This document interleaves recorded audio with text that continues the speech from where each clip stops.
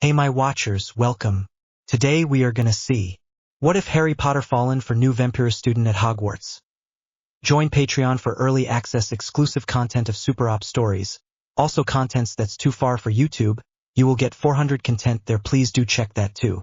Please subscribe this channel, because definitely I will try my best to provide a valuable content for you all.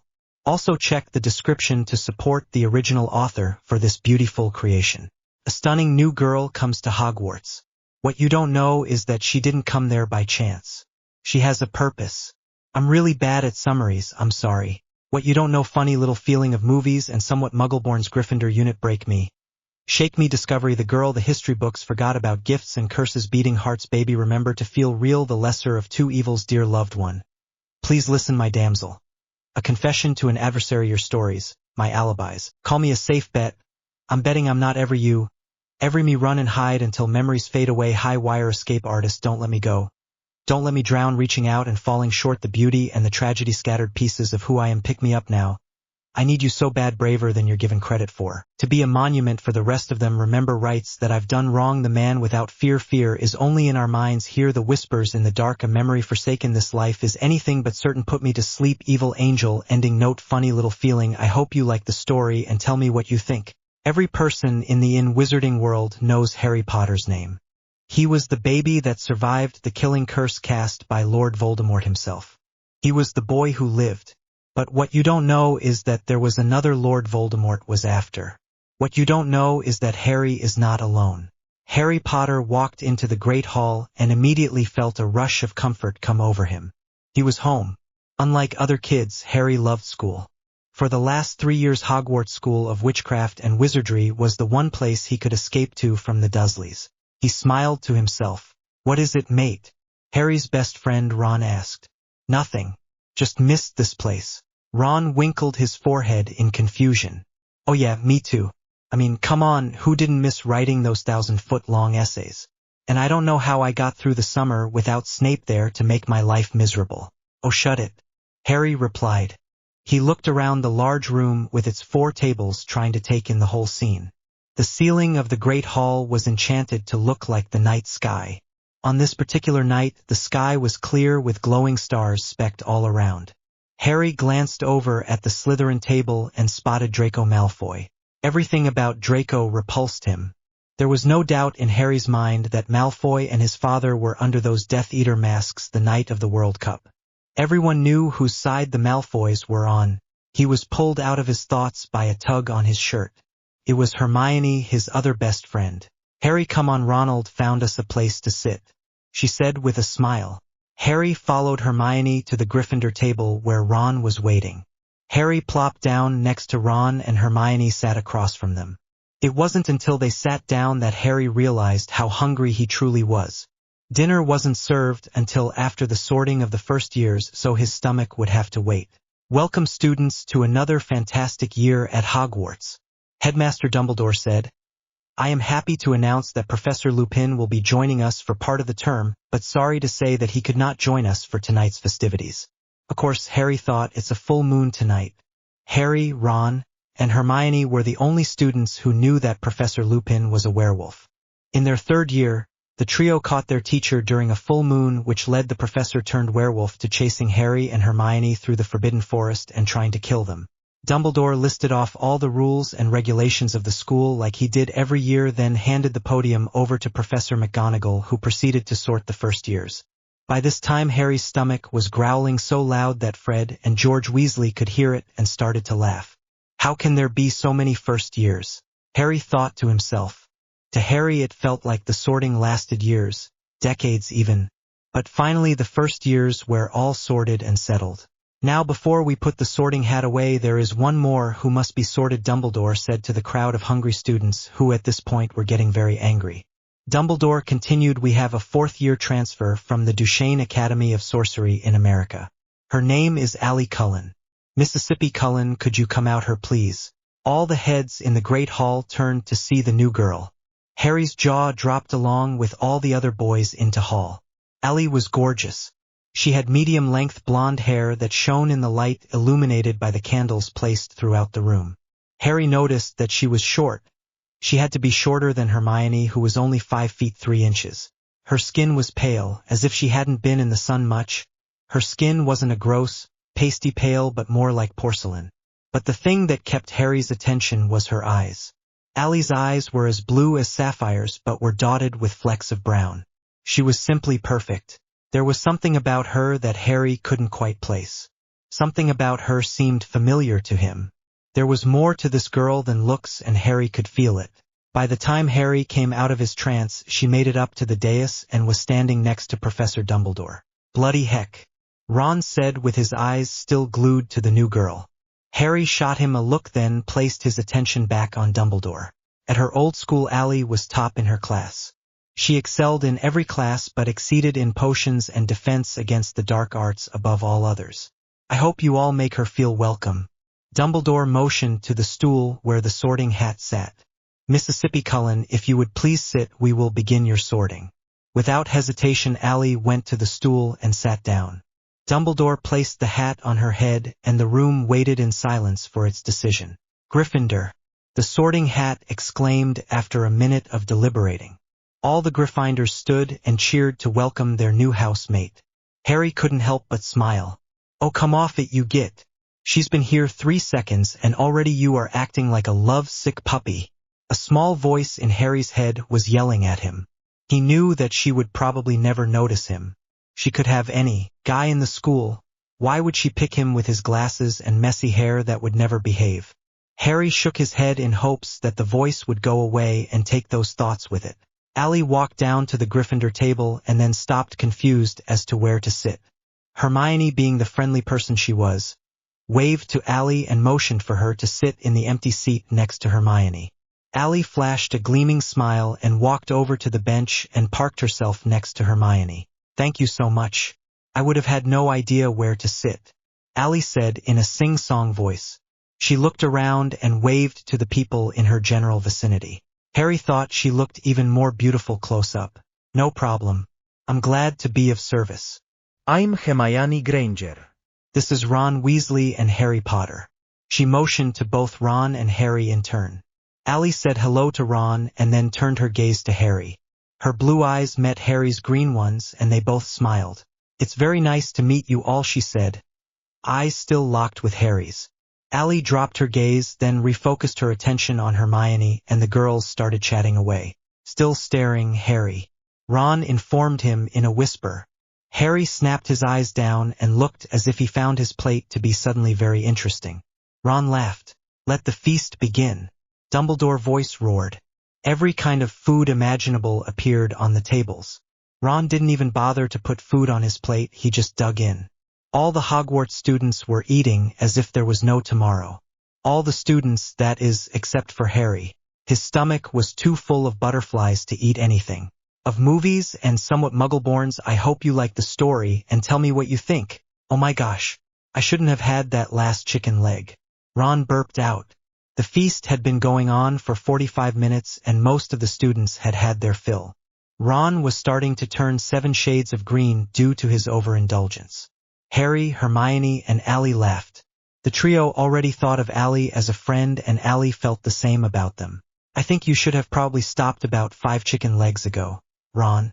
Allie laughed out, which only caused the 3 of them to start laughing harder. Ron just sat there, glaring and getting greener. Their fun was interrupted by Professor Dumbledore standing behind the podium again.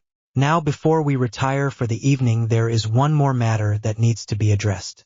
Groans erupted throughout the Great Hall.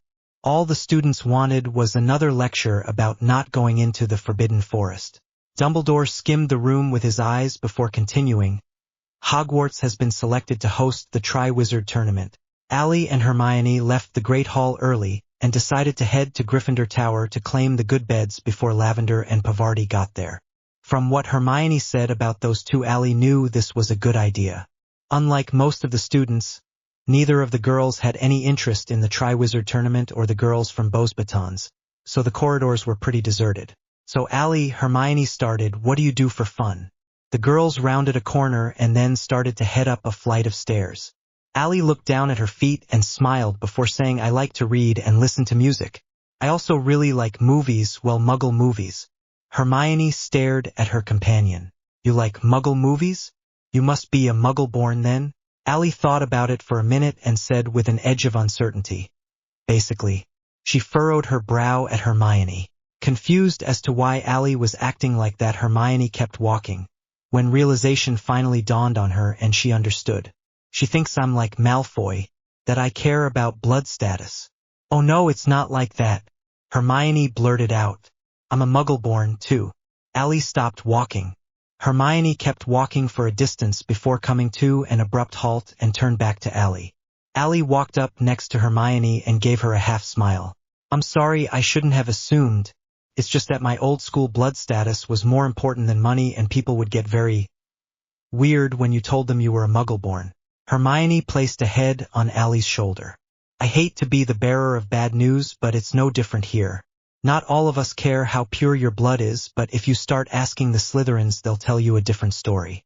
Allie laughed and the girls resumed walking toward the common room. Yeah, I figured that much. 2 flights of stairs and several corridors later, Allie and Hermione arrived at Gryffindor Tower. I don't know how you can find anything in this school, Allie stated while looking around the red and gold-clad common room. I'm pretty sure Duchesne could have fit in the Great Hall. Hermione shook her head. You'll get used to it after a while, and I know your old school wouldn't have fit in the Great Hall. I've seen pictures of it. Allie already knew Hermione and her would be close, maybe even be best friends. Ron and Harry were pretty cool, too. They seemed like a lot of fun. She would get along with them. Harry. She had to talk to him, but she didn't know how to tell him what he needed to know. She was never that good at saying what she meant. Everything always came out wrong. Word vomit. That's what it was. She wouldn't tell him tonight, that would be too soon. She needed to let him get to know her, let him trust her in his own time. Yeah, I should wait a few weeks before completely changing everything he's ever known. That's a good idea, Allie. Break it to him easily. Allie didn't want to tell Harry. What was the point? Everything is fine without there being another. Well, without me. But Dumbledore insists, so who am I to go against one of the best wizards of all time?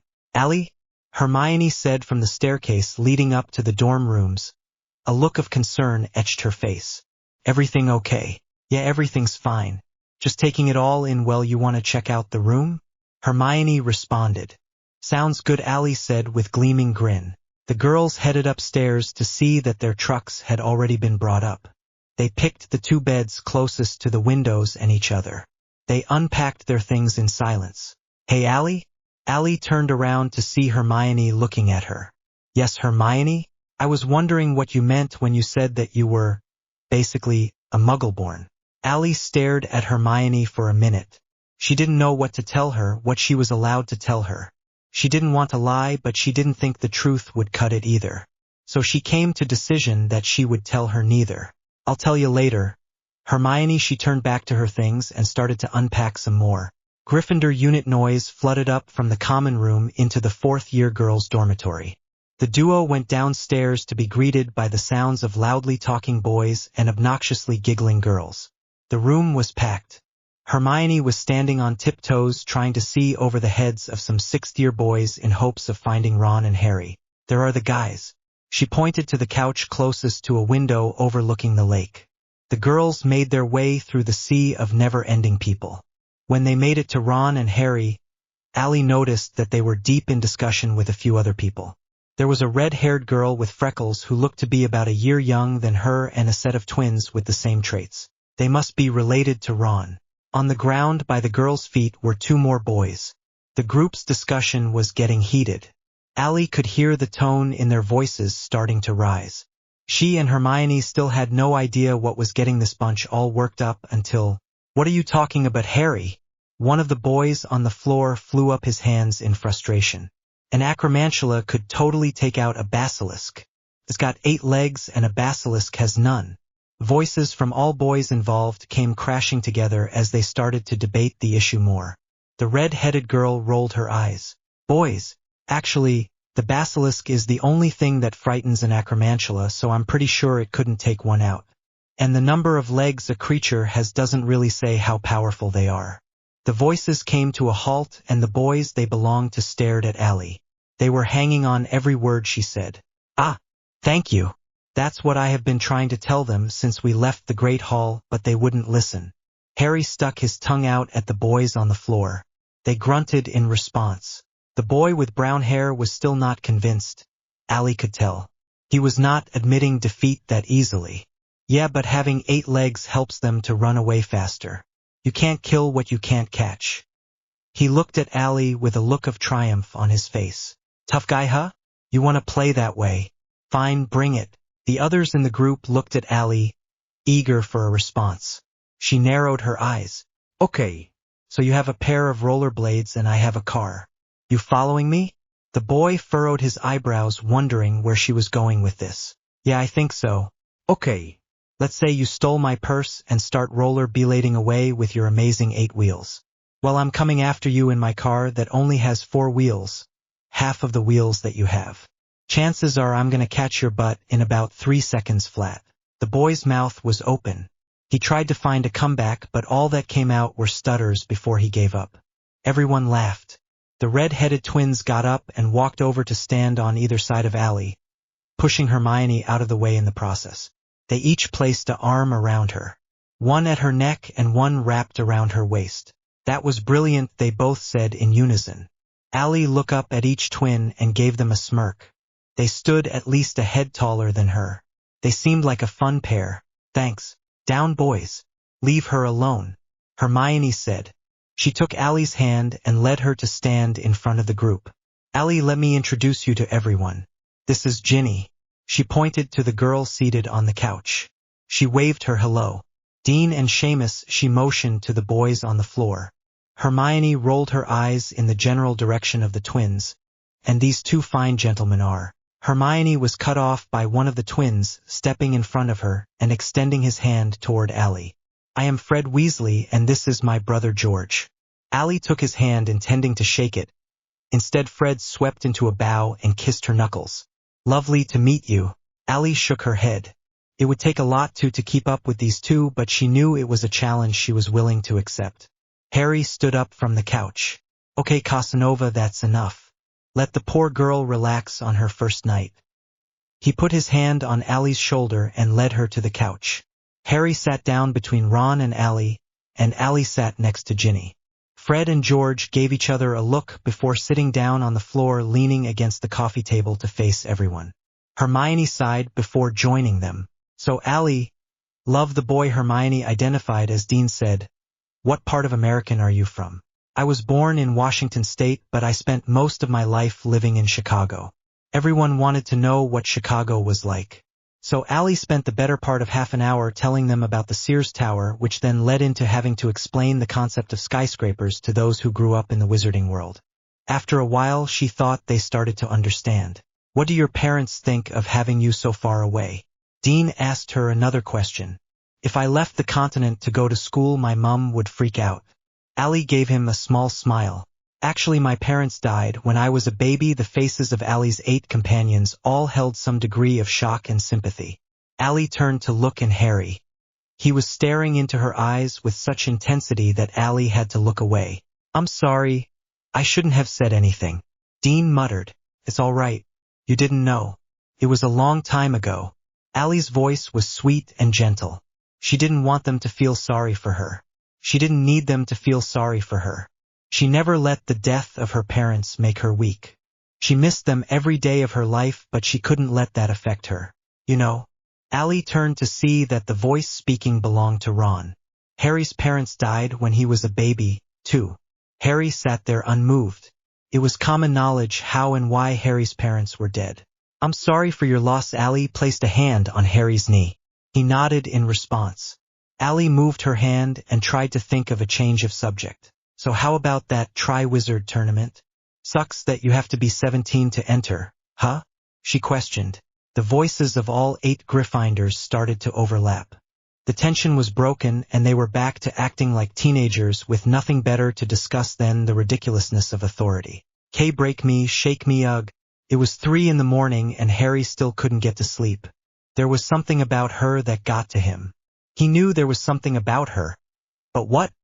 He searched her eyes in the great hall and the common room, trying to find even a trace of something. Her eyes were wise, old, as if she had seen too much in her short life. He could tell that she was guarded. She acted like she let you get to know her, but there was so much more to her than that. That's it. Harry got up, threw on a t-shirt and headed for the stairs. If he wasn't going to sleep, he might as well go down to the common room. On the last stair, Harry stopped. The object of his insomnia was curled up on a chair with a book. The glow from the fire gave her an eerie glow that was strangely intriguing to Harry. She wore pink pajama pants with guitars on them and an oversized black t-shirt. Her hair was pulled back in a messy bun and she wore glasses. Around her right wrist was a thick braided black leather bracelet. On the cord was a charm that had some sort of crest on it. Harry thought that she looked adorable. As if sensing his presence, Allie looked up from her book, but only after finishing the page. The only other person that Harry had ever seen read with that intensity had been Hermione. It impressed him. Hey, her tone was somewhere between a whisper and a normal volume. Hey yourself. What are you doing up? Harry crashed on the couch across from where Allie sat. She put the marker back into her book before setting it on the floor. She then turned her attention to the scruffy-haired boy. Couldn't sleep. How about you? Same thing. Why couldn't you sleep? Nervous about your first day? Harry winked at her. She scoffed in return. Yeah, right. Teachers and classes scare me less than a basket full of kittens. They both chuckled. But really, I think it's just the whole being in a new place thing, you know? It'll just take me a few days to get used to all the things that go bump in the night. Allie wiggled her fingers as if they were supposed to be a monster. Yeah, I get that. Silence filled the common room. The only sound was the wood crackling in the fireplace. Hey, you never said why you couldn't sleep. Allie waited for Harry's answer. He was defiantly not telling her the truth. Oh, I was just thinking about you. Yeah, creep her out. So he said the only thing he could think of. Too much sugar at the feast. Got me all jittery. After the words left his mouth, Harry felt like a complete git. What was he for? He couldn't handle his sugar? Allie smiled at him. He knew she was too nice to say something about his idiotic excuse. They sat in silence for a few more minutes, just listening to the fire. Well, I think I'm gonna try to catch some Z's. I know if I don't I will be crabby and no one needs that. I'd like to spare you the pain I would, 'cause if I ripped off your head for doing something like saying hello. Allie stood up from her chair and stretched. Thanks, I would appreciate that, and I'm sure everyone else would too. Harry watched her turn to make her way up the stairs. Good night, Allie. Night, Harry. After Allie left, Harry decided to follow her example and head to bed. He knew he wouldn't get much sleep, but he could at least try. At breakfast the next morning, Professor McGonagall went around handing out class schedules. She started at the opposite end of the table that the Golden Trio and Allie sat at, so they would be waiting for a while. Finally, 3 pieces of toast and 2 pancakes later, McGonagall came up to them. She handed them their schedules and they started to compare. How can we have different times for potions? Ron said after looking at his class list then Harry's. It's because we are taking care of magical creatures and they are not, Ronald. Hermione said while staring at her own classes. It looks like we have everything else together besides that. Ron still looked convinced that fate was out to get him. At least we're not alone. Allie added. You and Hermione are together and I've got Harry. You could have been completely alone, Ron. So don't freak out. Ron glared at her before allowing his face to soften. He knew she was right, he just didn't want to admit it. When it was time for classes, Ron and Hermione headed outside for care of magical creatures while Allie and Harry headed to the dungeons for potions. Now Snape's the teacher you have to watch out for. He hates all things Gryffindor. Harry explained as they turned a corner to their classroom. Harry held open the door for Allie and they walked into the room. It was filled with tables that had cauldrons placed on them and the room smelt faintly of feet. I'd like to see him try to intimidate me. It's not easily done. Allie said as they found seats at an empty table. Harry raised his eyebrows to this but didn't push her farther. 30 seconds later, greasy-haired Professor Snape walked into the class. He raced up to the front of the room and stared down at his students. You're 4th years now and I expect you to understand the rules and expectations of this classroom by now, so I will not explain them again. He stated in a monotone voice. His eyes scanned the room but stopped when he spotted Allie. She did not look away. She kept eye contact with the potions master. So you are the famous Ali Cullen that is supposed to excel in potions? He snarled. That's what they tell me, sir. She put on a sugary sweet voice. Snape glared at her before turning to address the whole class. We will start by assigning partners. She hissed out. Ali wondered to herself why this man taught when he clearly hated most of the Hogwarts population. The professor started naming off lab partners. Potter, you will be with Crabbe. Snape smiled as if he had won some sort of battle. Ali could hear Harry make some sort of noise that resembled a growl before getting up and moving over to sit next to the huge boy she assumed to be Crabbe. Now, Mississippi Cullen, where shall I put you? You will obviously need a partner who won't slow you down. He didn't mean that as a compliment. Ali knew that this Snape guy was trying to get to her. Well, it wasn't going to work. She dealt with much worse, a greasy-haired school teacher with a crooked nose. You will partner with Mr. Malfoy. He pointed to a boy with platinum blonde hair. He was wearing Slytherin robes, which didn't seem promising. Is there a problem with the pairing, Mississippi Cullen, or were you be expecting special treatment to go with your skill? What is this guy's problem? It's completely fine, sir. I don't mind at all. She flashed him a smile that only made her teacher glare. She walked over to the boy and sat down. Hello there. My name is Ali. Ali Cullen. She extended her hand to the boy. He looked at it for a moment before taking it in his and shaking it. Draco Malfoy. Nice to meet you, Draco. He didn't seem too friendly, but she didn't expect much anyway. Harry had told her all about how Slytherins and Gryffindors avoid each other like the plague. Something about a feud that had gone on between the two houses since the founding of the school. Today we will be making a simple potion. He turned his attention to Ali mid-thought. This potion? I'm sure Mississippi Cullen will be way too easy for someone with your expertise, so you wouldn't mind making another potion for me, would you? Ali narrowed her eyes and slowly shook her head in an intimidating way. Well, how about Felix Faisis then? That won't be too difficult for you, will it? Might as well tell me to make a simple sleeping draught. Liquid luck. Sir? That's not difficult, you see. I've made it before. Intimate scene softened. He was trying to break her, but it wouldn't work. Very well, get to it then, was his response. He then proceeded to pretend that Ali didn't exist while he instructed the rest of the class. Malfoy stared at her in amazement. What? She said over her shoulder while reaching into her bag to get the supplies they needed. I don't think anyone has ever stood up to him before. Draco looked slightly confused. Yeah, well, it's about time someone did. But now he is going to treat you like he does Potter. You just dug yourself a big hole. Ali couldn't understand why he cared. She lit the cauldron to boil the water and started to chop ingredients. He had his mind made up about me from the moment I walked in that door, maybe even before. No matter what I did, he was going to treat me like scum. How do you know that? Great, another question that I can't answer. Why are people at Hogwarts so curious? She looked Draco straight in the eye. I just do. Discovery that was bloody brilliant, Harry exclaimed while walking with Ali on the way to Defense Against the Dark Arts. I mean, did you see his face? Harry laughed with surprise. This girl was amazing. Ali, with the assistance of one Draco Malfoy, unfortunately, successfully made a vial of Felix Felicis. Snape was furious, but he didn't let it show. Harry couldn't wait to share the story with Ron and Hermione. They were rounding the corner to the Dada classroom when Harry said, "You'll love Professor Lupin.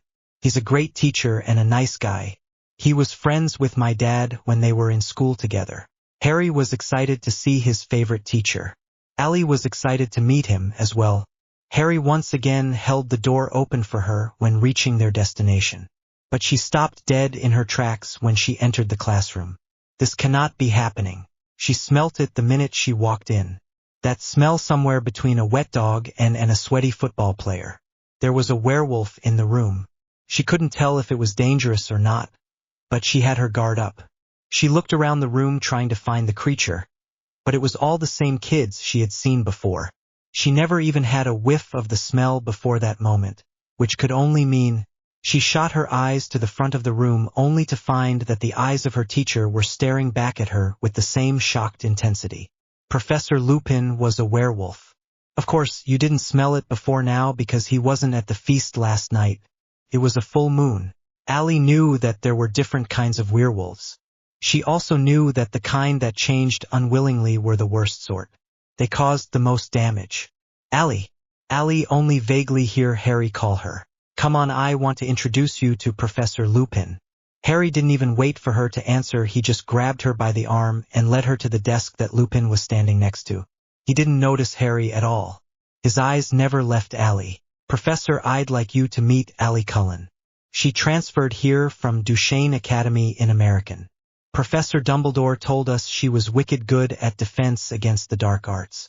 Which I'm sure is true because he also said she was good at potions and she showed Professor Snape that Dumbledore wasn't lying. Harry gloated as if he were a parent with one of those "my kid is an honor student" bumper stickers. Lupin still had his eyes glued to Allie. Allie returned the gesture. Cullen, you say? Oh mess. He's heard of me family. That's great. That's right, sir. Cullen. Well, nice to meet you, Mississippi Cullen. Welcome to Hogwarts. His tone was anything but welcoming. Harry looked from one to the other, trying to figure out what was going on. Yes, well, we'll go find our seats now, Professor. We can talk later. Harry led Allie to an empty table right behind where Ron and Hermione sat. Allie could still feel Lupin's eyes burn a hole through the back of her head. They both sat and Harry started right on telling the pair about what happened in potions. Ron and Hermione seemed very eager to hear. Allie refused to look up. She knew the werewolf was still looking at her as if she were a monster. Class, welcome back to Hogwarts. I am pleased to be teaching you once again. Professor Lupin started. Today I thought we would do a little review. I know we learned about boggarts last year, but I thought we could start today by going a little more in depth with them. Allie looked up. Lupin seemed to have forgot about her and focused on the lesson. Allie knew, however, that this was not the case. Mississippi Cullen, she looked at her professor. Would you please explain to the class what a boggart is? A boggart is a shapeshifter that takes the shape of its victim's worst fear. It likes to hide in dark, enclosed spaces. Since the boggart always shapeshifts, no one knows exactly what it looks like when it is alone. For that answer, Harry expected Gryffindor to be rewarded points. But none were given. That is correct. And what would you say your worst fear is, Mississippi Cullen? Ah, that's where he was going with this. Allie thought for a minute before answering. My worst fear would have to be fear itself. Interesting, and why would you say that? Because if there was no fear, then what would we have to be afraid of? All heads in the room were now turned to face her. How very wise of you. But I'm curious, is there anything else you fear? Clowns. And pixies. Everyone in the class started laughing. Allie kept eye contact with Professor Lupin. He had a surprised expression on his face. American pixies? Allie nodded slowly and the laughter stopped. Has anyone here ever heard of American pixies? All eyes turned to Hermione, who did not raise her hand. If Hermione didn't know, then they must be very rare. American pixies are nothing like the Cornish pixies, class. They are vile and ruthless creatures. They stalk young women and kidnap them, forcing them to become pixie queens, and kill young men to drain their blood for food. They are dangerous and cunning. Professor Lupin finished the class with a lesson on American pixies. But every so often his eyes would drift to Allie and glare. When the class ended, everyone started to pack up and head to the Great Hall for lunch. Allie started to walk out with Harry, Ron and Hermione when she heard Professor Lupin call after her. Mississippi Cullen, would you please stay after for a moment? I would like to discuss the curriculum and how things work in my class with you. Discuss the curriculum, my ass. She agreed to stay and told the trio that she would catch up with them later, and off they went. Allie walked up to the front of the room where Lupin was leaning against his desk, his arms crossed. It's funny, he started. I thought the thing you would fear most would be a wooden stake. Allie pressed her lips together in a thin line. You never told us what you feared the most, Professor. Is it the full moon, perhaps? Allie refused to back down. She would not let him get to her. How did you get in this school? If Dumbledore knew what you were, Dumbledore knows. Lupin's eyes widened. Allie sighed. I have no quarrel with those of your kind, Professor. I don't want any trouble. Is it true? Are you really a Cullen? Allie nodded in response. I thought you all were killed by Voldemort 14 years ago? Apparently not. Allie spat. She turned to leave the room. She did not want to relive what happened back then. It brought too much pain that she could not handle. She stopped right in front of the door and turned to look at her professor with pleading eyes. "Don't tell any of the students, Professor. Especially not Harry." He shook his head to show that he would comply. She went to turn the handle only to be stopped once more. "Why do you not have a problem with those like me?" Curiosity filled Lupin's voice. She kept her eyes on the handle while answering. "Because I was raised by werewolves." She opened the door and stormed out of the room. The girl the history books forgot about the rest of the week passed pretty normally. Allie had no trouble with any other teachers. Thank Merlin. After dinner on Friday night, Harry, Ron, Allie, and Hermione sat in the great hall where the goblet of fire was set up and watched as people placed their names in it. Harry and Ron were walking around discussing the tournament with Dean, Seamus, and Neville, while Allie and Hermione sat on the bleachers that were set up. Each had a book in hand but got little reading done. They chatted about school and things they missed about the Muggle world. A group of boys from Durmstrang came in, led by Victor Crumb. He walked straight past the age line and slipped a piece of paper into the blue flame billowing from the goblet. He paused for a second and Allie noticed him glance at Hermione. She turned to see Hermione's reaction. She was smiling. "Hermione, Victor Crumb was totally checking you out." "What? That is insane." "He was not." Hermione tried to suppress a smile. Allie chuckled. "Whatever you say." Next to come in was a boy that Hermione identified as Cedric Diggory. He was accompanied by his rambunctious friends. "Go on," said. Allie heard one boy exclaim. The group pushed him up to the goblet and he placed his name in it. He turned and spotted Allie. It was Victor Crumb all over. Only this time the boy's attention was placed on Allie.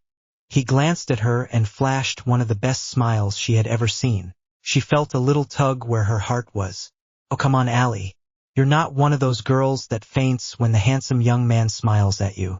Cedric walked backwards to rejoin his friends, his eyes never leaving Allie.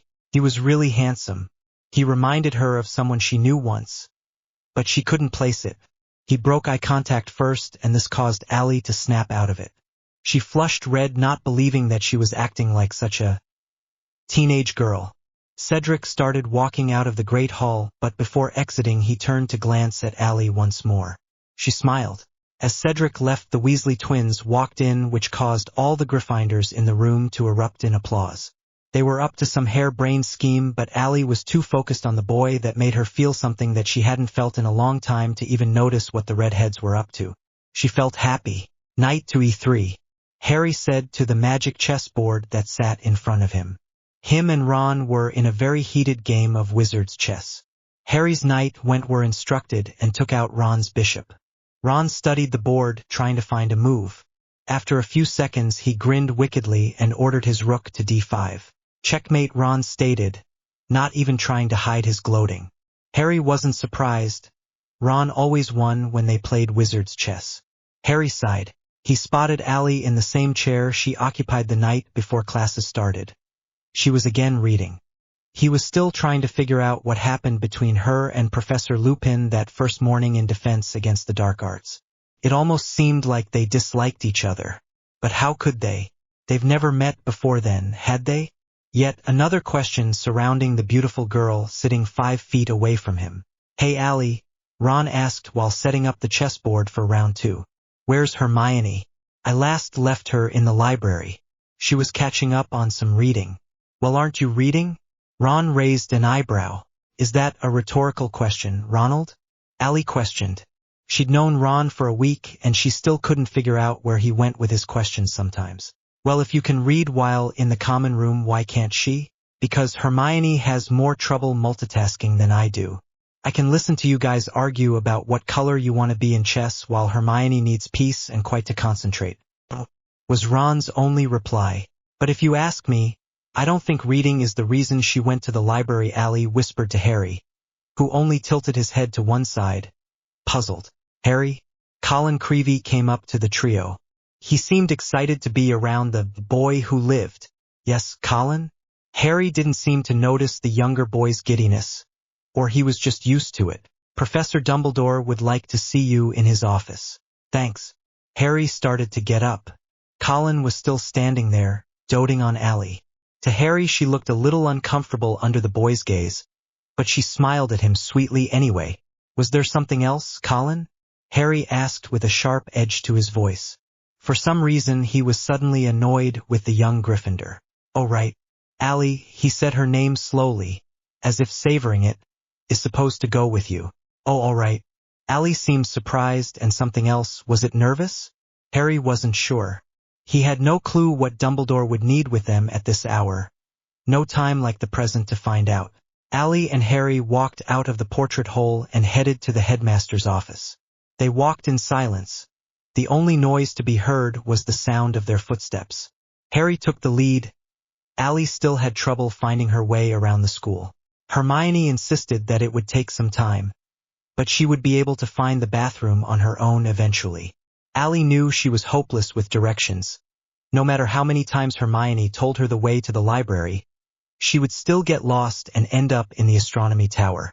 Hermione was just being nice. Harry informed Allie that they were almost there, and a second later she smelt a werewolf. The stench hit her square in the face. Professor Lupin, this cannot be good. Lupin and Allie were civil to each other, but he still kept his distance. He didn't trust her, which was to be expected. It's not like she would invite him to a sleepover and tell him all her secrets, but she didn't distrust him either. When they approached the gargoyle statue that hid the entrance to Dumbledore's office, sure enough the Dada teacher was waiting for them. Harry said a quick hello and Allie waved. The professor simply nodded before saying lemon drops. Huh? What kind of password is that?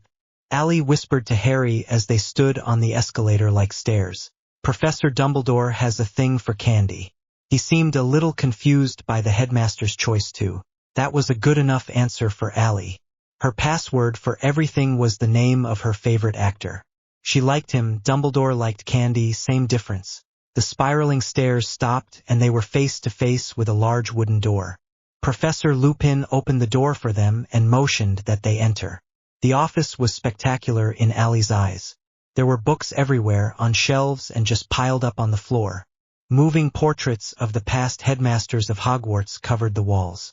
On a table sat an assortment of silver and gold interments that Allie had never seen before. They were very intriguing. Intimate scenes softened. She knew why she was there. She didn't even have time to warn Harry. Harry. Her eyes were filled with regret. I'm sorry I didn't tell you. Tell me what? He was unsure of what she was talking about. At that moment Professor Dumbledore appeared from the second-floor loft in his office.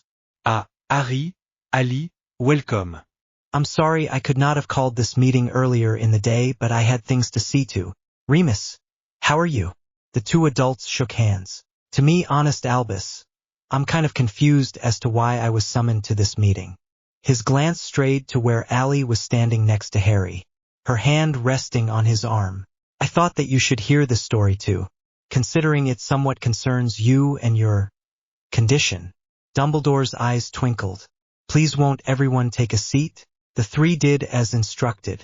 Harry sat between Allie and Lupin. Allie was staring at her hands. What the bloody heck is going on?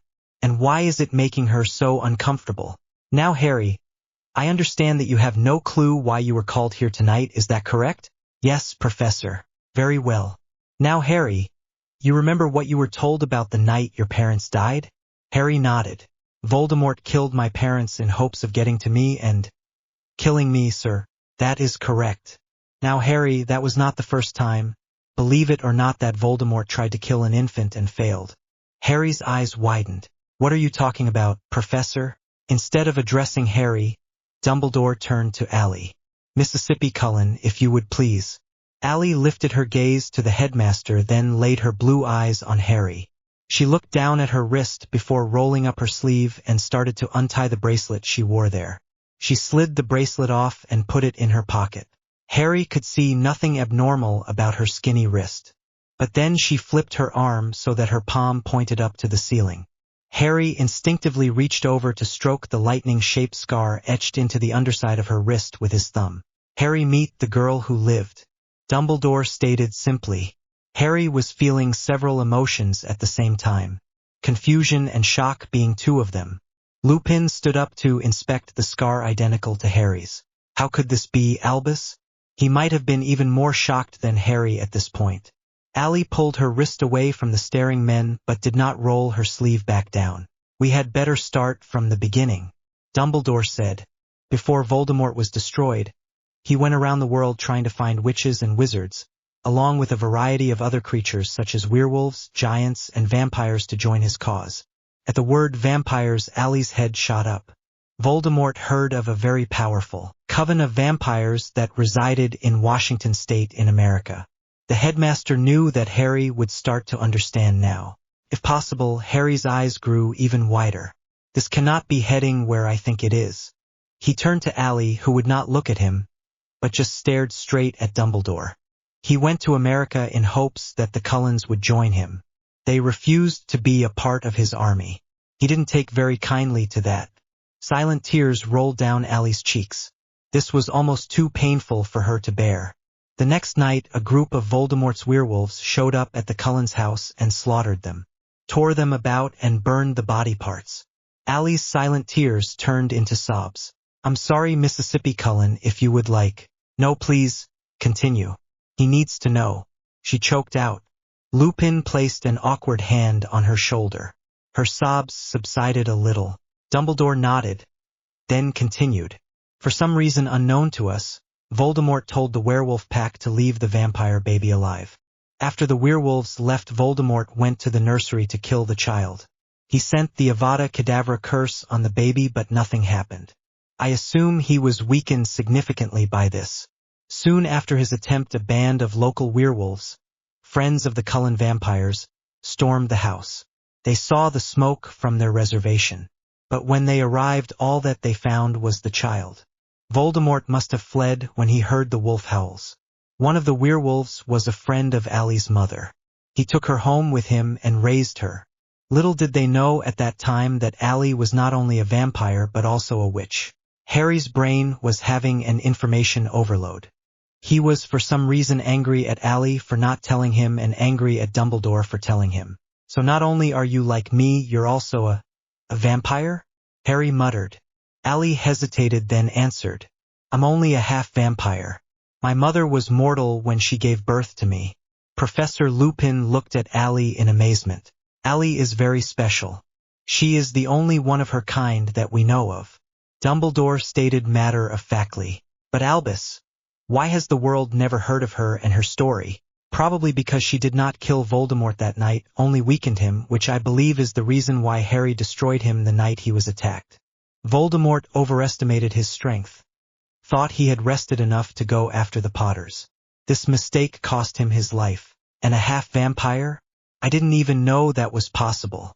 Until Ally, everyone believed that it was impossible. However, her mother, Bella, survived giving birth to her, but just barely. Edward had to turn her into a vampire right after the baby was born. And your powers? Lupin turned his attention to Ally now. Do you have the full abilities of those of your kind? No, I replied. I am not strong at all. I have no clue why. I run at about the same speed as the fastest man in the world, maybe a little faster, but nothing compared to other vampires.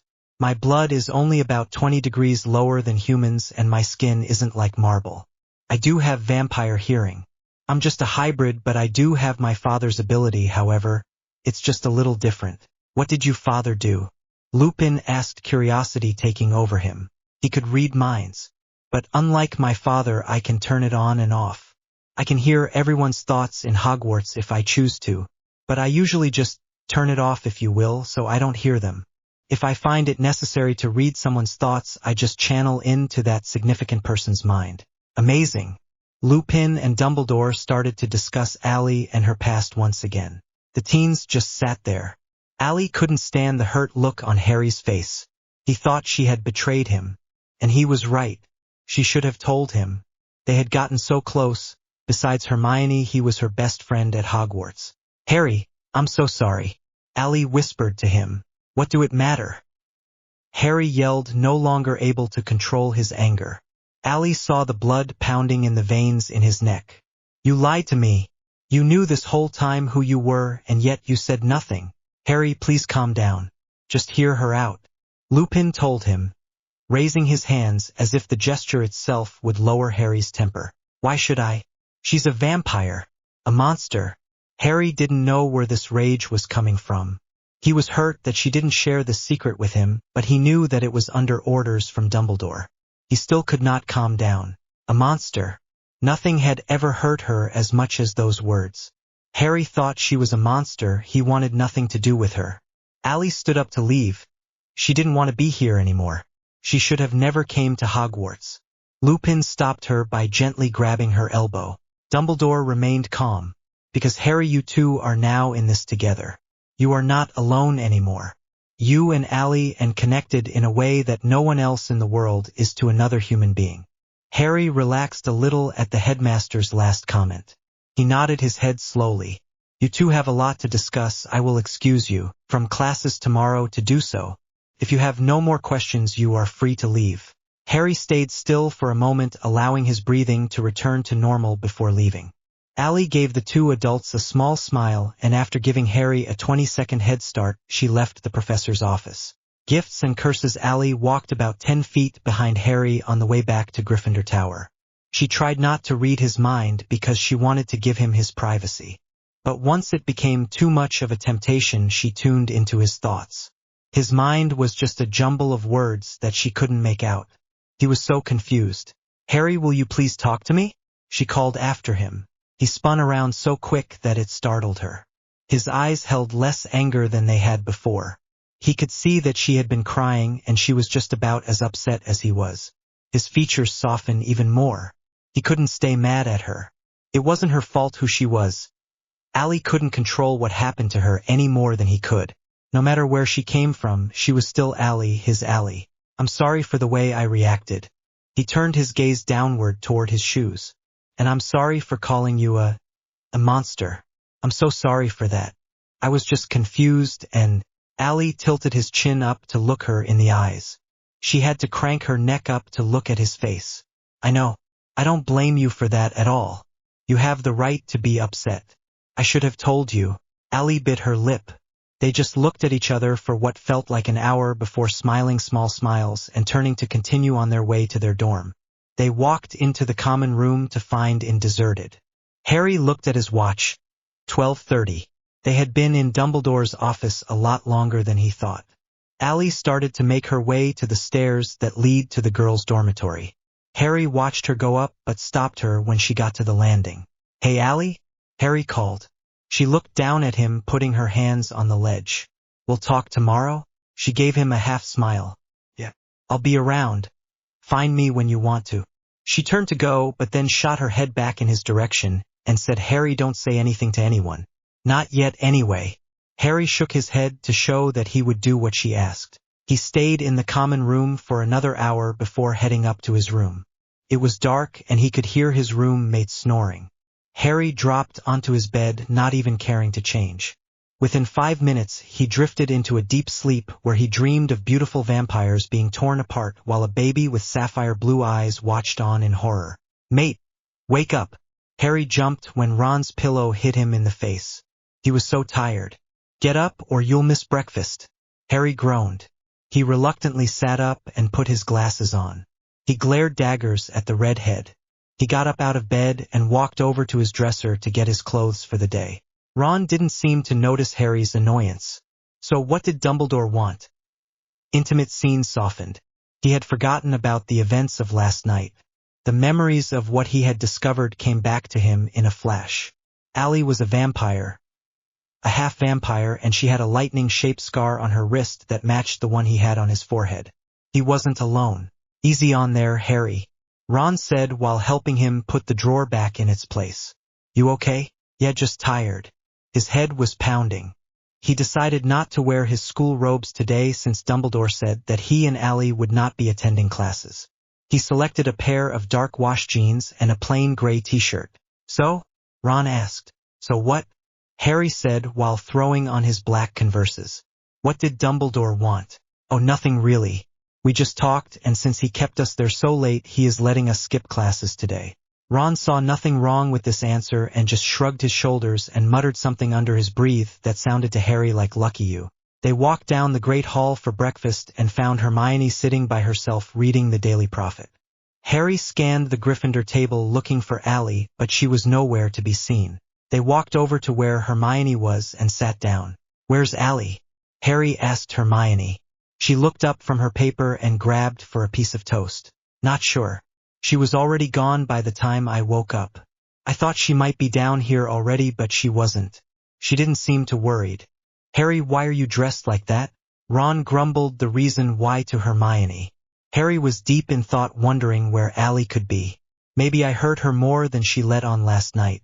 She couldn't have left, could she? Then Harry remembered her parting words last night. "I'll be around." This put Harry's mind at ease. After he filled his stomach, he'd go look for her. Breakfast ended and all the students went to class. Harry walked around the empty corridors wondering where to look for Allie. He decided to try the library first. Nolak. The librarian said she hadn't seen her at all that day. Next he thought he'd try the Ollery. She wasn't there either. He sat up there, looking out the window with Hedwig on his arm. He was about to give up when he saw a head of shining golden hair sitting under a tree by the lake. "Allie." He put Hedwig back and started toward the lake. He observed that she was reading yet again. As he drew near, she raised her head and smiled at him. She was wearing dark skinny jeans and a white V-neck shirt. He noticed that she once again had the bracelet on her wrist to hide her scar. He reached the tree and plopped down next to her. "You know, when you said you'd be around, you probably could have specified where exactly that would be." Allie laughed. "Ah, sorry about that." She closed her book and set it next to her. They stared out at the lake for a while. "So what do you want to know?" Harry let the question roll around in his mind for a while before asking, "Why'd you leave Washington?" Allie narrowed her eyes at him in puzzlement. "Because Jake, the werewolf that raised me, couldn't handle being so close to where it happened. He loved my mom. It was too painful for him." Allie still had a puzzled expression on her face. "What?" Harry questioned. "Nothing. It's just that wasn't the question I expected you to ask first." "Well, what did you think it would be?" "I don't know. Maybe something along the lines of, what do you eat?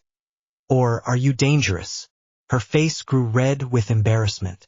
Harry had thought about asking those but thought he would start out easy and work his way up to the difficult questions.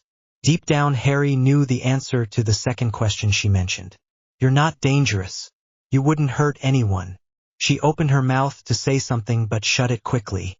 She stood up and looked toward the lake so Harry couldn't see her face. "Did I say something?" he asked with uncertainty. She spun around, disgust written all over her face. "You don't get it." She started out using a soft voice that steadily grew louder with every word. "What don't I get?" Allie crossed her arms and shifted her weight from foot to foot. You're supposed to think that I'm not dangerous. But I am. I'm the perfect predator. Everything about me lulls you into a sense of false comfort. My face, my voice, everything. Don't you understand? You're supposed to think the short, tiny girl can't hurt me. When really at any moment I could snap and suck all the really blood out of your body." Allie was panicked now. The reality of the danger she was putting Harry and her other friends in slapped her in the face. Allie started to ramble. She tended to do that when she spazzed out. Harry walked over to her and put his hands on her shoulders. "Allie, look at me." She continued to string a bunch of words together that Harry could not understand due to the speed at which she was speaking. He then moved his hands up to her face, forcing her eyes to meet his. "Allie, look at me." She quieted down and gazed into Harry's green eyes. "You won't hurt anyone." "How do you know?"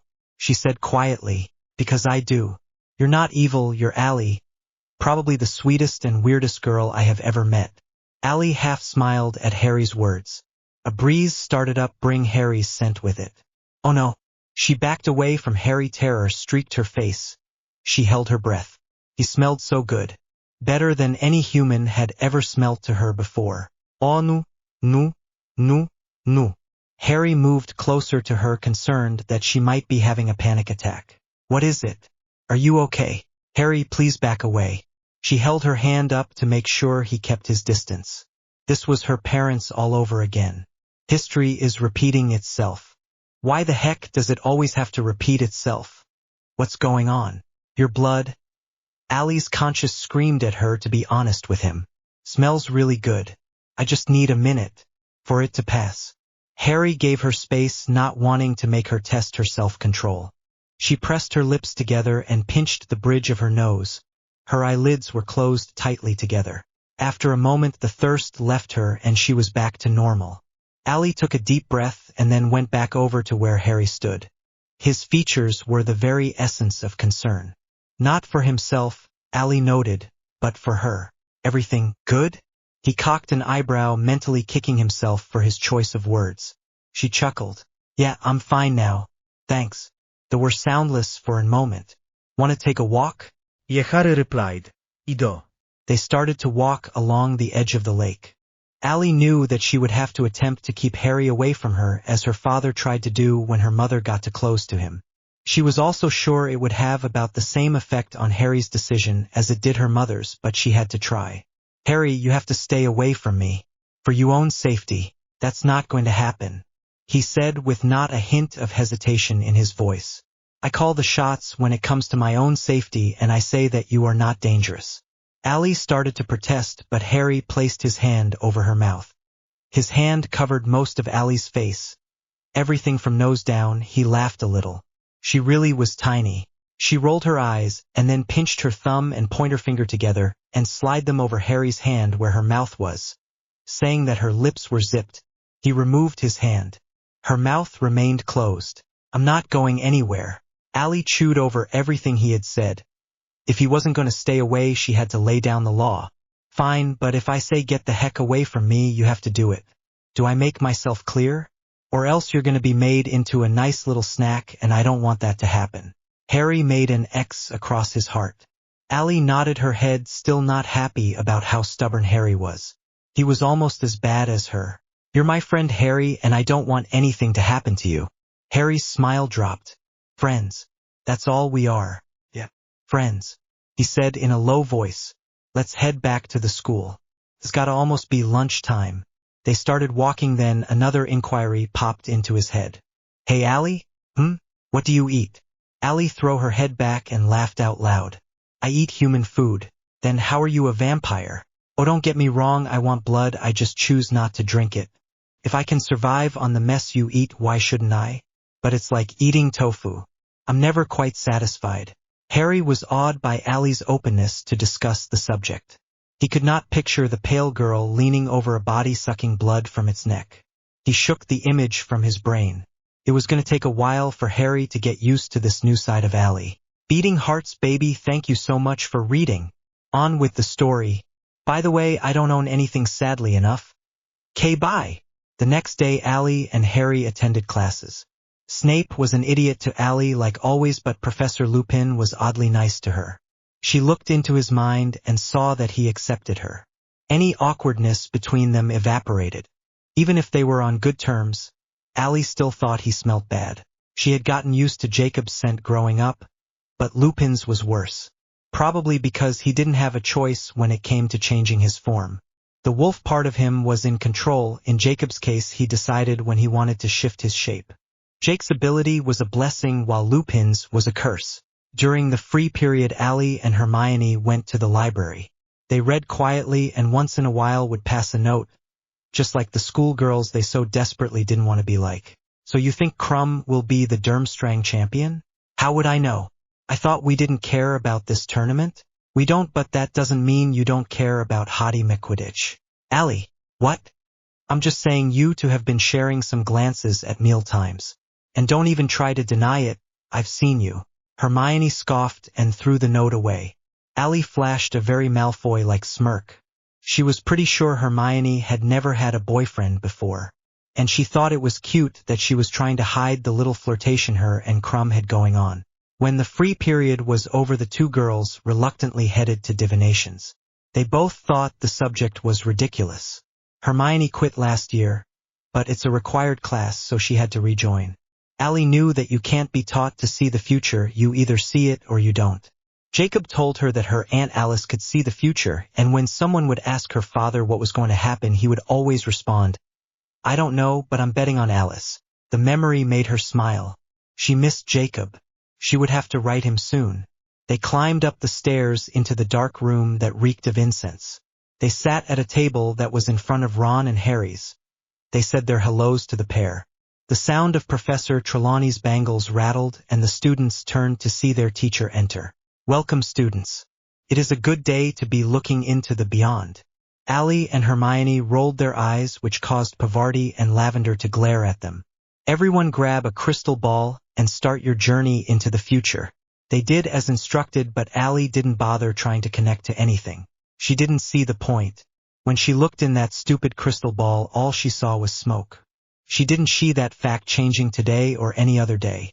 Unlike Ali, Hermione, Ron, and Harry did not rebel. They tried to look for symbols in their crystal balls. Professor Trelawney went around the room helping people find signs that weren't there. When she came to Ali and Hermione's table, she gasped. Caused Ali to jump. She stared at her teacher like she were nuts. Your aura, dear. She grasped at Ali's shoulder. Ali tried to shrug it off, but the small woman had a death grip on her. Are you in the beyond? Ali pursed her lips. No, are you sure, dear girl? Yes. Well, gaze into your crystal ball. What do you see? Ali thought she would amuse her professor and do as she asked. She looked into the crystal and saw. Wow, surprise. Smoke. I see nothing but smoke. Are you sure, dear? Try again. Ali sighed and looked again. She was tired of trying to see something that wasn't going to show up.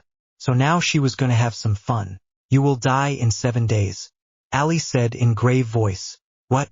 Trelawney sounded frightened and excited at the same time. You will die in 7 days. That's not what's in the crystal, dear. How did you come up with that? The ring, a voice called. Ali looked around the room to find the voice's owner. In the doorway stood Cedric Diggory. He was leaning against the door frame with his arms crossed like one of those BA guys from an old 50s movie. He was looking straight at Ali. Am I correct? Ali stared at him in amazement. She had an open-mouthed smile spread across her face. Yeah. Excuse me, what is the ring? Trelawney asked. It's a Muggle movie, Professor. You watch this movie and then a girl calls you and says you'll die in 7 days, right? Now Ali was full on smiling. She nodded. Well, dear, I'm sorry to see that you do not take this class seriously. You could have the gift of divinations, but with this attitude you will never be in the beyond. She turned to Cedric. Is there something you needed? My dear boy? Yes, Professor McGonagall asked me to deliver this note to you. He walked over to hand her said note. Thank you. Now if you'll excuse me, I have students to help who would actually like to learn the secrets to seeing the future. She walked to the other side of the room where Lavender and Pavarti sat at their table staring at their crystal balls. Ali shook her head in the general direction of the frizzy-haired woman.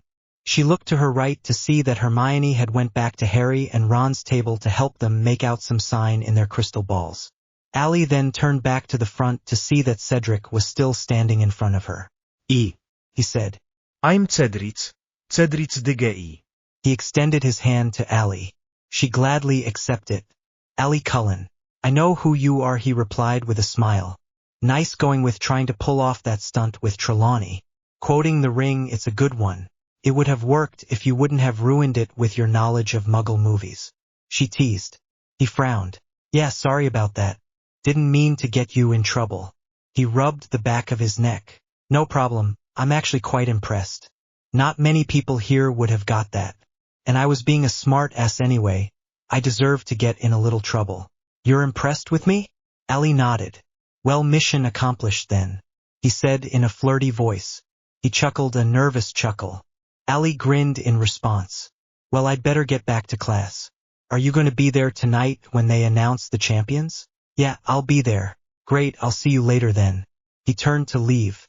Oh, and Ali, she looked up at him. Try to stay out of trouble. He winked at her before exiting the classroom. Girls, come on. Ron yelled up the girls' stairs. Him and Harry were waiting for Ali and Hermione to come down to go to the Great Hall for the champion selection. Normally the girls would have sulked the whole way there, but they were both actually kind of excited, even thought they would never admit it. Ali didn't tell Hermione what happened that afternoon in divinations. Hermione did ask what Cedric was doing there for so long, but Ali just replied that they were talking about movies. Ali didn't flirt and tell. They made it to the Great Hall and found a spot on the bleachers. Ali looked around the room in hopes of seeing Cedric, but made eye contact with Draco instead.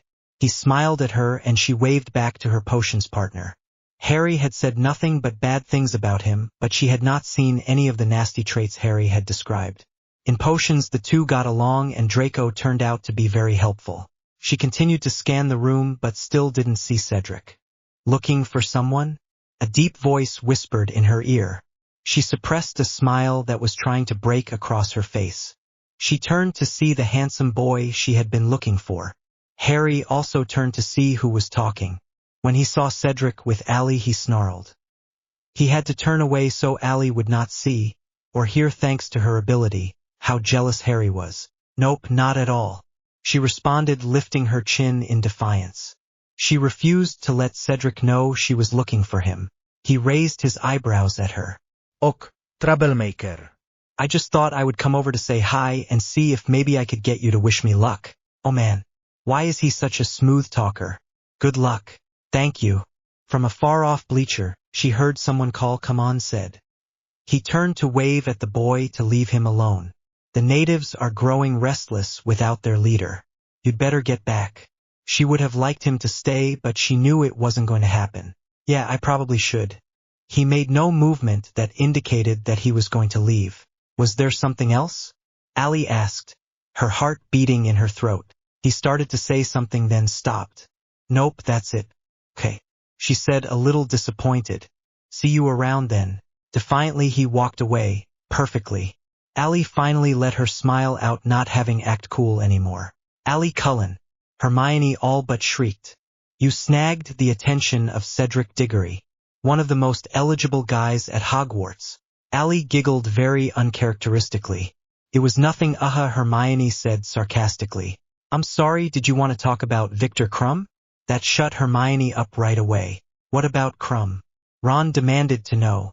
If I could have your attention, we will begin the selection of the champions. Dumbledore stated. He dimmed all the lights in the room.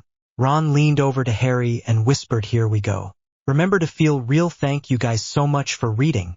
And I don't own anything but the plot and the OCs. Enjoy. Allie paced the common room. She was biting her nails down to the fingertip. It was another of her numerous nervous habits. Intimate scene softened. Fleur Delacour was chosen for Beauxbatons, Krum for Durmstrang, and Cedric for Hogwarts.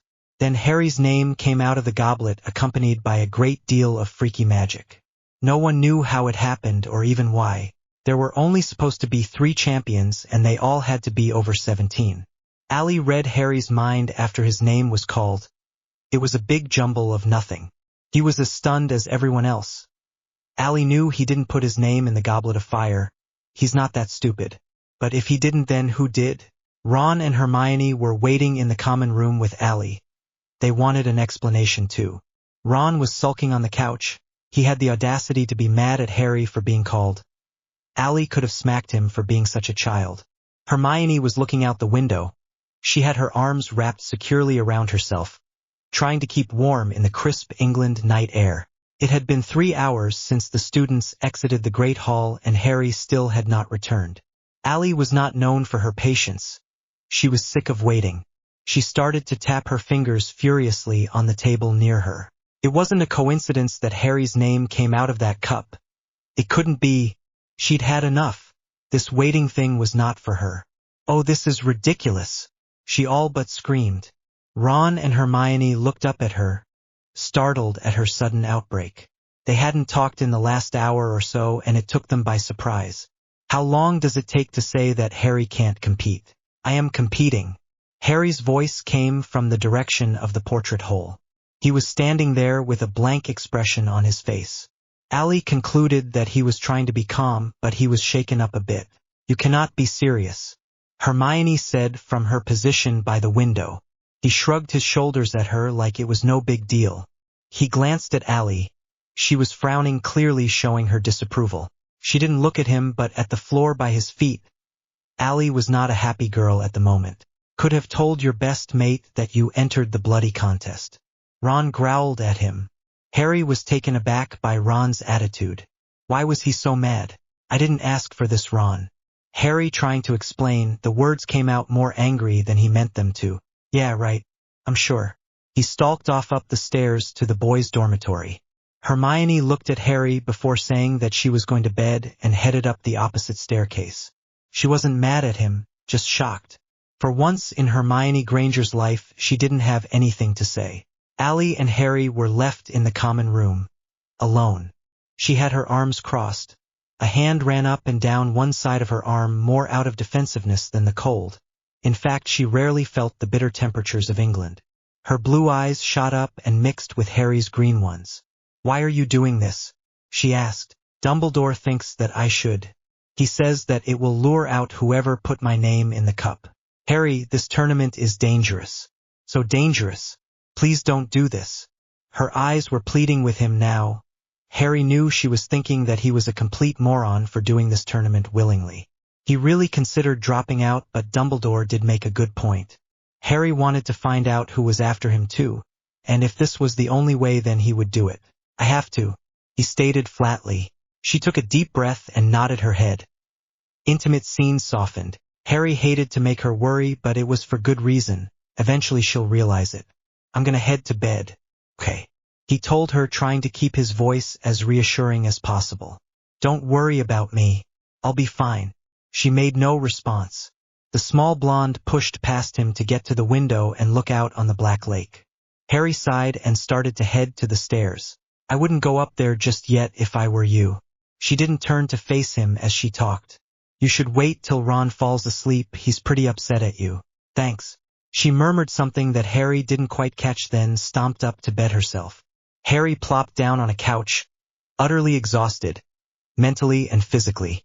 He thought he would heed her warning. She could after all read minds. He'd give Ron a few minutes to fall asleep. If he didn't, he might be signing his own death certificate. Harry wasn't going to lie to himself. He was excited to be in the Triwizard Tournament. He knew the tasks were brutal, and from what Crumb was saying, they were also pretty cruel. But he never backed down from a challenge. And the opportunity to beat Cedric Diggory to a pulp wasn't completely horrible either. Harry smiled to himself. If Cedric was going to be in this tournament, so was Harry. Bring it on. Allie was supposed to meet Harry, Ron, and Hermione in the courtyard at 1 o'clock. Mess. She was running late. She was in the library and got caught up reading a book about the Triwizard Tournament. Yeah, she was a nerd and she freely admitted to it. If Harry was going to really do this thing, she thought that she should probably get some background information on it. While she walked, she read the extremely thick and heavy book she checked out. People have died in this tournament. Why the heck would they sign up then? She skimmed over the page she had started to read. Fame and glory. Every boy's favorite ambition. Allie was not paying attention to where she was going and rounded a corner too quickly. She knocked into something tall and fell to the ground with a big thump, and much to her displeasure, a small squeak escaped from her lips. So much for being invincible. I guess being a klutz cancels that out. I am so sorry. I wasn't watching where I was going. She apologized as she started to pick up the other person's papers that she managed to scatter everywhere. She looked up to see who she had ran into and apologized once more. That's completely all right. Cedric's smooth voice informed her. Are you okay? You took quite a fall there. She flushed scarlet red. Stop that. My gosh. Allie Cullen, you are lame. Yeah, I'm fine. They continued to gather his possessions from all around them. When they finally got it all together, Cedric stood and offered a hand to help her up. She accepted it gladly. When she was up, she tried to brush all the dirt off of her. Cedric looked down at her with an amused look on his amazingly handsome face. He then laughed. What? Allie was feeling a little self-conscious at the moment. Something that didn't happen often. She turned her head slightly and wiped at her cheek, hoping the Merlin that there wasn't a huge smudge of makeup or something there. Nothing. I just like your shoes. Allie glanced down at her feet, relieved that was all he was talking about. She was wearing her black Converse. She took her robes off after classes, and with the short plaid Gryffindor skirt she wore, her shoes were showing like a big sign that yelled, "Loser American." Yeah, well, I'm not the high heel type, she confessed. I like that.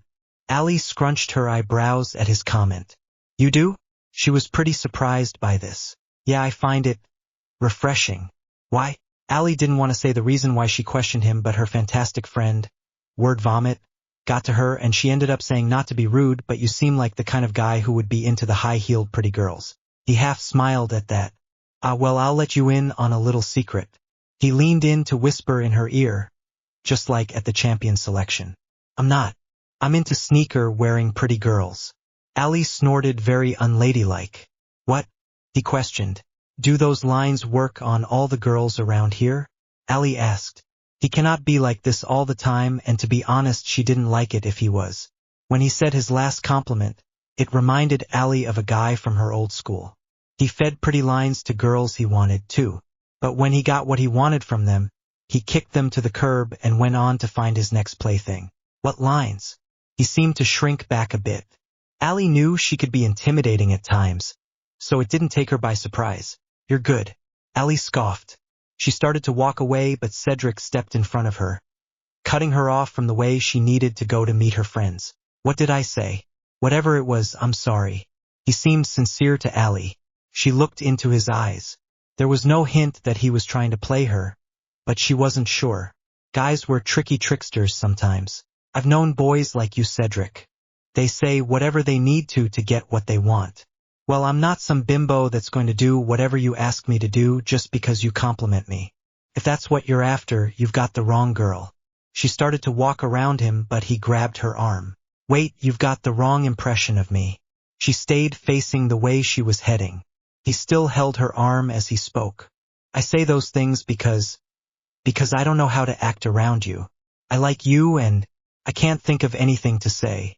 Every intelligent thought leaves my head and all that's left is, I don't know, word vomit. Allie finished for him. Exactly. He exclaimed. He felt like an idiot. It's just you make me kind of nervous. It was his turn to blush. I make you, Cedric Diggory, nervous? He chuckled nervously. Every girl in the school wants you. Girls cannot make you nervous. Well, not all girls. Just you. He searched her eyes. And that's the honest truth. She gave him a lopsided smirk. From around the corner she heard light, swift footsteps approaching. Allie, there you are. Hermione's voice flooded through the corridor. The boys were getting impatient, so I decided to come look for her. She saw who Allie was with and smiled. You. The bushy-haired girl finished slowly. Allie laughed lightly and rubbed her forehead. I'll be there in a minute, Mione. Intimate scene softened. I was supposed to meet them and I'm running late. She trailed off. No, right, yeah. Go on, I understand. He stammered. The Hufflepuff graced her with a small smile. Allie walked over to where Hermione was waiting. She could feel Cedric staring at her back. She felt bad for thinking he was a player. Allie didn't want things to be like this between them. Geez, she didn't even know him and she was still willing to give him a chance. That was a step for Allie and it had to mean something. There was something about that boy that reminded her of someone she used to know, like they'd been friends once. And to be quite honest, she didn't want to lose the feeling that he gave her when he was near. She felt comfortable around him. Hey, Cedric? Yeah. His voice was filled with hopefulness. See ya around. She gave him a big smile that told him she was sorry for jumping to conclusions.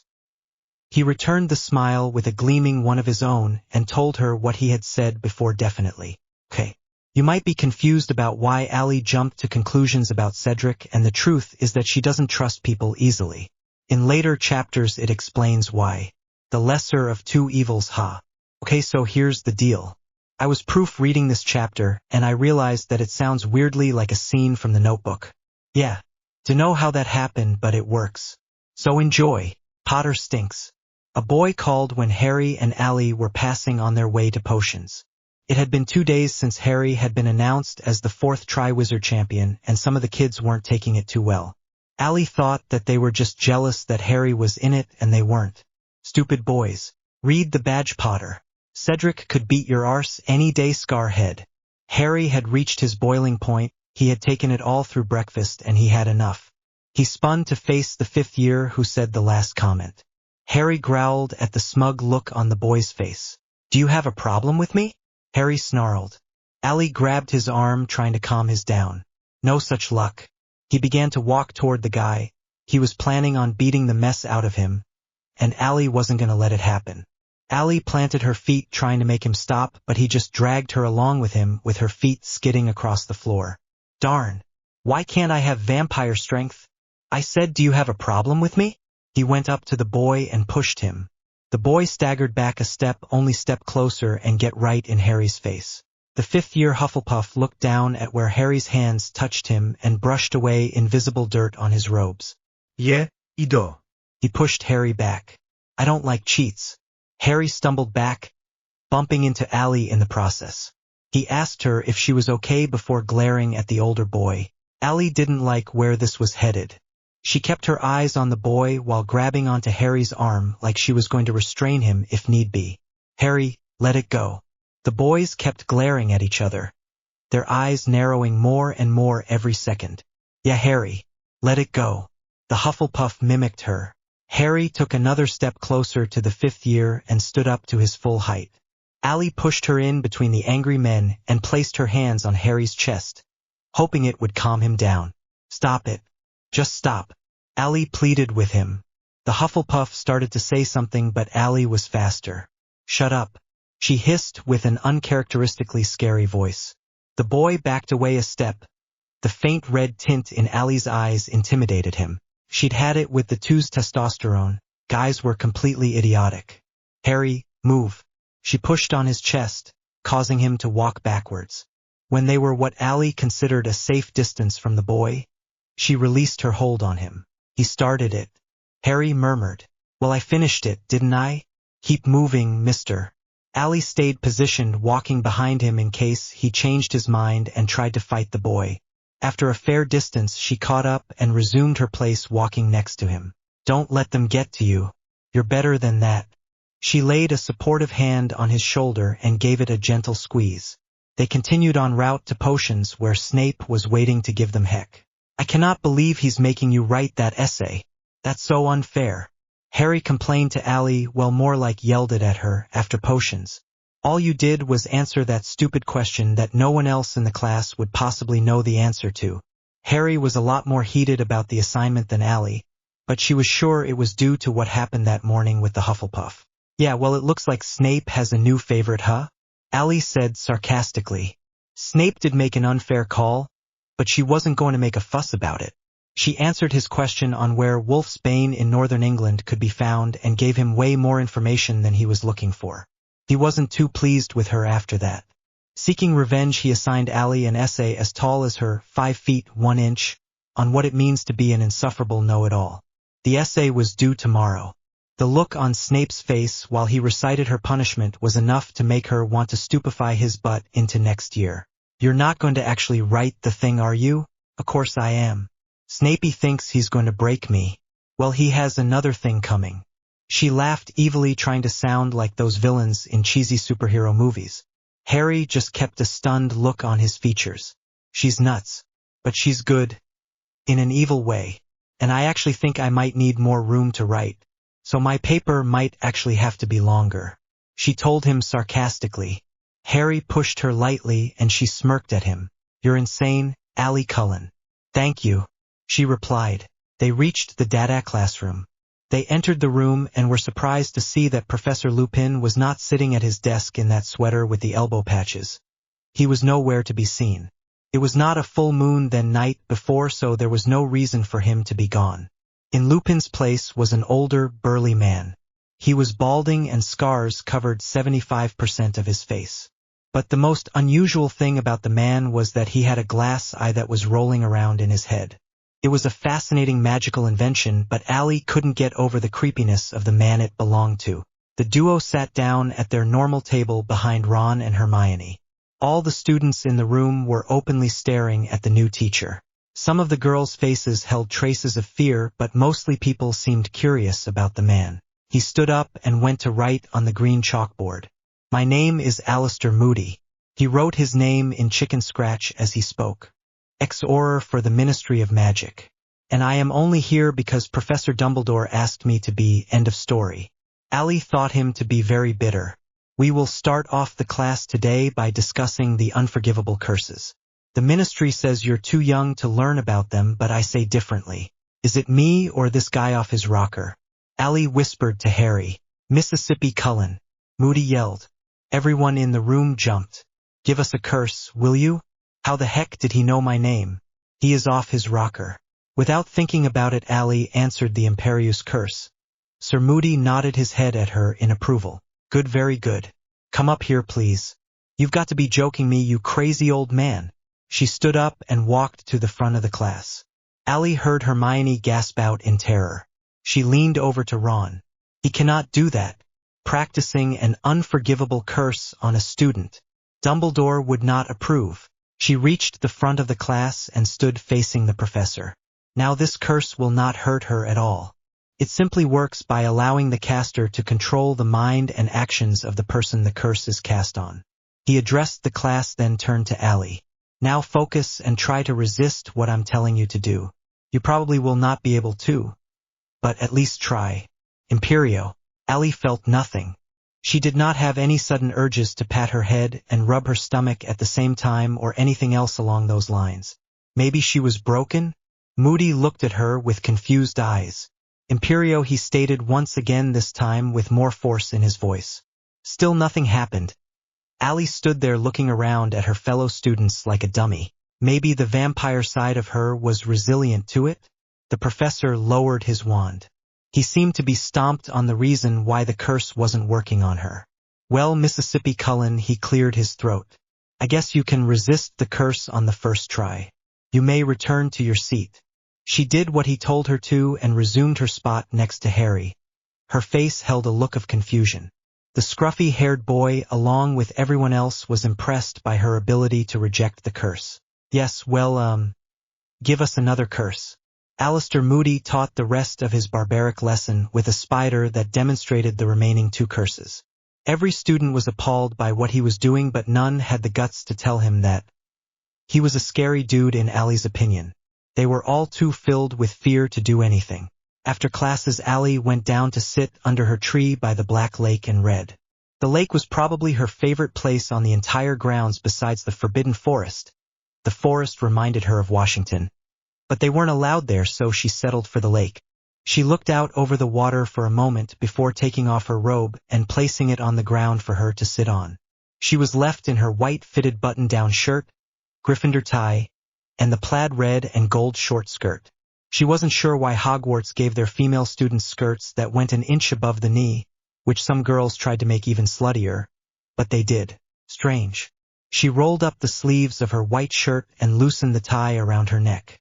She sat down under the tree and removed a book and her iPod out of her Andy Warhol bag. You can take the girl out of the Muggle world, but you can't take the Muggle out of the girl. She smiled to herself. She put the iPod on shuffle and escaped into her book. Cedric Diggory was walking around the grounds with some of his friends when he spotted her under the huge weeping willow tree. She looked amazing. He felt like an idiot for the way he acted around her before. He hated that she thought he was the type of guy who used girls. He wasn't like that at all. If he was honest with himself, he never had a real girlfriend. He'd been on dates, but none of those girls had anything special about them that caused him to act like a total git. It was the exact opposite with Ali. Hey guys, I'll catch you later, he called to his friends. They shifted their eyes to see where he was looking. When they saw Ali, they smirked at him and said stuff along the lines of "Go get her, tiger." Cedric let the comments roll off his shoulder. After all, guys will be guys. He walked over to the tree and leaned against it with his arms folded across his chest. She hadn't taken notice of him standing there. She just kept reading.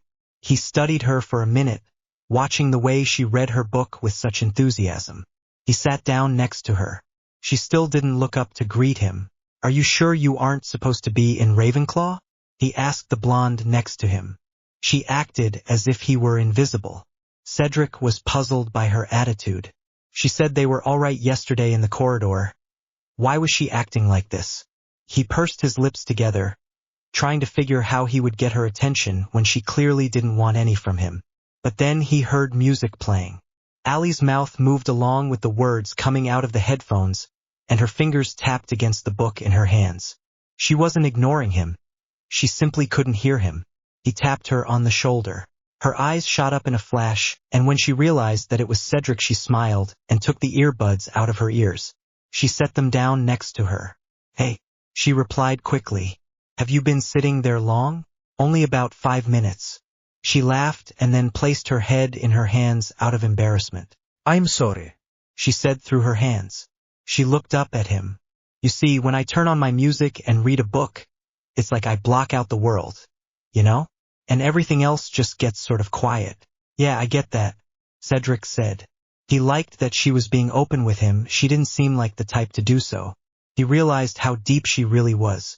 Allie wasn't just a clumsy troublemaker like he first thought. She was intelligent and down to earth. She gave him a closed-mouthed smile. So what were you saying when I was off in La La Land? I asked if you were sure that you are in the right house. I thought you might have been considered for Ravenclaw. Yeah, I'm sure. Why do you think that? Allie noted in her mind that Ravenclaw wasn't even an option. The Sorting Hat said Gryffindor or Slytherin, just like Harry. The other two houses were never even mentioned. Well, because you are always reading. Plus you're extremely smart. You should be the poster girl for Ravenclaw. Ah, I didn't think they had troublemakers in Ravenclaw. Or klutzes for that matter. Maybe that's why I'm a Gryffindor.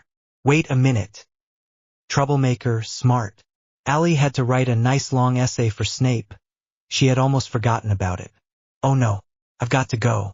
I'm sorry. I have something to do, and it's pretty important. She stood up and began to gather her things that were scattered around the base of the tree. Cedric shot up after her. He hadn't even had a chance to ask her out yet. He was working up to it, but he was nervous. Oh well, now or never. The first Hogsmeade weekend is this week, and I was wondering... Allie stopped her hustling around and waited for him to finish his sentence. I was wondering if you would like to go with me? Allie was taken aback by his invitation. Yeah, I'd like that, she replied sweetly. Cedric flashed his white teeth in a gleaming smile. Great. Meet me in the Great Hall at 10? Allie said she would. They said their goodbyes and Allie headed to the library. For some reason unknown to her, when Cedric asked her out, she thought about Harry and what he would think about it. She shook her head, trying to will the thoughts away. Dear loved one. Please listen. Allie slammed the paper down on Professor Snape's desk. He looked up at the small blonde, startled by her fierceness. She bowed her head down so she was on the same level as his murky, muddy eyes. Here you are, Professor. I needed a little extra room, so it's about 5 feet 5 inches. I hope you don't mind. Her face was twisted in an almost evil way. She had spent all night locked in the library to write this stupid thing. She borrowed Harry's invisibility cloak to hide under after hours until the librarian left for bed. She didn't finish the paper until 3:30 in the morning, and Allie wasn't happy about it. But no way in heck would she let Snape know that.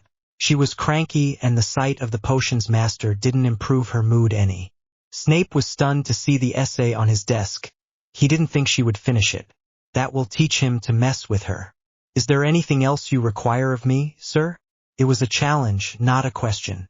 He snarled at his new least favorite Gryffindor. Find your seat. She gave him a little mock bow and retreated to sit next to Draco. She winked at Harry on the way to her table in the back corner of the room. She sank into her chair and laid her head on the table. She was so tired. The rest of the day paced too slowly for Allie. All she needed was rest. Right after classes finished, Allie went back to the common room and fell asleep, curled up in her favorite oversized chair. She awoke a couple hours later to the unpleasant sound of raised voices. Her eyes fluttered open to see Ron and Harry arguing over Merlin. New and Harry had not been on speaking terms since the night Harry's name came out of the cup. Allie was still half asleep when Ron stormed out of the room with his ears the color of fire. That was a bad sign. She didn't catch any of their conversation, but she knew it wasn't a good one. However, at the moment she really didn't care why they were fighting or what about. Harry ran his hands through his already messy hair and took a deep breath. He fell down onto the floor and laid there, not even bothering to walk to the couch to sit. Allie read his thoughts, and he was drained physically and emotionally. Nothing was seriously wrong, which was a plus. She got up and went to lay next to him. They looked a little crazy just laying on their backs on the common room floor, but neither of them noticed.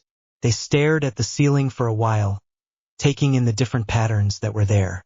The other Gryffindors slowly started to leak out of the room and go to the Great Hall for dinner. Allie and Harry still lay in their same positions. 20 minutes passed. They still laid on the carpet unmoved. Harry finally spoke. Aren't you going to ask me what happened? Allie yawned. Nope. Harry lifted his head and shifted on to his forearm to face her. digging in deeper to the mystery that was Allie. Why not? To be quite honest, I don't really care. You and Ron have been acting like a couple of girls for a week now, and it's just stupid. Harry was taken aback. She wasn't acting like herself. Ah, that's right. Harry remembered her activities from the night before, and her strange attitude made sense. You're cranky. I assume you didn't get much sleep last night after writing your mile-long essay? Try about 2.5 hours of restless sleep. She yawned again. Sorry, I'm acting like a huge witch. No pun intended. I told you I was not fun when I'm tired. She laid back down and snuggled into the carpet, prepared to fall back asleep right where she was. Harry sat up and crossed his legs so he was sitting Indian style. He was just looking at the tiny girl falling asleep on the floor. What? She mumbled. Her eyes weren't even open, so she must have been either reading his mind or she sensed him staring at her. Either way, Harry had to watch himself. Nothing. He responded quickly. She took a deep breath, then sat up. She rubbed her eyes and ran her fingers through her hair a bit. All right, I'm up. Let's go to dinner. We don't have to go if you don't want to. You don't seem hungry, he told her. She stood up and offered him one of her petite hands. I'm not hungry, but you are. I could have heard your stomach growling from the other side of the school. And I know that you aren't going to leave me here alone, so I'm going. She had her eyes still closed and yawned once more. Harry knew she was tired, but he wasn't going to complain if she was going to spend time with him. They walked to the Great Hall and met up with Hermione, who was sitting with Neville. Ron was sitting with Dean and Seamus as far away from them as he could. If he went any far down the table, he would be sitting in Snape's lap. When they sat down, Allie just leaned her head on Hermione's shoulder and closed her eyes again. Hermione didn't even have to ask what was wrong. She was the unfortunate person who had the pleasure of waking Allie up that morning. Harry asked Hermione if she would help him practice some spells for the first task that was supposed to place that coming Sunday.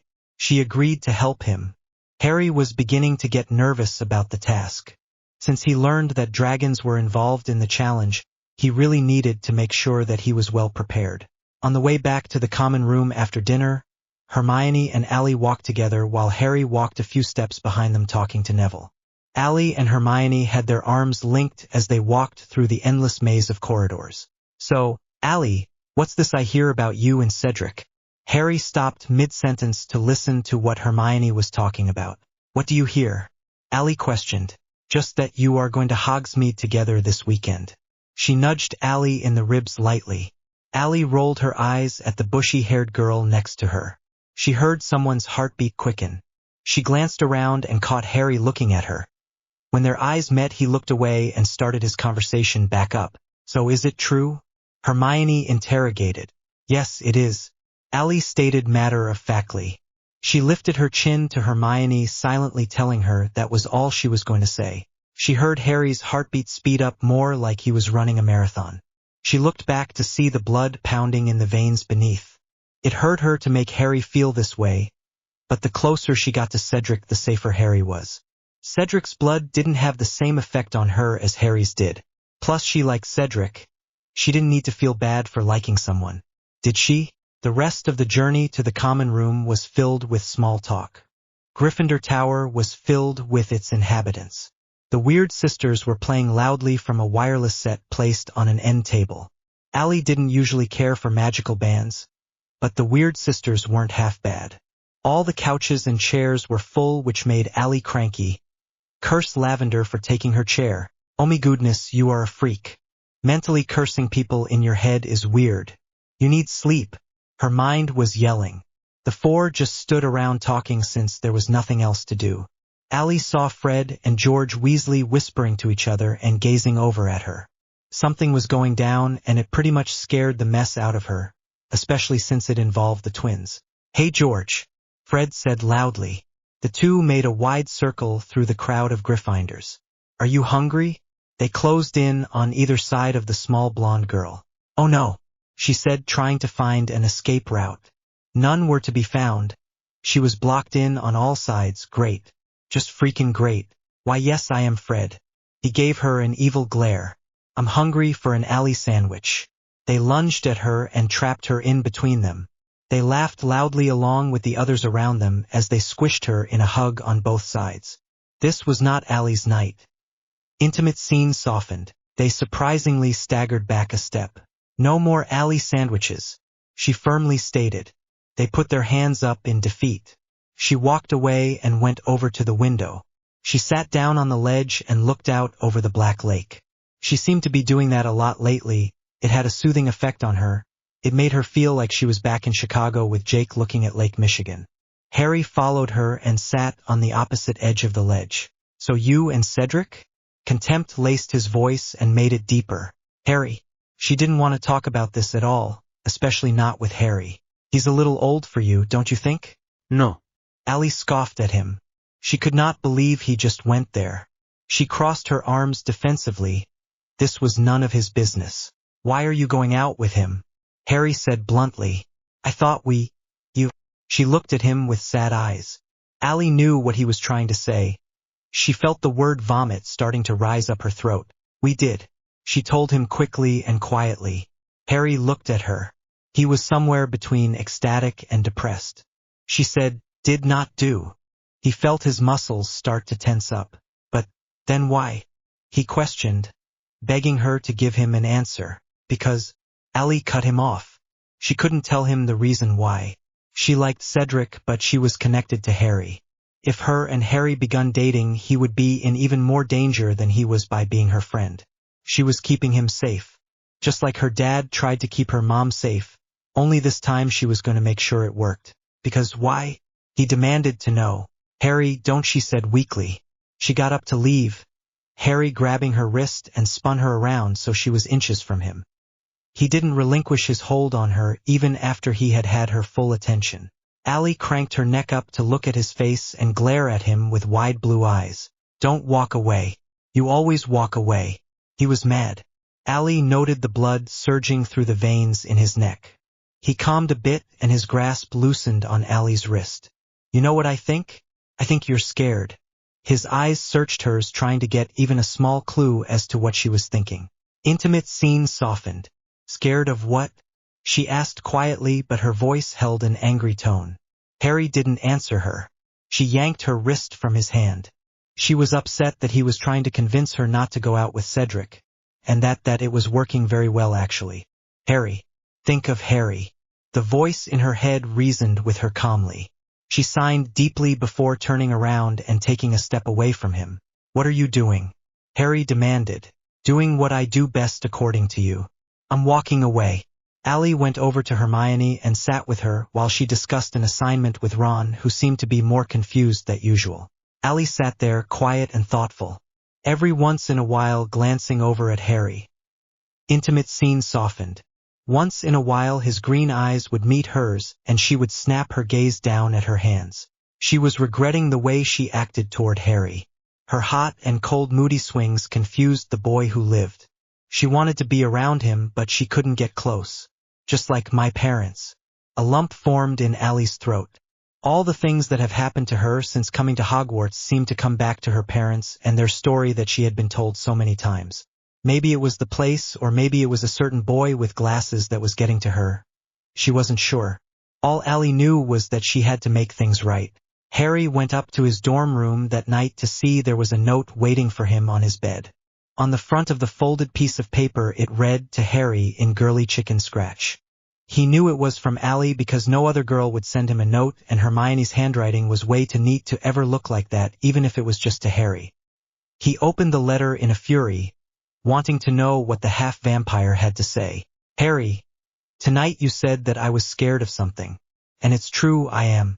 But for different reasons than you think. I cannot explain to you what those reasons are at the moment, but I need you to trust me when I say that whatever happens it is for the best. Just trust me, Harry. Please, Allie. P.S. If you tell anyone that I am scared of something, I will be forced to take action. And you won't like it. The letter ended in a very Allie-like way, with a joke that makes you feel like things aren't as terrible as they really are. Harry was confused. Well, what else is new when it comes to this girl? How was going out with Cedric for the best? What reasons? Then it hit him like a bludgeon to the face. He knew the reason, he'd always known it. Allie was a question without answer. Intimate scene softened. If she said she knows what she's doing, then Harry had to accept that. He didn't have to like it because he bloody well wouldn't, he just had to be understanding. Harry reluctantly decided he would do what Allie asked of him. He would trust her. Okay, so I'm not sure I'm completely happy with the story. I feel like there are things that I haven't explained well. Don't freak out, I'm not gonna stop writing. I'll just probably be making revisions. So if you want within the next week or so start the story over and maybe you will have a better understanding of what the heck is going on in this crazy story. Thanks for reading, my damsel. A confession to an adversary. Allie woke up at 6 o'clock on Saturday morning. She just couldn't sleep any longer. Her neck hurt from laying all funny the night before, and if she laid there for another minute she was going to go nuts.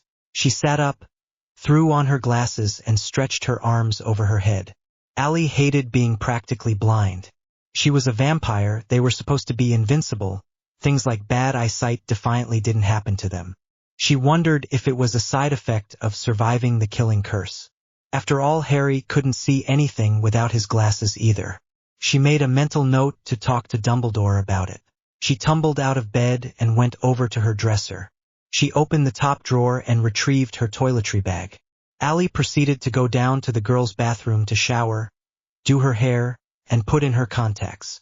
She rarely wore makeup, it was unnecessary when you were a vampire, but she put on a bit of eyeliner and dab of mascara.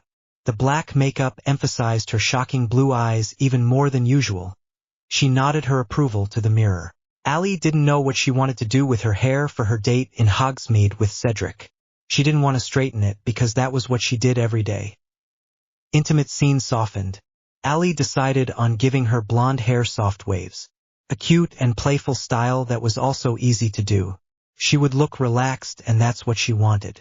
After finishing up in the bathroom and returned to her room to find that her roommates were still asleep. She looked at her alarm clock. It read 7:30 a.m. Allie sighed. She had nothing to do till 10 o'clock and she tended to get bored easily.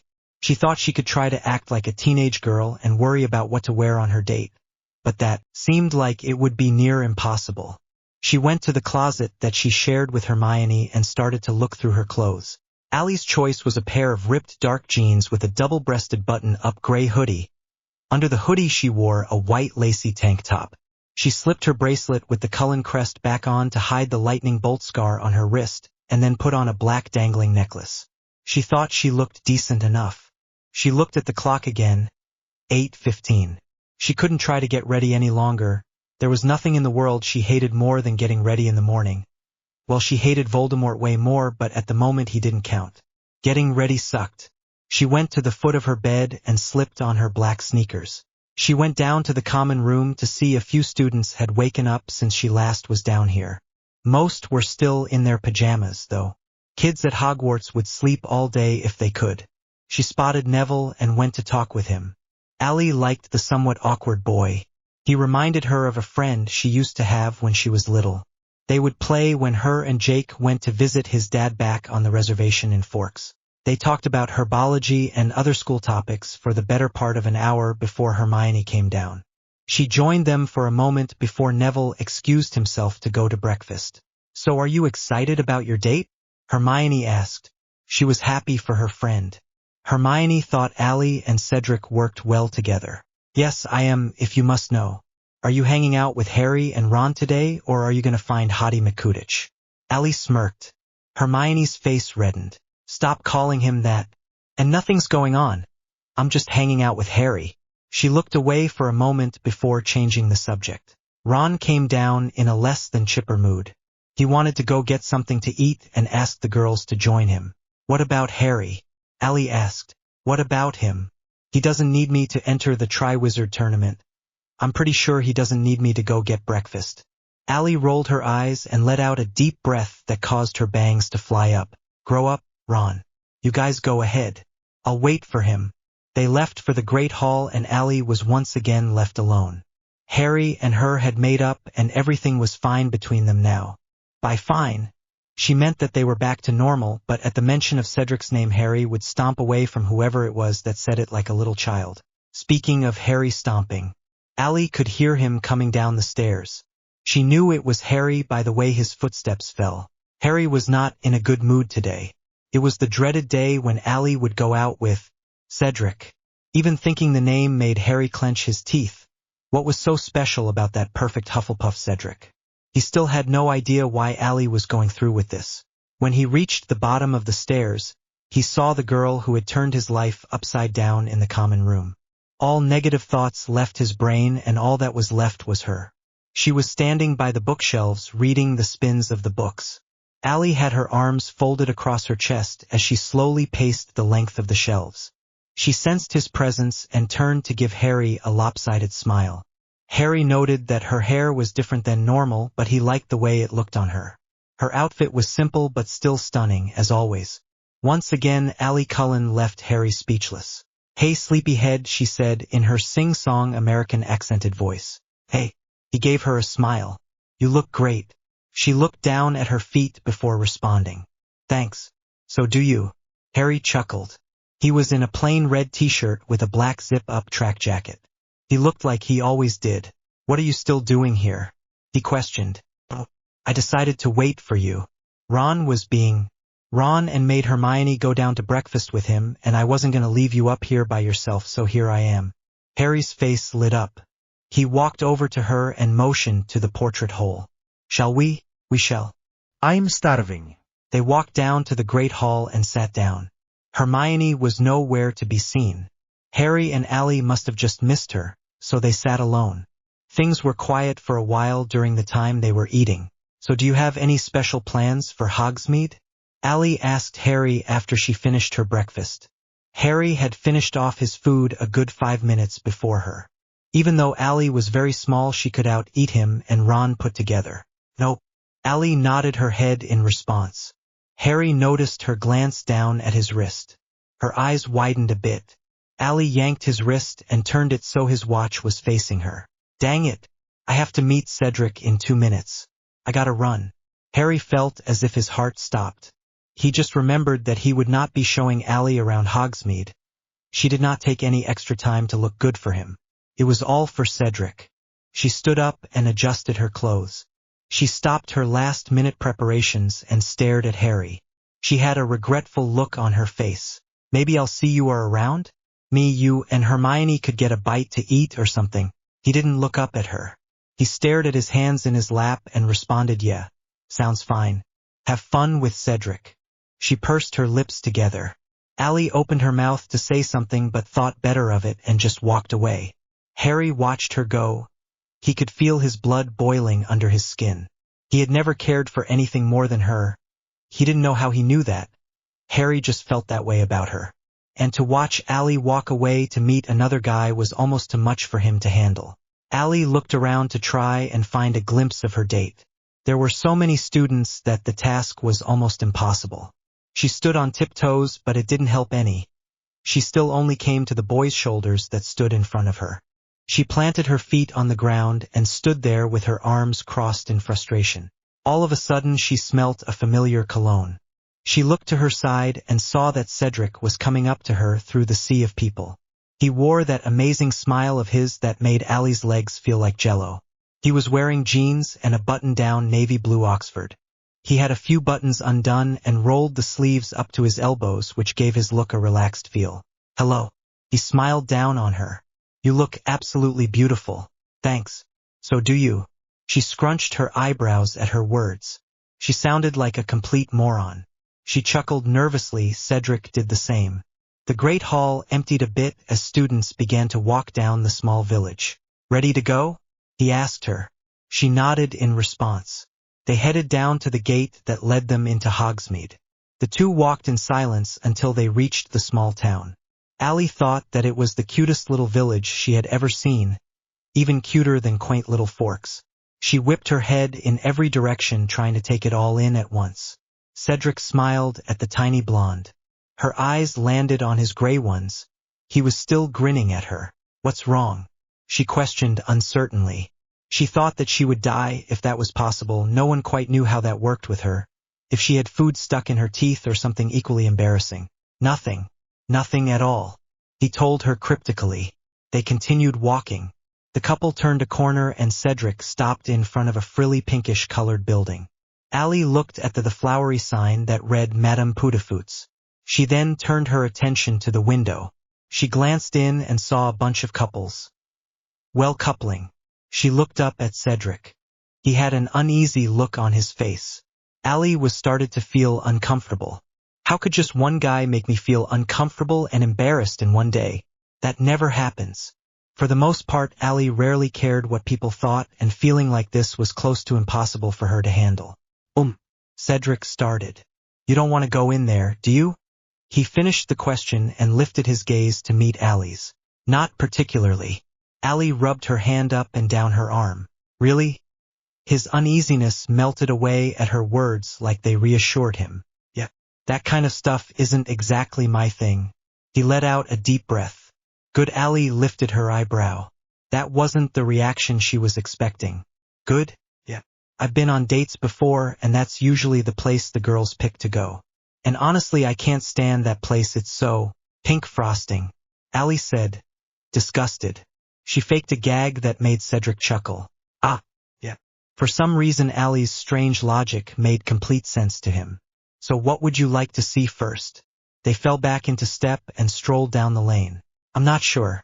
Take me to your favorite place. Cedric thought about it for a minute. Where did he like to go? His eyes drifted down to the girl next to him, and then the place came to him. I know exactly the place. You'll love it. She smiled at him. Come on. He grabbed her hand and half ran down the next 3 streets. Intimate scenes softened, but she seemed to be doing just fine, so he kept going. Cedric, where are we going? She called after him. You'll see. We're almost there. They rounded one last corner and Cedric came to an abrupt halt, which caused Allie to slam into his back. There you go, being a klutz again. She scanned up and down the street. Cedric squeezed her hand and pointed to a building in front of them. It was a used bookshop. A smile appeared across Allie's features. It was so big her face almost couldn't contain it. You brought me to a bookshop? You like books? I thought that you would like this place. It's got a great selection. She graced him with a grin before dragging him by the hand into the store. The shop smelt of old books and leather. It was one of Allie's favorite smells in the whole world. She skipped down the aisles, touching the spines of every book in reach. Books were the only constants in Allie's life. No matter where she was in her life, books were there. It was cheesy but true. One title popped out at Allie. She pulled out the old dusty volume and read the title out loud.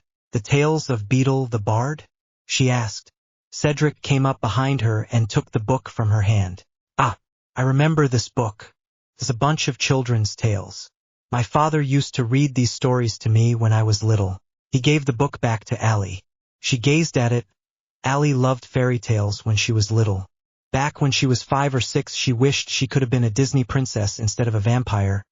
Princesses got pretty dresses, and all vampires got was a thirst for blood. This book intrigued her. She'd never heard any tales from the magical world before, and she assumed that they would be extremely fascinating. She leaned against the shelf and skimmed through the pages. Do you like it? Cedric asked her after giving her time to peruse the tales. Yeah, there are some interesting stories in here. I've never heard anything like them. She was still mesmerized by the book when Cedric snatched it from her hand. She snapped her head up. Then it's yours. He smiled. He started to walk toward the register. No, Cedric, I can't let you do that. She followed after him. She tried to grab the book from his hand, but he lifted his arm until the book was out of her reach. Yes, you can. She pursed her lips at him and tried to jump for the book. He laughed at her feeble attempt to grab it from his hand. She was nowhere close to reaching it. Please, I want to do this, he said in a serious voice. She folded her arms. Fine, she said irritatedly. Allie was a very independent person. She didn't like people to pay for things for her. The only reason she was allowing Cedric to do this was because he said it was something he wanted to do. But that's it. He paid for the book and they left the store. They had no destination in mind as they walked. Thank you for the book. I really wish you wouldn't have, though. It was too much. It was my pleasure, and no, it wasn't too much. The way you looked when she saw the store was reason enough to do it. I have never met anyone who was so passionate about books before. They walked a little farther. So what do you miss most about the Muggle world? Allie thought about it. She really had nothing to go back to. Jake had moved on with his life. He would always be her adoptive father and she would always love him, but he had to go back to his werewolf ways in Forks since newborn vampires have been appearing in the area. He had a destiny just like Allie did. So she decided on telling Cedric what she loved most after Jake and books. Candy, she informed him. I have not had a single piece of candy since I have arrived at Hogwarts. Isn't that sad? Cedric chuckled. The thing you miss the most about your life is candy? Yup. She grinned. It sounded silly, but it was true. Well, Mississippi Cullen, I believe I can be of some assistance. He led her to a candy store a couple blocks away. It was better than the bookstore. Her face glowed with happiness. Holy cow, she said in awe. They stepped into the sweet-smelling store and browsed around. Cedric explained all the different types of candy to Allie. Candy in the magical world was a lot more complicated than it was in the Muggle world. It seemed like some of it was even dangerous to eat. The kind that fascinated Allie the most was Bertie Bott's every flavor beans. There can't be every flavor, can there? She asked Cedric. Oh yeah, the box isn't lying. One time I got a puke-flavored one. Probably one of the worst days of my life. Allie laughed. She grabbed a box from the shelf. She thought she would be adventurous and try them. Here, I've got it, Cedric informed her. He reached to take the candy from her hand, but she was faster and pulled it away. I don't think so. You've spoiled me enough for one day. He started to pout like a little kid. She shook her head at the tall Hufflepuff. Allie wasn't budging.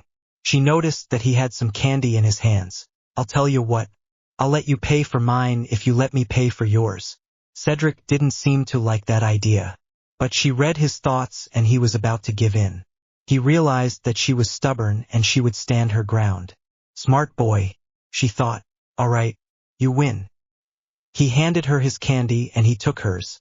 They then proceeded to pay for the treats. After they left the shop, Cedric suggested that they go to the local pub called the Three Broomsticks for butterbeers. Allie agreed to his plan. She could use a break from the walking. When they entered the Three Broomsticks, the two found the pub to be packed with Hogwarts students. They searched the perimeter until they found an open booth. They quickly took in before someone else did. Thankfully, Cedric sat on the opposite side of her. It drove Allie nuts when couples sat on the same side of the table. Can I get you something to drink? Cedric asked politely. Just a water, please. She responded. He nodded his head and walked over to the bar. She looked around the pub and spotted Harry and Hermione sitting at a small table close to a set of stairs. They must not have noticed that she and Cedric had come in because neither one was looking on to see how the date was going. She was glad about that. Harry had the tournament to worry about. She didn't want him to get upset about this whole situation again. Cedric returned with a water for her and a butterbeer for himself. Thanks, she said in her sweet voice. Of course. They sat and people watched for a while. Allie really had a great time with Cedric. He was so sweet and caring. It was probably the best date she had ever been on. Okay, so it was the only date she had ever been on, but still it was a darn good one. So are you nervous about the first task tomorrow? She really didn't approve of him and Harry being in the dangerous tournament, but boys will be boys. And even a vampire couldn't stop them from trying to reach for fame and glory. Not really. I know what the task is, which made it easier to prepare for. He stated. She thought he might have been smug about being the Hogwarts champion, but he was very humble about it. She really had to stop making assumptions about this guy. Dragons? Intimate scene softened. He didn't think she would know what the task was, but he should have figured that Harry would have told her. After all, her and Harry were close, they were always together, hanging out and stuff like that. He felt a ping of jealousy in the pit of his stomach at the thought. So you and Harry are good friends? He asked, trying not to sound interested. He played with his butterbeer bottle in a casual way. Best of. She responded. She wasn't going to lie to him about it. He's a good guy, he's the closest friend I have besides Hermione. Her words put Cedric's mind at ease. He was grouped with Hermione, which had to mean she thought of him as a girlfriend, right? He let the jealousy roll off his back. He hated the feeling the emotion gave him. You're going to the task tomorrow, right? Nah, I think I'll stay at the castle. She sounded completely serious to Cedric. His eyes widened. He was about to protest and insist that she go and watch when she busted out laughing before he could. I was only kidding, Cedric, she said through fits of laughter. I wouldn't miss it. You better not. I have a feeling that you'll be my lucky charm. Are you sure about that? I'm pretty sure I'm very unlucky. I'm like an anti-leprechaun. After everything that had happened in her short life, she knew there was no way that she could be lucky for anyone. I'm positive, he said with certainty. Okay. But don't blame me if you lose. He promised her that he wouldn't. They finished their drinks in silence. So what's your story? He asked. My story. She hoped that he wouldn't ask about her. They talked about him on the way down the Hogmead, so she knew that it was only a matter of time before the spotlight was on her. It's the dictionary. He gave her a quizzical look. She chuckled lightly. It's boring. There's nothing special about my life. She stated simply. She started to rip at the label on her bottled water. Oh, come on. That's not true, he said. She just shrugged her shoulders. Tell me about your family. Her eyes shot up to mix with his. Her usually bright gaze was colder than usual. My whole family died in a fire when I was a baby. Cedric's facial expression dropped. He felt like the biggest jerk in the world. I'm sorry. He didn't know what else to say. It's okay. You didn't know. She laid her hand on his to reassure him that he did nothing wrong. She knew that he felt bad for it. She had been reading his mind since Honeydukes. But how could he be expected to know that about her? Allie decided to change the sore subject by asking Cedric about the girls who wanted to go to that pink frosting tea room. He reluctantly told her the stories. Allie got a pretty good kick out of them. So what about you? He questioned after her fit of giggles settled down. What about me? She asked the dark-haired Hufflepuff. Look at you. You must have had some boyfriends who were almost as entertaining as my dates. She chuckled lightly at him. Wow. People always assumed she had 3 boyfriends at a time because of her looks, so much they knew. Well, the truth is that I have never. She didn't want to admit it, but thanks to her friend, word vomit, she did anyway. I've never had a boyfriend before. He looked at her with an almost shocked expression. You're joking, he stated and asked at the same time. She shook her head no. How come? You could have had one if you wanted to. She really didn't want to answer it. But the look in his eyes scooped her up and made the wall she built around herself come crashing down. I don't trust people. Most of the time they let me down. If you don't get close to someone, they can't hurt you. She hated that she was like that, but after everything that happened she couldn't help it. He looked down at his hands. You're on a date with me, he quietly said. If you're so closed off, then why are you here with me? His tone was full of hurt and curiosity. Allie had asked herself the same question many times. Why was she letting her guard down for him and Harry? What was it that was making her change her ways? She told him the only thing she could think of. I feel connected to you in some way. I know it's strange, but you just seem so familiar, like we met before I came to Hogwarts. It's silly, I know. But it's the truth. He smiled at her and reached over to take her hand in his own. It's not silly, and I'm glad you're letting me in and allowing me get to know you. She half smiled at him. They once again changed the subject to a lighter one. They sat in the 3 broomsticks and talked for an hour before Professor McGonagall came in to announce that it was time to return to the school. Hogwarts students poured out of the town in small groups or couples. Allie and Cedric walked slowly. They were 2 of the last people to make their way up to the castle. When they reached the school, they lingered in the Great Hall for a few minutes, neither of them saying a word. Everyone left to either go to their common rooms or to other parts of the building, which left the couple alone. So I guess the date's over, Cedric said. I guess so, Allie replied. How was it? Allie laughed at his somewhat silly question. Brilliant. You did good. They went silent again. Allie looked down at the book she carried in her hand. Thank you again for the book and the candy. It was very sweet of you to do that. He nodded his head and smiled down on her. I guess I'd better go find Hermione. I told her I'd meet up with her after we got back. He was disappointed, but he didn't let it show. He wanted to spend more time with her. I understand. I had a great time. Well, that's good. Sometimes my intensity scares people. I'm glad you can keep up. He laughed, but she wasn't joking. Allie knew the way her eyes turned red when she got mad or scared. With such intense emotions came her equally intense vampire ways. Silence filled the great hall once again. She thought he would kiss her, but he didn't. She was impressed. Most guys went in for a kiss within the first 10 minutes of the date. He didn't. Intimate scene softened. He didn't want to pressure her, and to be quite honest, he was scared that she didn't want to kiss him. A few more seconds went by before Allie said, "See you tomorrow, Cedric. Good luck." She started to walk away but then stopped. She turned around and raced over to him. She got up on her tiptoes, but she still couldn't reach his face. She went back down on her flat feet, then put her hands on his shoulders and pushed him down so he was crouching slightly.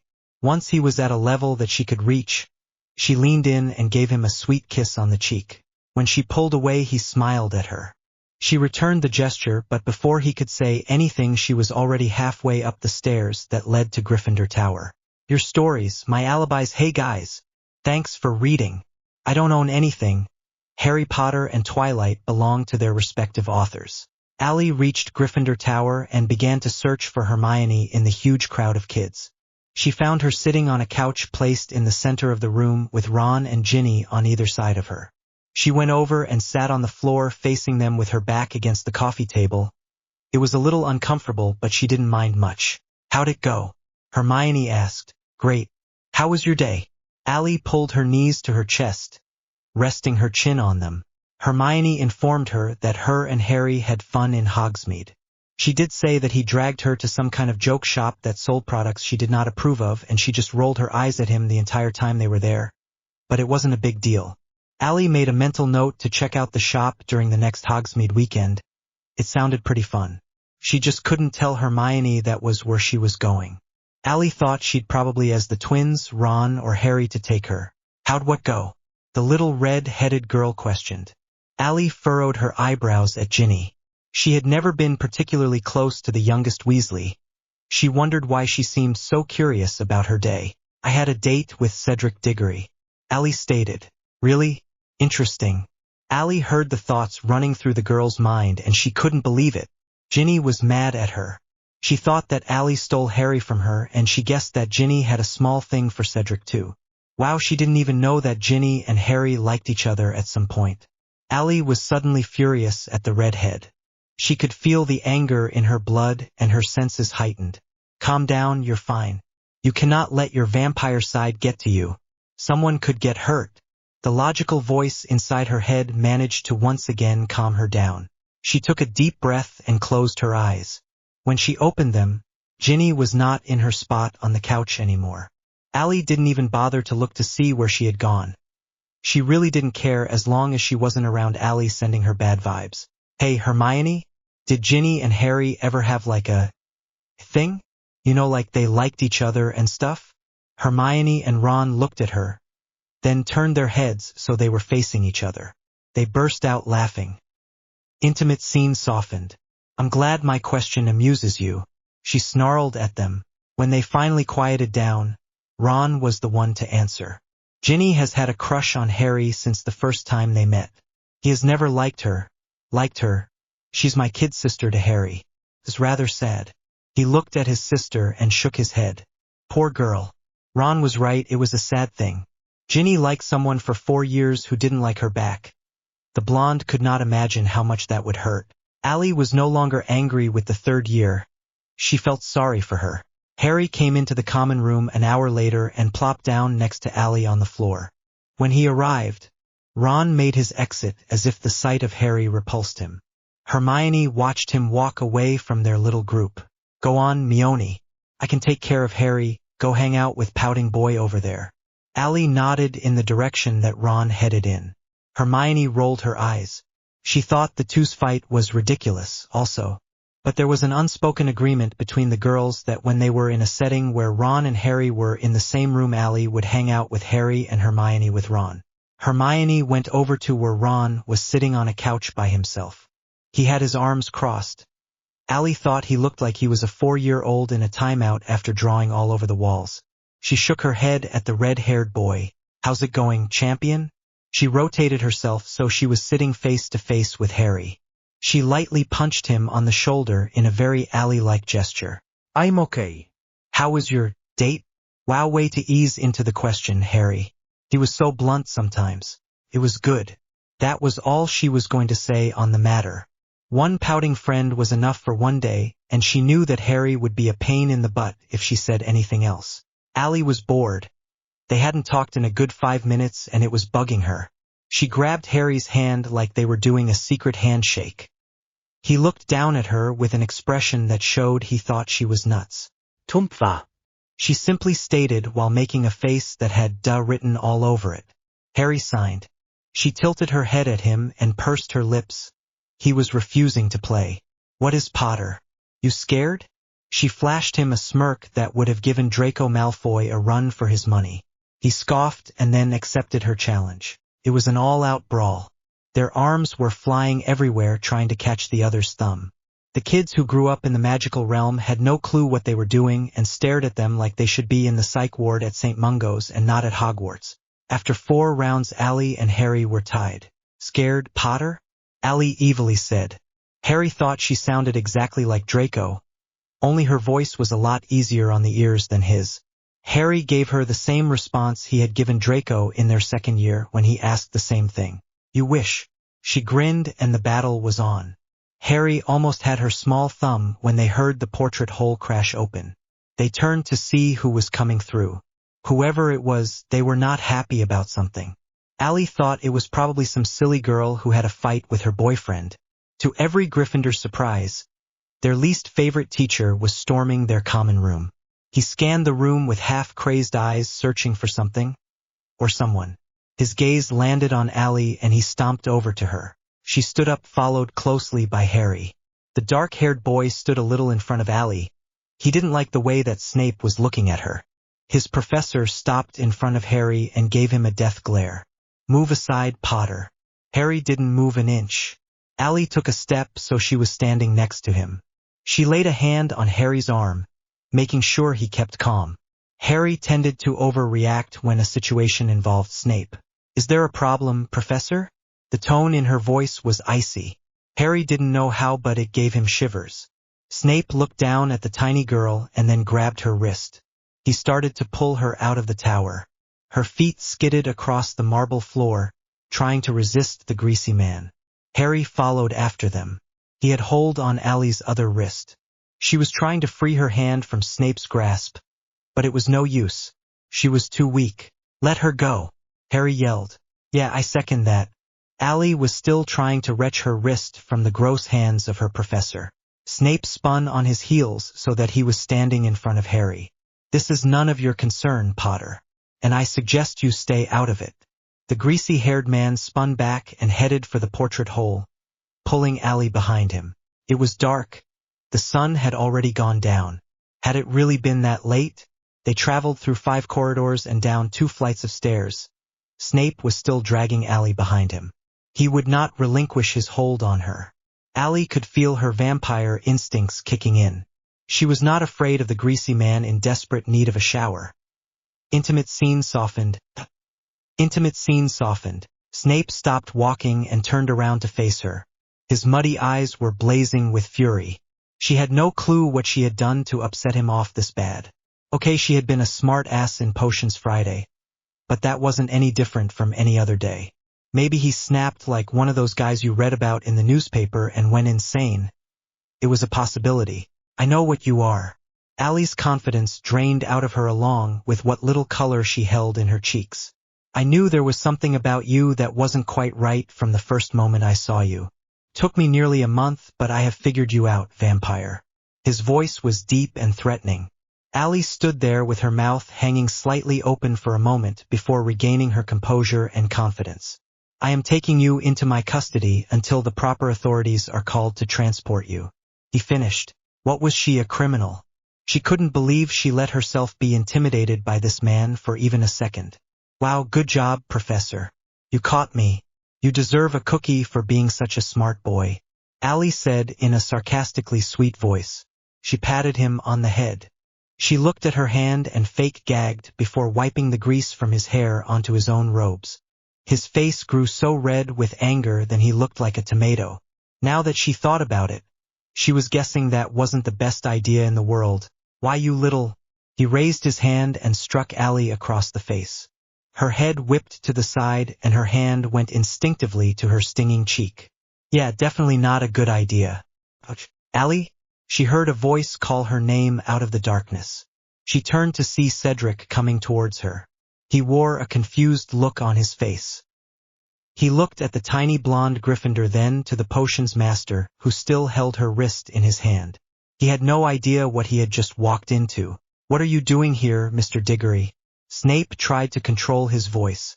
I am doing my rounds for prefect duty, sir. His eyes strayed to where Snape held Allie's wrist and then up to her face. A clear red hand mark shone on her pale skin. Cedric took a step closer. Allie, are you all right? She looked at him, then at the man standing next to her. Return to your duties, Diggory. Professor Snape snarled. Cedric narrowed his eyes at him. Cedric stood a good 3 inches taller than the potions master and towered over him. Cedric put his hand in his pocket, reaching for his wand. Vempiress. From around a corner, Professor McGonagall's voice flooded the corridor. Release her at once. Authority laced her voice. Intimate scene softened. She looked more intimidating than normal. Minerva, she is a Gryffindor. McGonagall cut him off. Not a Slytherin, thank Merlin. Release my student. Snape growled before letting go of Allie's wrist. She stepped back a few steps and looked down at her wrist to see that his grip was so strong that it left finger marks there. She absently rubbed at the forming bruises. She raised her eyes and was surprised to see that Cedric had stepped in front of her, much like Harry had earlier. Intimate scene softened. Mr. Diggory, would you please escort Mississippi Cullen back to Gryffindor Tower? McGonagall said, her eyes still locked on Vempiress. Certainly, he replied. He placed his arm around Allie's shoulder and started to urge her back the way of her common room. After they traveled a couple corridors from the scene, Cedric stopped her by placing his hands gently on her shoulders. He looked deep into her blue eyes. His own gray ones were filled with concern. Are you all right? Allie didn't respond. Intimate scene softened. Cedric knelt down in front of her. She rested her elbows on her knees and her head in her hands. Cedric caught a glimpse of the hand print on her wrist. He grabbed her arm and gently caressed the sore spot. He then looked up at her face. She still had a hand print there as well. Her normally pale face was flushed red. He cupped her cheek in one of his hands. Allie noted that his hands were rough, from what she assumed to be years of Quidditch. He ran his thumb up and down her cheek. After a moment she met his gaze. She gave his a small smile. Are you okay? He repeated. Allie nodded. Cedric then sank down so he was sitting next to her, resting his head against the wall. They sat like that for a while. The only thing to be heard was the sound of their breathing and the quiet snores coming from one of the pictures above them. What the bloody heck just happened? Cedric was trying to be patient and let Allie calm down, but he couldn't help it. What he just witnessed was one of the most bizarre things he had ever seen. A teacher attacked a student. Snape must have lost it, I guess. Allie stated. She sounded relaxed. She pulled herself together quite speedily, even for her. Cedric raised his eyebrows at the small blonde. She was playing with the bracelet on her wrist and acting like they had just taken a lovely stroll around the school. Allie, he slapped you across the face and was dragging you across the castle by the wrist. You are not wondering why. Allie let out a deep breath. She stood up and offered him her uninjured hand. It's getting late, we should probably head back to the tower. He took her hand and stood up. He was so confused. She seemed to have bounced back to the regular Allie. The mark on her face was still visible and she was acting like it never happened. What did you do? Cedric questioned. He was really worried about her. She looked at him with surprised, almost angry eyes. Cedric squinted his own eyes at her own. He thought he saw a flicker of red appear in her amazing blue eyes, but he wrote it off as a trick of the light. What makes you think I did anything? She was defensive now. She knew that Snape figured out that she was vampire, but she wasn't going to tell Cedric that. She didn't need him finding out about her. One person really out about her origins was enough to last her a while. I get dragged out of my common room by an insane teacher and I did something? Cedric thought about it. There was nothing she could have possibly done to deserve what Snape had did to her. Even if she upset him off, which he knew she did quite often, he never should have done that to her. He felt awful for questioning Allie. I'm sorry. You're right, you're the victim here. She scoffed at him. I'm not a victim. Mess just happens to me. She paced a bit in front of Cedric. He just stood there. He watched as she walked to and fro, her facing glowing in the light of the candles that light the hall. She tried to be so strong, but her fears were showing through and she hated it. She stopped pacing and pinched the bridge of her nose. I'm sorry. None of this is your fault and I'm being a total jerk. Allie rolled her eyes at herself. She paused for a second before saying quietly and slowly thank you. She gave him a small smile. He walked over to her and wrapped her in his arms. The top of her head didn't even reach his shoulders. She rested her head on his chest where his heart resided and returned the hug. She listened to the even beats coming from Cedric's chest. It brought her comfort. They stood like that for what seemed like an hour, just breathing deeply and slowly. I'd better get you back, Cedric informed her. His tone didn't agree with his statement. She didn't want to go back to Gryffindor Tower. She was fine right where she was. Allie reluctantly let go of Cedric and nodded her agreement. They walked slowly back to the portrait of the fat lady. The two lingered outside the common room when they arrived. Are you going to be okay? He questioned. His tone was sincere. Allie smiled and gave him a small nod. I'll be fine. Believe it or not, it's not the first time a crazy guy has attacked me. She laughed on the inside about her last statement. Cedric didn't get it. The only person who really would was Harry. Thank you again, she stated. She wasn't looking at him. Instead, she cast her gaze downward at her hands. She was twisting the fingers of one hand between those of the other. Anytime, he said in a whisper. He pulled her into one more embrace and kissed the top of her head. She backed away and gave him a smile. Get some sleep, or else you are really gonna suck tomorrow. She tried to use humor. It was her way of defusing a serious situation. She was tired of being upset. It was so exhausting. He chuckled lightly at her. Cedric promised that he would do what she requested of him before leaving. She walked into the common room and saw Harry waiting for her. He was pacing the length of the room, fingers laced behind his neck. He hadn't noticed that she was there. She walked over to him and tapped him on the shoulder. He jumped back. She must have startled him. Allie, are you all right? Did he hurt you? I swear if he laid one hand on you, I will. Allie covered his mouth with his petite hand. She put her pointer finger up to her mouth and shushed him. She nodded her head in the direction of a couch where Hermione had fallen asleep. He understood what she was trying to tell him and quieted down. She turned her head to look at Hermione and Harry gasped. Well, she didn't know if guys gasped. That didn't seem like a very manly thing to do. But that was pretty much what he did, so that's what she's going to call it. His hand went up to her sore cheek and she winced slightly. He retracted his hand so he wouldn't hurt her. Instead, he grabbed her chin and turned her head so he could inspect her face closer. He slapped you? Harry scowled. Allie shrugged. Apparently he doesn't like it when I talk back to him. Who knew? Harry did not appreciate her attempt to lighten the mood. He was beyond mad. Allie was hurt and it was his least favorite teacher's fault. Why did he take you? Harry questioned. His voice was dripping with quiet fury. Allie sighed. He knows who I am, Harry. He knows I'm a... She lowered her voice until it was almost inaudible. Vampire.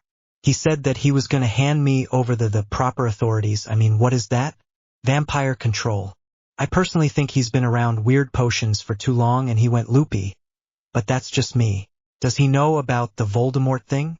You know how you're like me? I don't think so. He is not that smart. Allie started to bite her nails. It was another of her nervous habits. But this time the nail biting wasn't caused by nerves. She was thinking deeply. What is it? Harry raised his eyebrows at her. She lowered her hand and crossed her arms. She averted her gaze from Harry and looked at the floor by his feet instead. Intimate scenes softened. Allie had trouble keeping eye contact with people. She had no clue why. It just made her feel weird or something. I think that we should tell Ron and Hermione about me. She said it as a question. She wasn't completely sure that she wanted to do it, but she had a feeling in the pit of her stomach telling her it was the right thing to do. Harry chewed over what she said. Why would they tell Ron and Hermione when Allie clearly didn't want people to know about her? After all, she did hide her scar. Why? He wanted to know what she was thinking that led to this conclusion. I don't know. I guess because they know about you, she thought at her head. And from what I've heard they help figure things out, like why strange things happen to you. And right now we could probably use some help. Harry, after the words came out of her mouth, she realized that it made sense. Besides, I want them to know before everyone else does. I owe them that. At least they have been really good friends. They deserve to be told by me, not those Ravenclaw gossips. Allie shifted her weight from foot to foot uncomfortably. Are you going to let everyone know about you, then? She shot her sapphire blue eyes up at him like he said something to insult her. Of course not. That was the last thing she was going to do. She'd rather chew off her arm and smack herself across the face with it than left everyone know her secrets. Then what makes you think they will find out? Harry questioned her. I don't know. But it will come out eventually, right? Who knows? One day my bracelet could slip off and reveal my scar. People will obviously start talking and freak out. Anything could happen, you know? I just want to be the one to tell my friends. She crossed and uncrossed her arms. Again. The whole idea of people knowing who she was freaked her out. They were quiet for a moment. Harry was thinking about how things would change if people found out about her. She would be more famous than him. He didn't care at all, but it was true. She would be the witch half-vampire who lived. That is a really long title, he thought. He knew some would be fascinated by her while others would fear the small girl. And when the parents found out that a vampire was at Hogwarts with their children, they would demand that she leave.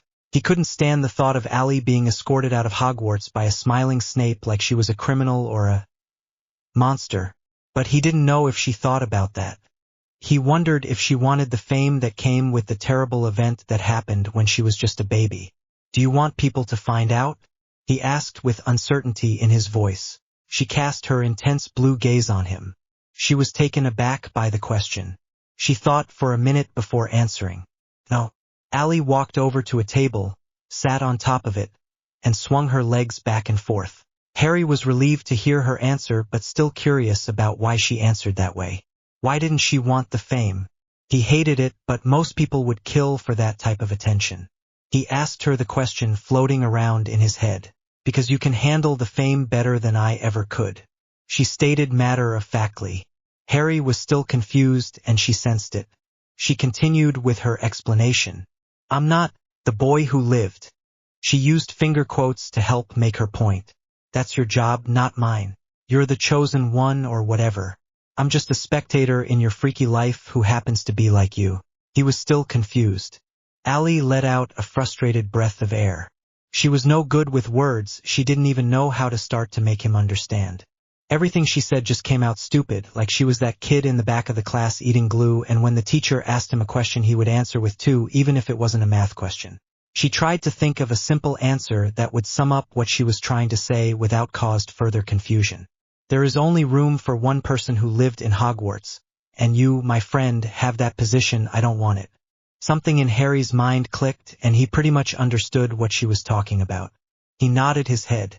She retracted her intense gaze and focused on the wall behind him. He turned to see what was so fascinating. Besides, Harry looked back at her as she spoke. You think I want people to be scared of me, to judge me based on what I am, not who I am. She paused, remembering how Jake's fellow werewolves feared her when he brought her back to the reservation with him. She wasn't terrifying. The thought of what she could become was. No. He stated. She had given him insight about why she was so against others knowing about her. He fully understood something about her, finally. She gave a small smile before letting out a huge yawn and stretching. I'm really tired. I think I'm going to call it a night. She looked at the sleeping bushy-haired girl. I should probably wake up Sleeping Beauty and take her with me. She went over to Hermione and put a hand on her shoulder. She lightly shook her friend. Hermione? Hermione's eyes fluttered open slightly. Her eyes were half closed and she was pretty much still sleeping. What happened? She questioned. Allie put Hermione's arm around her shoulder and helped the girl to her feet. Due to Hermione's sleepy condition, Allie held most of her weight. I'll let you know later.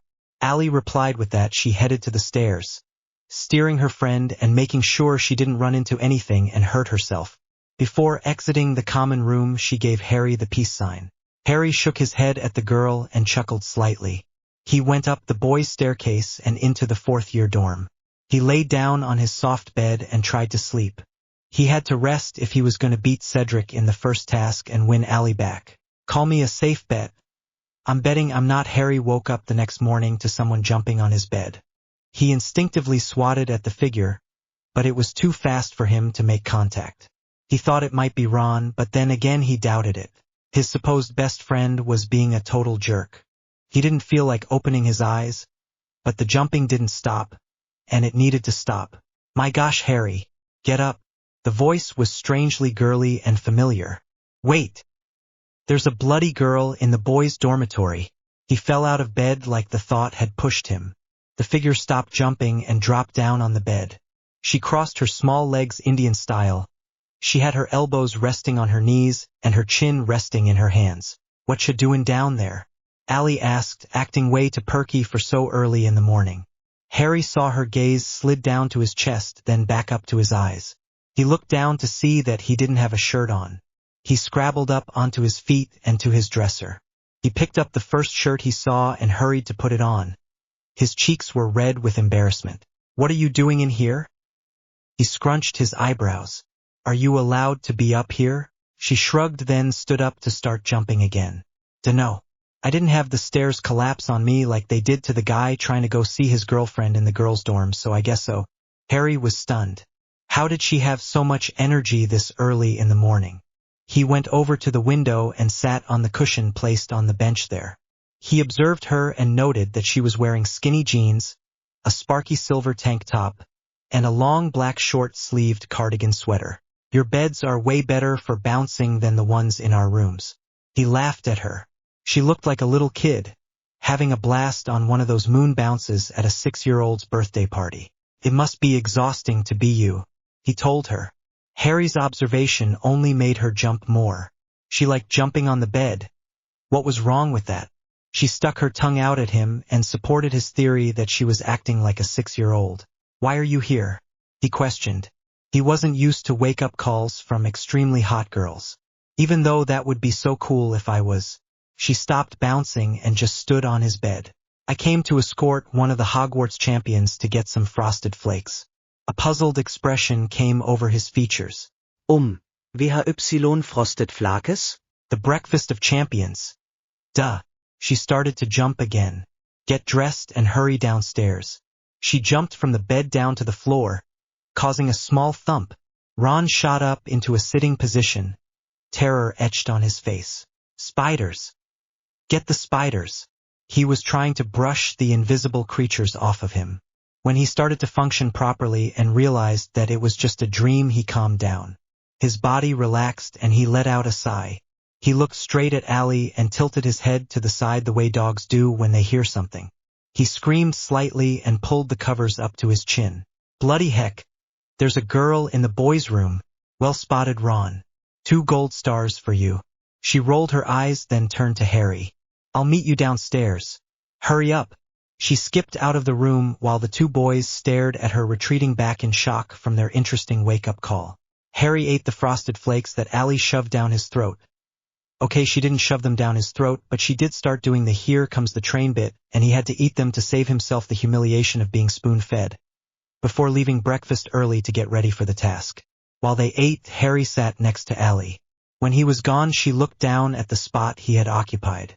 His wand was sitting on the bench. She exhaled deeply and shook her head. Dum-dum. Hermione looked at her with a questioning look. Allie picked up the wand and showed it to her. Hermione just rolled her eyes and went back to her food. Allie stood up to leave. I'd better go give this to the airhead before he kills himself. She was hoping that she was just joking, but she was pretty sure that Harry would forget his head if it wasn't attached to his body. He was in desperate need of a remembrall. Allie would have to get him one for Christmas. She left the castle and walked down the grassy hill that led to the Quidditch field. When she reached the field, it didn't even look like one anymore. It had been transformed into a deep, huge ravine in the ground, what was covered in huge, sharp boulders. Allie had never spent much time on a Quidditch field. She was terrified of flying. But she was pretty sure it wasn't supposed to look like that. She scanned her surroundings until she spotted the champion's tent on the opposite side of the pitch. She came to the small tent and stepped through the flap that acted as the entrance. The tent had 5 beds set up for which Allie assumed to be in case the champions got hurt or really tired while they waited their turn. Harry spotted her from across the room, but not as quickly as Cedric had. The Hufflepuff approached Allie before Harry had a chance to move. The dark-haired boy growled slightly at his competition. "Hey you," Cedric said flirtatiously. Allie smiled at him and tried to look around his shoulder. She wanted to give Harry his wand and go find Hermione. When her attempts failed, she focused on Cedric and kept smiling at him. The look on Cedric's face was giving her flashbacks from their amazing date the day before. "Hey back. How are you doing?" "Fine, better now." He blushed a bit. Allie thought that it was really cute. "How are you?" His tone became serious when he asked the question. Allie knew he was referring to what happened last night. She showed him her left wrist and the bruises shaped like fingers that were there. He took hold of her wrist to examine the damage caused. He forced air out through his nose in anger. "It's actually a pretty cool bruise." Allie took back her wrist and looked down at her feet. He didn't need to get all worked up before the task for nothing. She was fine and Snape was whack. Easy as that. "So what are you doing here?" he questioned. She held up Harry's wand and pursed her lips. He chuckled lightly at the younger boy's mistake, like Harry was a puppy who just fell into his water bowl and got soaking wet. "I don't know too much about this tournament, but I'm pretty sure he'll need his wand. Right?" Cedric nodded his head. She patted him on the arm before going around him to reach Harry. The dark-haired boy smiled at her approach. She reached him, and he was not greeted with the same sweetness as Cedric had received. She slapped him upside the head rather roughly. Harry staggered back a step out of surprise. He could see Cedric smiling at what Allie did to him. "What did you do that for?" he asked, slightly annoyed and angry. He wasn't angry with her. He knew that was just another Allie thing.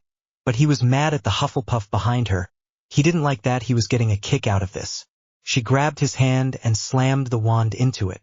He looked down and felt like a total git. He forgot his bloody wand for the task. What next? Forget his broom for a Quidditch game? "Thanks," he mumbled. She told him he was welcome. After a few seconds, she grabbed him by the sleeve and led him to a remote corner of the tent. She looked around to see if anyone was close by before talking. "Be careful," Harry, concern laced her voice and face. "You have to stay focused, don't worry about anything else. Just the task at hand." Harry smiled weakly at her. "I've got this," he stated confidently. "You don't have to worry about me. Okay?"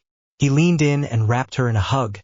The two heard the snap of a flash blob on a camera. They looked up to see 2 adults standing in the opening of the tent. Allie moved away from Harry, but he kept his arms securely around her waist. "Ah, young love," Rita Skeeter screeched in a high voice. "You two might make the front page. You have the looks of a great photo for the Daily Prophet." She came over to the two and ran her hand down Allie's cheek, like she was checking to make sure she was pretty enough for the paper. Allie jerked away from her touch and scowled at the fake blonde. "You don't get to touch me. Ever. Especially after the lies you printed about Harry." Allie's comment needed no answer, and the reporter realized this. Skeeter made no attempt to respond. Allie caught a glimpse of Cedric. He wore a snarl on his face, and he had his eyes narrowed at the fake blonde and her cameraman. Allie felt a memory trying to break through, but it wasn't quite coming. Where had she seen that face before? He looked like someone she used to know. "This tent is reserved for champions." Crumb started. He glanced at Allie and friends. "You have no right to be here." Skeeter looked him up and down and smirked. "That's all right, we were just leaving. We have what we were looking for." With those words, she left the tent. Cedric came to stand next to Allie. He smiled at her, but dropped it when he greeted Harry. The two were having a silent fight. Allie looked from one to the other. "Boys, okay, so I'd better go." The boys kept glaring at each other. "Good luck to both of you." They still made no response to show that they had heard Allie at all. She gave each one of them a hug before departing. Fleur got the best of her dragon and defeated In within minutes. She was an incredible competitor. Next to go was Cedric. Allie knew little about dragons, but she knew his was more ferocious than Fleur's was. She bit her lip as he took his position on the field. Hermione saw her nervousness and linked her arm with her best friend's. "It'll be all right," she reassured Allie in her most motherly voice. "PSH. I'm not worried. Both he and Harry will do great." Intimate scenes softened. The crowd owed when Cedric almost got hit by the dragon's massive tail. Thank Merlin. He jumped out of the way in time and set a well-aimed spell at his foe. The spell distracted the dragon long enough for Cedric to run past it and grab his egg. Cheers erupted from the stands as he completed the task. He had reached his goal faster than Fleur had, so far he was in the lead. Allie was clapping just as loudly as the Hufflepuffs. She was filled with relief to know that Cedric was safe. Now all she had to worry about was Harry defeating his dragon. Great. 2 champions have passed the first task. Dumbledore's voice informed the students from the 3 different schools. We will take a short break before continuing with our remaining 2 champions. All the Hufflepuffs rushed out of the stand to congratulate Cedric on his victory. Allie told Hermione that she was going to go down to the tent and give him her congratulations, too. The bushy-haired girl said that she would join her. They arrived at the tent after all the Hufflepuffs, and they couldn't even get close to Cedric. All the boys were slapping him on the back, and all the girls were shamelessly flirting with him. Allie was trying to act patient and planned on waiting her turn to see him, but she caught Cedric's eye and smiled at him. The tall boy had an expression on his face that was full of confidence, something Allie had not seen very often from the Hufflepuff. Allie thought it suited him very well. When he spotted her, something must have come over him because Allie saw him push past the crowd of students and half ran toward her. He reached her and he grabbed her around the waist, dipped her down and kissed her fiercely, like they were in one of those old movies from the 40s. Allie was surprised and didn't respond. After a second, she returned the sweet kiss. She wrapped her arms around his neck and returned the fierceness he was displaying. Darn, this boy can kiss. A moment later, and after a long awkward silence from the Hufflepuffs and Hermione, Cedric lifted Allie up into a regular standing position, although he kept her close to his body. The brown-haired boy was out of breath. Allie was not, due to her vampire background. Technically vampires don't have to breath, but it's out of habit that they do. Allie needed oxygen to survive, but she only had to take a breath every 10 minutes or so if she really wanted to. He smiled down at the blonde and she smiled back. "I've really wanted to do that for a while now," he informed her with a grin. She laughed lightly. He places his hands on either side of her face and stared into her eyes intensely. The sapphire blue from Allie's eyes mixed with the stormy gray of Cedric's. She felt as if Cedric was trying to penetrate into her soul through her eyes. "Well, you did good," she shyly told him. His smile widened and he gave her one more quick kiss. Their moment was interrupted by a boy wolf howling at them. Allie looked to see that the whole group was staring at them. Some of the boys started clapping and whistling at the couple. Her face turned a bright shade of red in embarrassment. She hated to be the center of attention. In fact, she hated having any attention on her at all. She tried to back away from Cedric, but he kept her close. She slid her gaze back up to his face to see that he was not at all affected by his classmates' obvious amusement. His eyes were still locked to her face like no one else even existed. She looked to the crowd one more time, hoping if that they noticed her comfortableness they would stop. "Allie?" She turned her attention back to the handsome guy that still had his arm around her small waist. "Will you be my girlfriend?" She was taken aback and had no clue what to think. She never had a boyfriend before. Guys had asked her out, but she always kept her distance. The only person she had ever let herself become attached to and love was Jake, because he was the only one who never left her. Her friends, her bunny conveniently names Bunny, and her parents all abandoned her. She didn't really blame her parents. She knew it wasn't their fault that they died, but still, they were not there for her when she was growing up, and it wasn't easy for a girl to grow up without her parents. If she started to have serious feeling for Cedric, what if he left? She stared into his eyes and read his thoughts. He was waiting for her answer, and it was driving him almost insane. He really cared for her. She looked away from him, and as if he could read her thoughts too. He put his hand under her chin and lifted it so that she was looking him in the eye. "You can count on me, I promise." Her heart tried to jump out of her chest. That was what she really wanted and needed to hear. She nodded her head at him. "Okay," she responded quietly. He lifted her off her feet and spun her around. When he let her down, she was rather dizzy. He steadied her by placing his arms once more around her waist. You should be in more potentially dangerous tournaments, they do wonders on you, Ali told Cedric. He chuckled and kissed her once more. Dumbledore's voice came over the invisible PA system. Students, the next champion will begin the task in 5 minutes. Please return to your seats. Cedric looked down at her and smiled. See you later. This time it was a statement, not a question. Defiantly, Ali used his normal response for when she said the same thing to him. As she watched him walk away, she felt extremely happy, happier than she had felt in months, maybe even years. She really cared about Cedric, and she finally realized that it was okay to do so. Hermione ushered her back to their seats and sat her down. Wow, Hermione said, more shocked than Ali about what just happened. Yeah, wow. Ali's heart felt so big that it seemed her chest could barely contain it. But then she saw Harry walk onto the field, and her heart sank so low that she was sure she didn't have one at all. Okay guys, so this was my last pre-written chapter. They will be coming slower now, sorry. I hope you like the story so far. Every you, every me, so you know the drill. I don't own anything. This chapter isn't the greatest, but it is needed to show the self-control Ali has to have to be around Harry. Thanks for reading.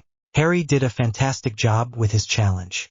Ali was nervous for him and almost had a heart attack when he first came out and started to battle the dragon because, being Harry, he completely forgot to use his wand.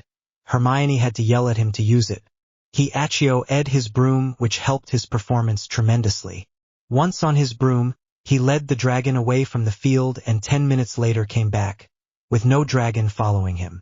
Harry grabbed his golden egg and the Gryffindors went ballistic. Hermione and Ali waited for him outside the champion's tent after Victor Crumb had successfully retrieved his egg. Harry emerged from the tent to be tackled by the two girls.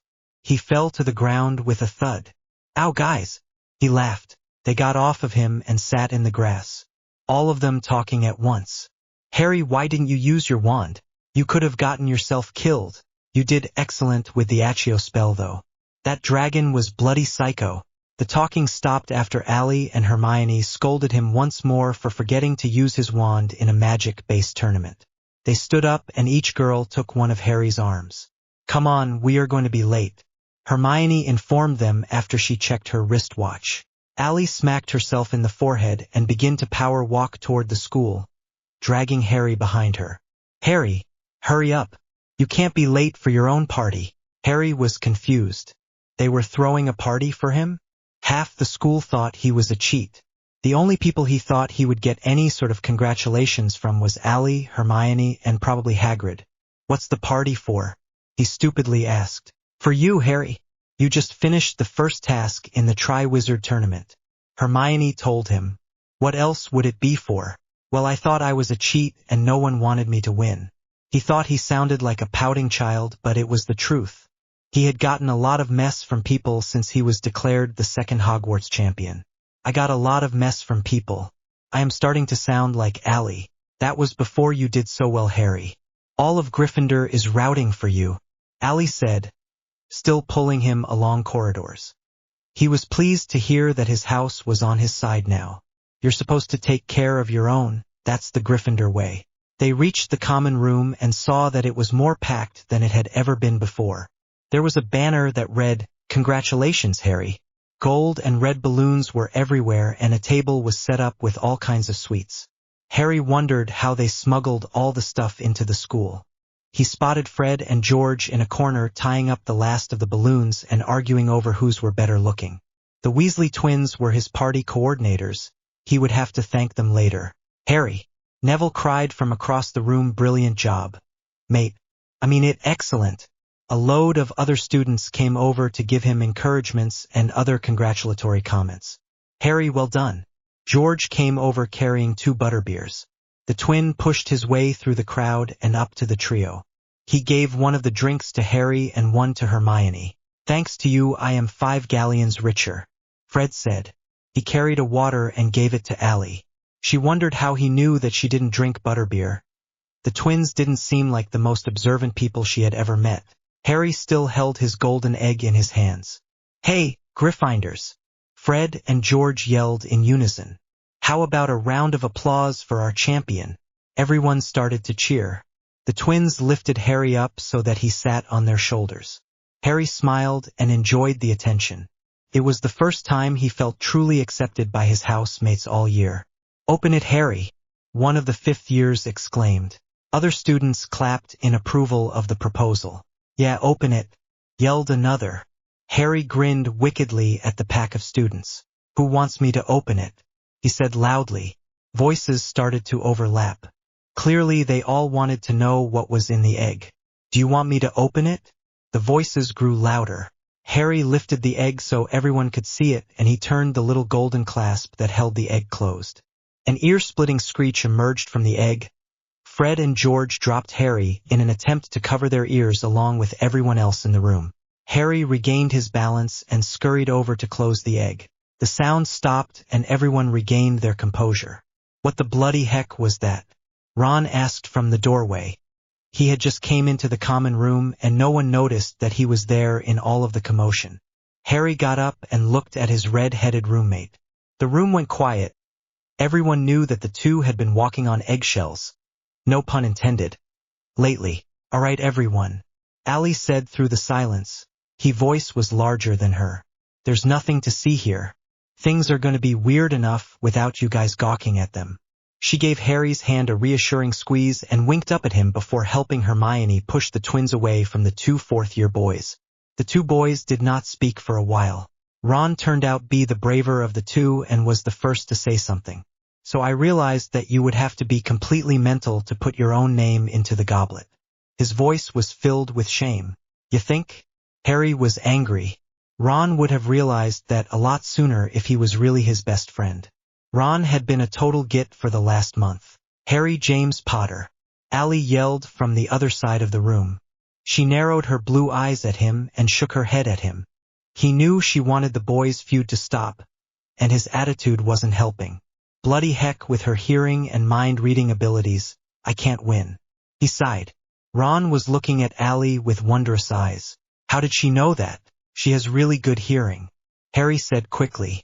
Ron was astonished with the little Gryffindor. Well, I wanted to just say that, I'm sorry, I was being a total arse. His ears were beet red, the Weasley family trademark. It's all right, mate, Harry told him. He went over to lay a friendly hand on the redhead's shoulder. I probably would have reacted the same way, to be honest. Ron gave Harry a closed-mouth smile. With those words, the boys went back to being best friends, no more questions asked. They immediately started a game of wizard's chess and talked about Quidditch. Allie smirked at their ability to forgive and forget. She wished everything were that easy. Allie, you have to tell him, Hermione said while brushing her teeth. It was the Monday after the first task and they had celebrated late into the night. All the Gryffindors were exhausted and most had a sugar hangover. Allie was crabby and didn't want to deal with telling Harry about her and Cedric. No, Mione. She brushed her hair back into a low ponytail. I can't do it. Hermione spit out her toothpaste and glared at the small girl.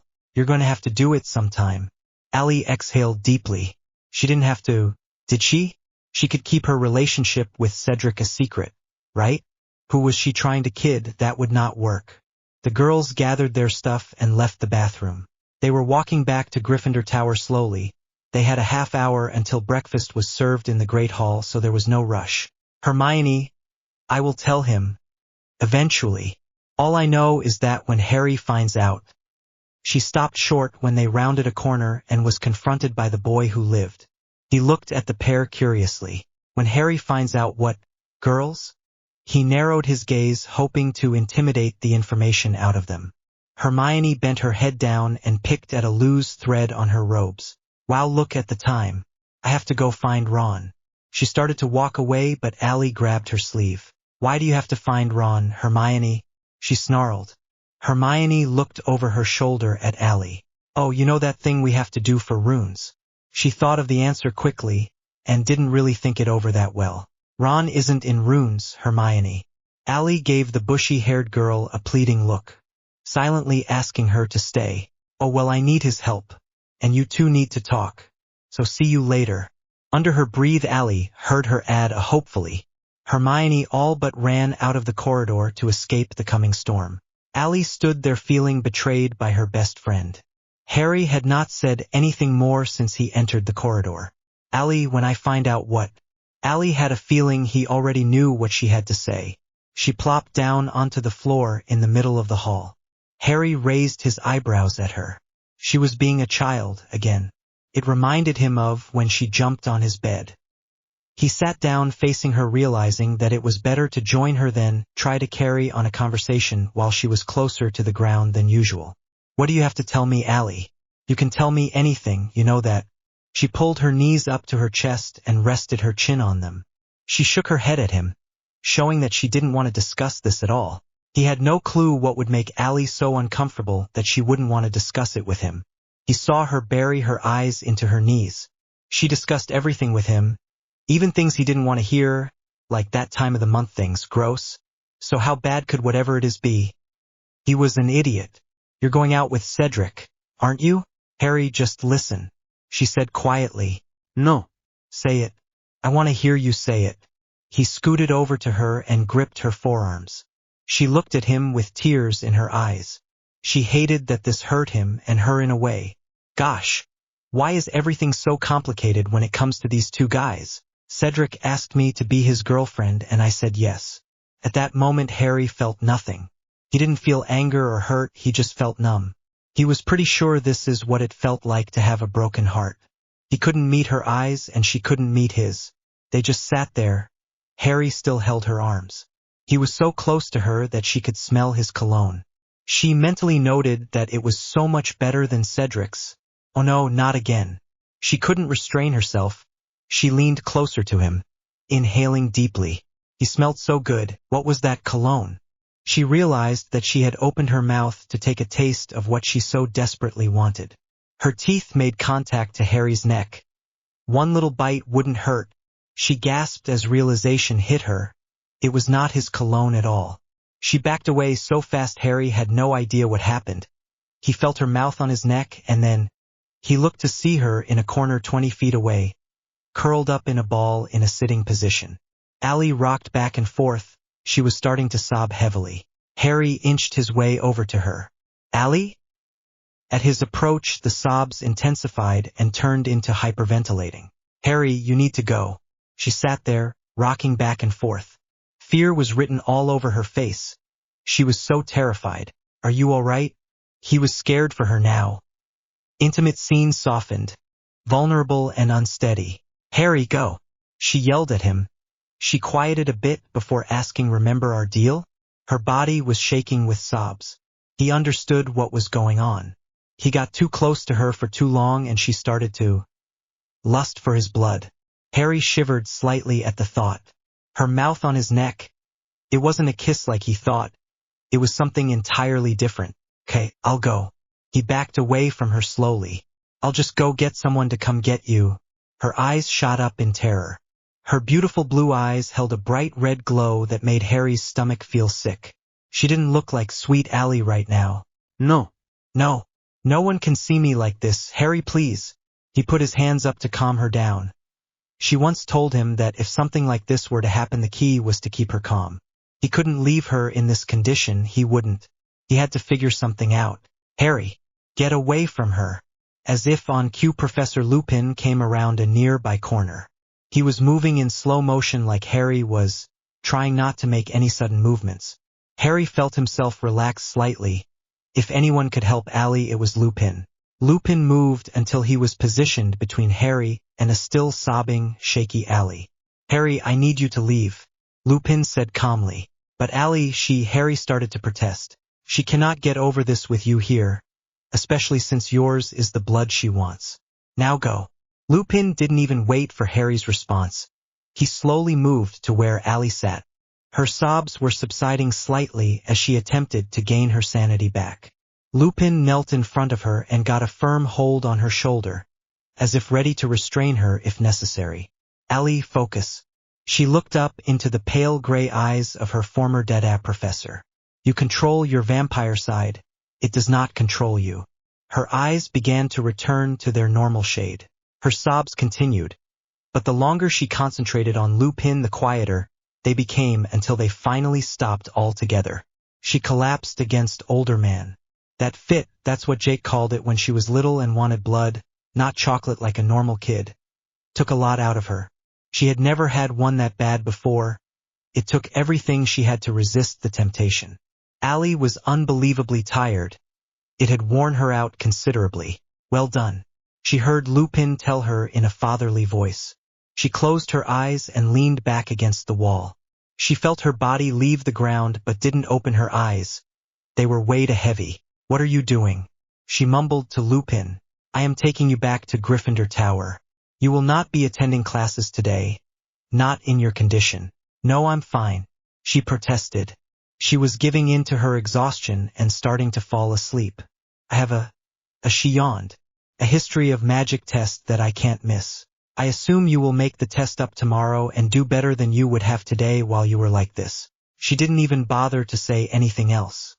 He was right, and she was too tired to care that a werewolf, besides Jake, was taking care of her after she had almost attacked Harry.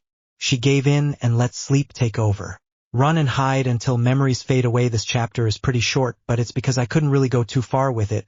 It was just one of those things needed to explain some more stuff in the story. I hope you like it.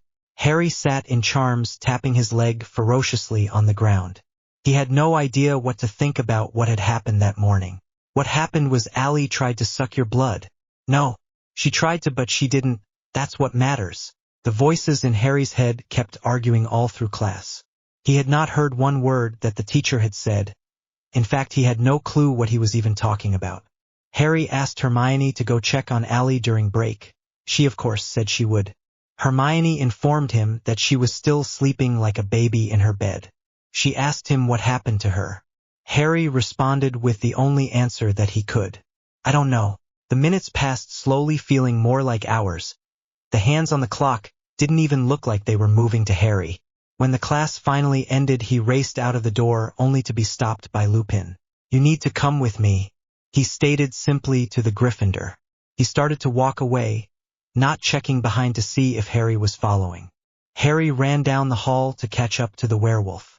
As they walked, Lupin kept his gaze forward. What's going on? Why are you here? Where's Allie? Is she dash? He was cut off by the werewolf. Everything is all right. Allie is fine, tired, but fine. And I am here because I had a meeting with Dumbledore. I was on my way to his office when I found the two of you. Lupin explained. Harry followed Lupin until they reached the gargoyle that guarded the entrance to the headmaster's office. The two went up the spiraling staircase and entered the room. Dumbledore was sitting at his desk talking with a very weak-looking Allie. Dumbledore's words stopped when he saw Harry and Lupin come in. Allie turned to look at Harry. She gave him a weak smile. The blonde didn't seem like her normal bubbly self. She was weirdly still and paler than usual, and if possible, smaller. She wore a look of regret and sadness on her face. The thing that was strangest of all to Harry was that her amazing sapphire blue eyes did not sparkle. They were a dull blue like the sea after a big storm. The glow was gone from Allie. Harry, take a seat, Dumbledore instructed. Harry sat in the chair next to Allie. The need to tap his foot while sitting was long gone. He looked once again to Allie. She returned his gaze, silently begging his forgiveness. They stared at each other until they were interrupted by Dumbledore clearing his throat to get their attention. Both Gryffindors snapped their eyes forward. Dumbledore's light blue eyes held their familiar twinkle. Like there was something about this situation that was enjoyable to him. Allie tapped her pointer finger frantically against the arm rest of her chair. Now Harry, Lupin and Allie have both told me about what happened this morning in the corridor. And we have come to a conclusion. He paused, looking from Lupin to Allie, then back to Harry. Allie brought up the idea of her leaving the school. Harry sat up straighter in his chair. She couldn't leave him. And the others, Harry didn't know what Hermione would do without her there. No, Professor, she can't. What happened was an accident. She didn't mean it. Dumbledore put his hand up to silence him. Harry's lips zipped closed. As I was going to say, this would be impossible. You two are stronger together. Since the Death Eaters have returned, you will be needing all the power you can muster. Harry gave a sigh of relief. Now the way we are going to solve this. Dumbledore looked to Allie, who gave him a small nod. like she was reading his next thoughts. Well, okay. She can read his next thoughts, Harry admitted to himself. Allie will be required to hunt in the Forbidden Forest once a month to ensure that she keeps her bloodlust in check. The headmaster finished. Allie didn't seem too keen on the plan from the way she had her arms firmly crossed against her chest. She traded in tapping her finger for tapping her foot. She was so nervous and uneasy. The last time she was like this was when he first found out that she was a vampire and also the girl who lived. Harry, Dumbledore shoved him back into the present. Allie has informed me that you two have already made an agreement about what to do when she loses control. Allie narrowed her eyes ever so slightly at the gray-haired man. She didn't like to admit she was able to lose control, and for someone else to so blatantly say it made her blood boil. Harry nodded to the professor, saying that they had made a pact about him leaving her when she thirsted for his blood. Dumbledore returned the nod. Well, Mr. Potter, I need you to make the same oath to me. We both know you enjoy bending the rules, but this is a matter of life and death. If you are not worried about your safety, always remember that if you do not follow orders, Allie will be the one to have to live with the consciences. Blast! How is he so good at knowing what will make me listen to him? Harry thought. Promise, sir. Harry assured the older man.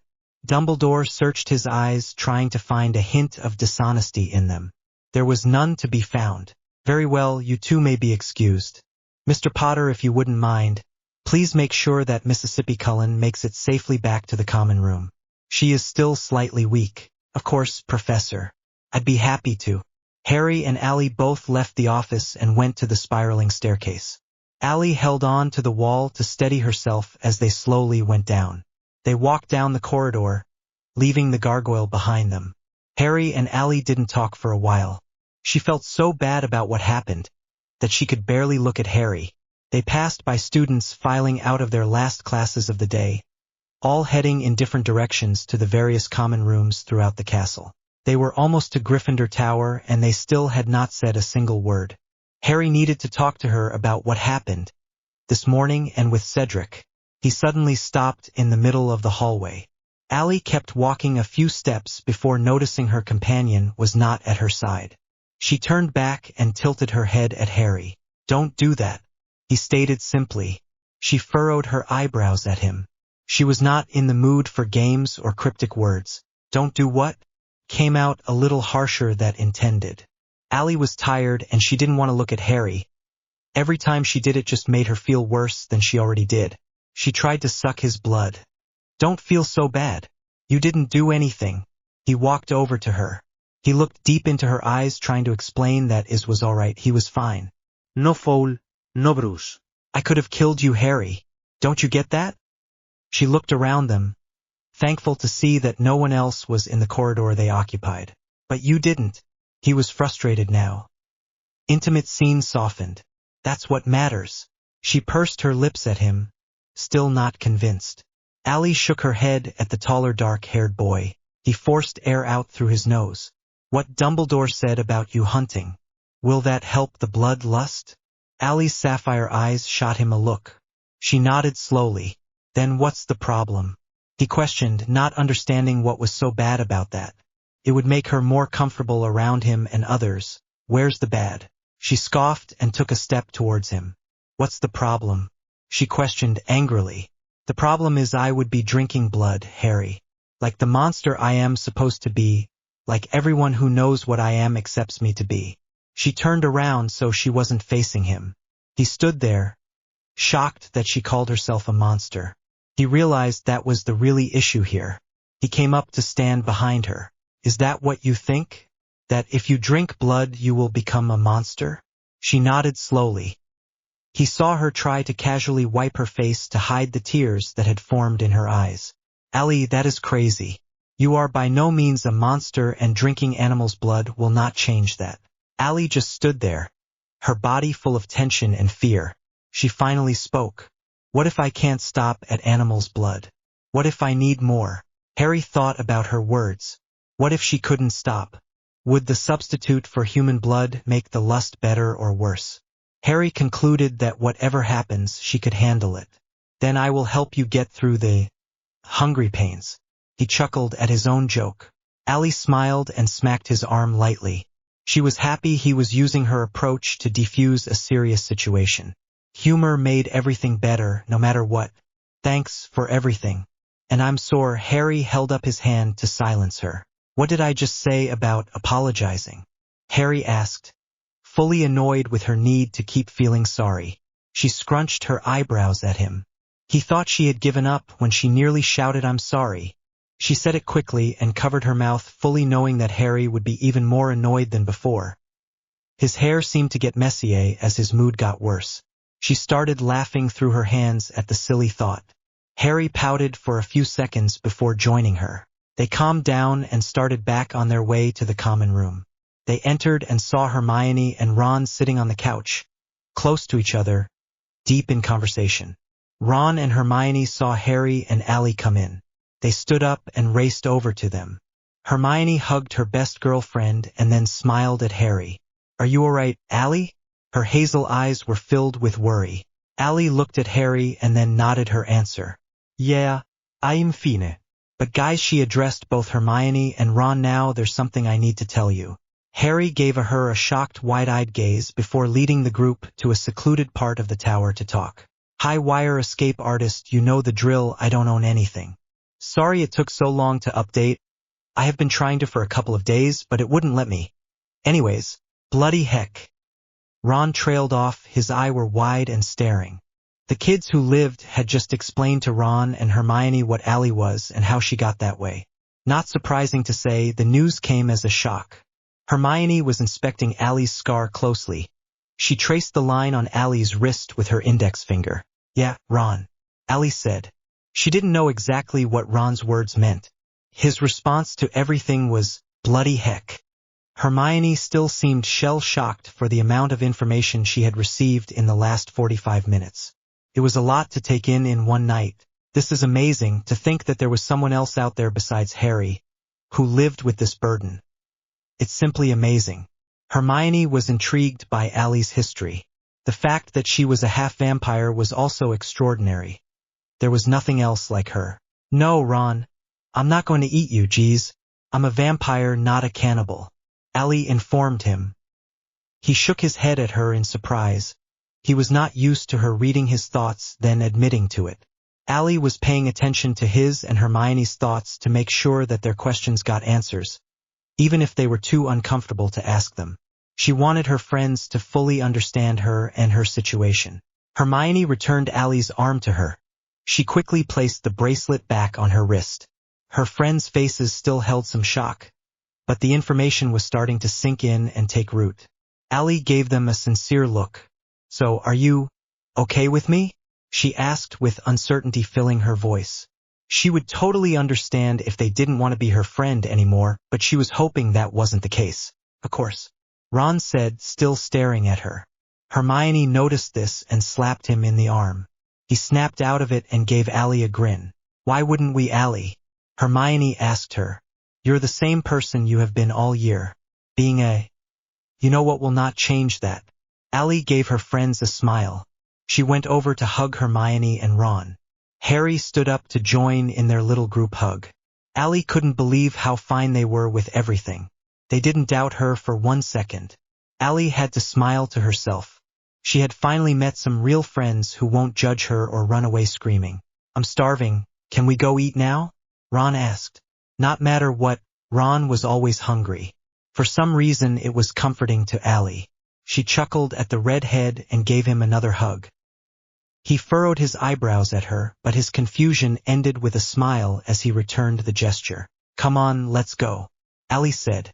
Harry opened the door for the girls. They walked out arm in arm, laughing for no particular reason, only because they were together. While they were with each other, they noticed that they had begun acting their age. They turned into giggling teenage girls, and they weren't sure they liked it. All they knew was they were best friends that brought out the kids in each other. "Allie," she heard someone call after her. She released Hermione's arm and turned around to see Cedric leaning against the wall outside the portrait hole. "Oh my gosh, I am dating Cedric Diggory." "Hey," she said as she walked up to him. "What are you doing here?" She shifted her gaze to her friends. Hermione was smiling. Ron was confused, again, and Harry was giving Cedric a death glare. "I wanted to walk my girlfriend to dinner." Is that okay? If you had other plans, Ali cut him off. No, it's perfectly fine. She turned to the golden trio. I'll catch up with you guys there. Sound good? Harry started to say something, but Hermione was faster and responded first. Sure, we'll save you a seat. Come on, Harry. She pulled him by the arm until he fell into step on his own. Ron walked behind them, still not sure of what was going on. So why weren't you in lunch today? He asked as they made their way to the Great Hall a few minutes later. I was too weak to stand because I tried to drink Harry's blood. I wasn't hungry, so I ended up going to the library. She lied to him. He nodded and continued to walk. They weren't holding hands, but they were touching ever so slightly. Ali wasn't the PDA type, and she assumed that Cedric figured it out. Maybe after they had been dating a while, she would let him hold her hand and comment on how cold they were. They weren't like ice, but more along the lines of when you are outside in the winter without gloves and get wind burns. They made it to the Great Hall. Cedric stopped right outside the door. They just stood there staring at each other for a few minutes. Cedric gave her a smile, then bent down to give her a short, sweet kiss. Ali was happy he didn't do that in the Great Hall. Their relationship was talked about enough at the first task. What are you doing Saturday night? Cedric asked her. She thought about it. I don't think that far ahead, but I'm pretty sure that I'm not doing anything. Why? What's up? She questioned the Hufflepuff. Well, are you up to sneaking out? He gave her a smirk. Not as good as Malfoy's, but definitely in the top 10 best she had ever seen. He wants her to sneak out. She laughed on the inside and a smile played across her features. You bet. When and where? She gave him a smirk back. She wasn't scared of sneaking out or getting a detention. To be honest, she welcomed it. She had only snuck out once this whole year, and that wasn't even for anything fun. She wrote a stupid, long essay for Snape. There is nothing that could ever make that remotely entertaining. Quidditch field at about 10. He explained the plan to the small blonde. I'll be there. She smiled at him. He nodded his head and they walked into the Great Hall together. All conversation in the room stopped when they arrived. Most eyes were on the couple as they made their way down the rows. Ali once again was starting to feel uncomfortable under the gazes of her classmates. Is it me, or were they talking about us just a minute ago? She asked Cedric. He smiled and nudged her shoulder with his own. He nodded his head in the direction of the Gryffindor table, silently telling her to go sit with her friends. She shook her head at no one in particular and went to sit down next to Hermione. Her, Ron, and Harry were all silent when she got to the table. Ali looked at each of her friends in turn, give them all a quizzical look. She wrinkled her forehead. What? Nothing. Hermione said quickly. They all turned their attention back to their dinner and started to discuss the next task in the tournament. Harry didn't have any ideas on how to solve his egg. It really wasn't a big surprise that he asked the three to help. Naturally, they all agreed to lend him their brains. If Harry was going to win this, he would need all the help he could get. The next day Harry and Ali sulked the whole way to their potions class in the dank, smelly dungeons. They had a double class that day and Ali was positive that it would probably be as fun as repeatedly gabbing a fork into her eye. This was the first class she would have with Snape since their oh-so-fun little incident in the hall. Needless to say, she wasn't looking forward to it. Neither was Harry. They walked in and went their separate ways. Ali sat down next to Draco and gave him a glistening smile. They had become friends over the last month. He was actually a pretty good guy. Ali thought that all that stuff Harry said about him was just years of rivalry talking. When he was around her, he was decent and nice. She wouldn't judge Draco based on what others think of him. Why, hello there, Mississippi Cullen. He sounded so dumb. He was doing it purposely, however. He knew Ali was fun-loving and appreciated people who were willing to sound stupid in the name of humor. Mr. Malfoy, how are you doing today, old chap? She put on her best English accent, which really was a terrible one. They both laughed at their little joke but quickly stopped. Snape entered the room with eyes once again enraged. He went out of his way to Ali's table and knocked her books off of her desk. Ali stood up, standing a good 9 to 10 inches shorter than the greasy man. Both Snape and Ali glared daggers at each other. Pick them up, he snapped. Their eyes were still narrowed at each other. Both looked rather scary to the students in the room. His instructions were clear, but Ali still didn't move. She crossed her arms over her chest and gave the teacher her most intimidating look. Unlike the fake British accent, her expression was extremely well done and helped her make her point. She wasn't going to budge. 50 points from Gryffindor. Snape spat at her. He walked to his desk and picked up some papers to hand back to the class. Ali didn't sit until his back was turned to her. She knew that he would be a total prick after what happened, but that was just pure evil. Her books still held the same position on the floor. Draco glared at his favorite professor. Ali looked at him, shock written on her face. He's being a total git, Malfoy said, as if he knew what her thoughts were. Ali laughed lightly and turned her attention back to the front of the classroom, where Snape was explaining something she already knew. It felt like the class lasted 10 hours when in reality it was only 2. Throughout the entire class, her books laid on the floor. She was openly defying Snape's order, and she really didn't care what he did to her. Every once in a while he would snarl at Ali, which only made her smile all the more. This was kind of fun. When it was time to leave, Draco picked up the books for her and made sure Snape noticed him do so. Ali gave her potions partner a huge smirk and a friendly pat on the shoulder. Ali glared at Snape one more time before exiting the room. The feeling of triumph surged through her body. She felt like in some weird way she had won a battle. Ali 1, Snape 0. The time on Ali's Hello Kitty digital clock read 9:45 on Saturday night. She had to start heading down to the Quidditch pitch to meet her boyfriend. The sound of the word was so weird. She'd never had a boyfriend before, and it would take some getting used to. She took a quick look in the mirror before leaving her dorm room and flying down the stairs. She entered the common room and moved in the direction of the Golden Trio's usual spot. They weren't there. She spotted them at a table a few yards away. She listened in to hear them discussing Harry's egg and his plans to decipher what the screeching meant. She was going to go over to them but thought better of it. None of them knew her plan to meet Cedric, and she might as well keep it that way. Hermione would eventually realize she was gone, and would go up to their room and find the note Ali left her on her bed. It instructed her not to worry and to not tell Harry or Ron. No one was looking in Ali's direction. She found her moment to escape.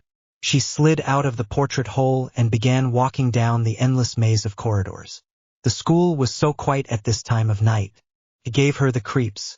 A girl alone in a deserted area at night just screamed something that would happen in a horror movie. Boo! A voice yelled behind her. She jumped back and gasped. She turned to see Peeves rolling around laughing in midair. Ali narrowed her eyes at the poltergeist. That so wasn't funny. She snarled at him. He just continued to laugh and laugh at her expense. Ali rolled her eyes and started walking again.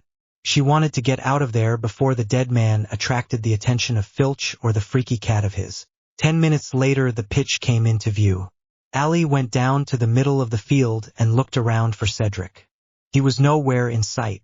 She let out a breath that caused her bangs to fly up.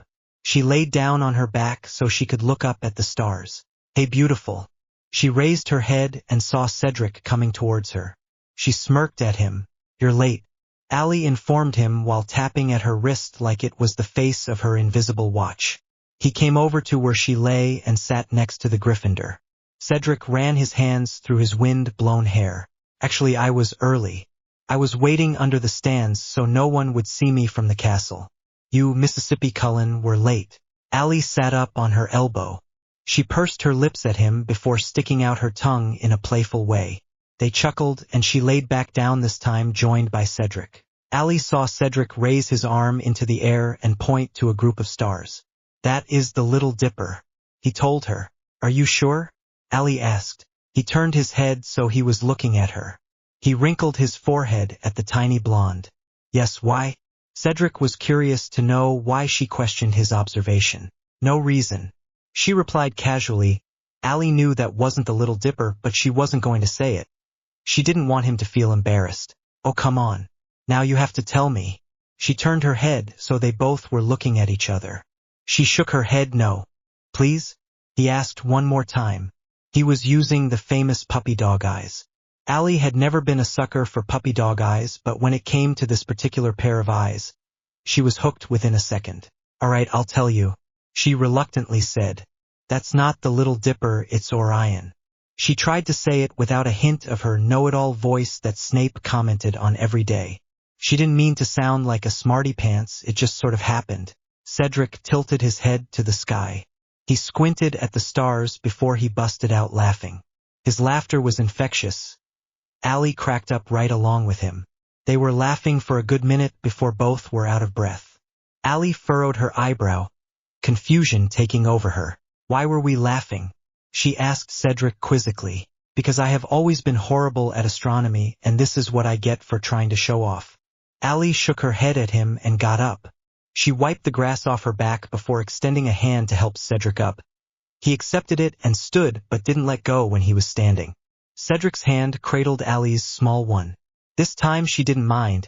She gave the Hufflepuff a shy smile. So are you ready to go? He asked her. Go where? Allie asked as Cedric began to walk over to the sidelines of the field with her in tow. You'll have to wait and see. He dropped her hand and told her not to move, he would be right back. Allie did as she was told. She once again looked up to the stars. She saw all her favorite constellations that Jake had showed her when she was little. Allie noticed her hand was tingling where Cedric had held it. The feeling was foreign, but she liked it. Allie heard footsteps approaching. She turned her ear in the direction of the noise. She relaxed when the sound registered in her brain. Allie recognized the familiar way that Cedric's feet hit the grass. It wasn't Snape coming to drag her off again. Thank Merlin. He came out of the dark holding a broom. The tips of the bristles grazed the ground, causing a scratching noise. Allie's heart sank. Figures, she thought to herself. Cedric reached her and mounted the broom. He held out a hand for her to join him. Allie was frozen where she stood. He dropped his hand and tilted his head at the Gryffindor. Are you all right? He asked her. Allie was chewing on her lower lip. She let out a small sigh. I'm afraid of flying. She stated quietly. Embarrassment and fear filled her features. Allie expected him to laugh at her rather irrational fear, but he didn't. Do you trust me? His voice was as caring as it could possibly get. Allie let the question roll around in her brain. She slowly shook her head yes. Then trust me when I say I won't let anything happen to you. You're safe with me. Okay? Allie had to smile at his words. That was probably the sweetest thing anyone had ever said to her. She felt herself start moving toward the broom. When she got there, she sat behind Cedric. Allie placed her hands securely around his waist. He patted her hand reassuringly before kicking off the ground. Allie squeezed her eyelids together so tightly that it hurt. She rested her forehead against his back. Her grip on Cedric's waist grew stronger as their altitude increased. Sorry, she said through her clenched jaw. Her eyes still remained closed. She felt his body move with laughter. It's fine. I really don't mind at all, he admitted. Allie remained tense throughout the whole flight. Intimate scenes softened. She was off the broom in a flash, literally. Cedric looked behind him to see that Allie had already dismounted. Allie glanced around at her surroundings. It seemed like they were on top of one of the Hogwarts buildings. She went to the edge and looked down. Yup, definitely on top of a very high building with lots of pointy towers below. Cedric came over to stand next to her. The wind started up and blew his hair back gracefully. She smiled and took a deep breath. Nothing. She was in complete control of her vampire side. They stood there looking out over the grounds. Allie started to wonder why he chose this place for their date. So why are we here? She said curiously as she backed away from the edge. Well, you've let me see your favorite place on the grounds, your tree by the lake. And I thought that I would show you mine. Cedric stated simply. He went over to a corner and retrieved a picnic basket from the darkness. He went to the center of the roof and pulled a blanket out of the basket. He shook it out and laid it on the ground before sitting down. Allie was surprised. He really thought this date out. How do you like my place where things get kind of quiet? He quoted her from the day he asked her to Hogsmeade. The small Gryffindor walked over to the blanket and sat down. He pulled a water out of the basket for her and a butterbeer for him. She gratefully took the bottle, twisted the cap off, and took a sip. It's nice. High off the ground, but nice, she said honestly. He laughed lightly at her comment. Well, I didn't know you were afraid of heights when I set this up. Is there any other fears that I should know about before I plan anything else? He was teasing her now. She pressed her lips together to suppress a smile. She shook her head no, as she took another drink from her water bottle. They sat there for what felt like an eternity talking about anything and everything. That is everything except Allie. She dodged every question he asked about her. Eventually he stopped trying to get an answer. So have you figured out your egg yet? She asked, thinking that the Triwizard tournament would be a safe subject. Yeah, I have. The task is in a couple weeks, so I decided not to wait till the last minute. He told her. She chuckled. Cedric cocked an eyebrow at her. Harry is the king of last minute. Allie explained. He probably won't try to figure it out until the day before.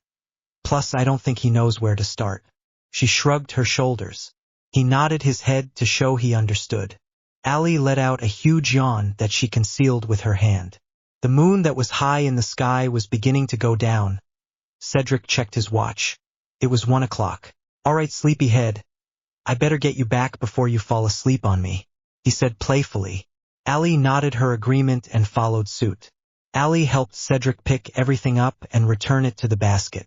Cedric went over to his dumb broomstick and got on. Allie stood there, tapping her foot.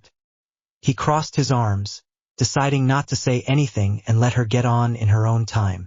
After 3 minutes she approached the broom slowly and mounted it. Good girl. The Hufflepuff encouraged her before taking off. They landed back on the Quidditch field 5 minutes later. Cedric took the broom back to the Hufflepuff Quidditch team changing area before they left. On the way to Gryffindor Tower they had ducked into a classroom to avoid getting caught by Filch. Thanks to Allie's hearing they made it back to her portrait hole without encountering anyone. I had a good time, thanks, Allie said with a smile. He tilted his head at her. She sighed. Okay, it would have been better without the flying, but the rest of it was really great. He laughed. That's more like it. They got sucked into each other's eyes. The intense blue of Allie's mixing with the gray of Cedric's. Like the sea before a storm. He lifted his hand to stroke her cheek. She gave him another smile and placed her hand over his. He leaned in to place a soft kiss on her lips. He pulled back but kept one hand on her cheek and the other at her waist. She gave Cedric a wider smile than before and kissed him again. This time the kiss deepened. She wrapping her hands around his neck and ran her fingers through his hair. He moved his hand from her cheek to having both hands around her waist, drawing her closer to him so they were chest to chest. He backed her up until she was against the wall. Allie was starting to feel uncomfortable. She pulled her lips away from his, turned her head away from him and took a deep breath. His eyes searched her face. Too fast? He questioned. He was not angry, unlike most of the guys that Allie had met would be, but he was concerned that he had gone too far. Allie nodded her head slightly. He put his hands on either side of his face. Okay, we'll stop. I'm sorry, Cedric said sincerely. She placed her hands gently on his chest and looked up at him. Don't be, it was both of us, she explained. I better get in. She pointed to the portrait hole. Yeah. See you tomorrow? He asked her. Definitely, she said. She went up on her tiptoes and kissed him on the cheek lightly. Allie turned away from him and entered her common room, where she saw an eager Hermione waiting to hear about her eventful night. Tell me what you think. Thanks for reading. Don't let me go. Don't let me drown. Okay, so hey, race the next chapter. I hope you like it, 'cause I do. You know the prefect's bathroom on the 3rd floor? Cedric asked Harry. It was 2 days before the second task and Harry still hadn't figured out the clue in his egg. Yeah. Harry responded less than pleasantly to the Hufflepuff. Cedric pursed his lips together and frowned slightly. Well, it's not a bad place to take a bath, he told Harry. The Gryffindor tilted his head at the other boy before shaking it in confusion. Cedric let out an annoyed chuckle before turning to leave. Harry and Cedric hadn't been on speaking terms since Allie and Cedric started dating. Harry tried not to pay attention, but it seems to be going well for them. Darn it. Don't think about it. When Allie was with Harry, he made believe that there was no Cedric, and at the moment it was working to keep gut-wrenching pain from gnawing at his stomach. Harry narrowed his eyes at Cedric's retreating back. Why are you helping me? Harry demanded to know. Cedric stopped, turned his head to look at Harry, and pressed his lips together in a thin line. He walked back to where the black-haired boy was standing. Cedric towered over Harry. Cedric sighed. Because Allie told me you were having trouble figuring it out. and since you helped me with the dragons, I thought I would do the same for you this task. His voice held no contempt. He was sick of this little game with Harry. Allie made her choice, and sooner or later Harry would have to accept that. Well, thanks, Harry said quietly. Cedric nodded before walking away. Harry stood on the bridge, staring out at the grounds of Hogwarts before deciding that it was about time to take a bath in the prefect's bathroom. Okay, Harry, tell me one more time what it said. Allie was urging him focus at the task at hand, which would in turn help with his task tomorrow. It was late on the night before the second task, and Harry still hadn't completely figured out what he had to do. He sighed before once again reciting the mermaid's song in the egg that was decoded under the water. The Black Lake, that's obvious, Hermione once again stated. Her and Allie were pacing around their table in the library, trying desperately to figure the clues out. Ron and Harry were both dozing off in their chairs. Allie was getting frustrated with the boys. She threw a piece of paper at Ron and shook Harry so he would wake up. Ron's head shot up.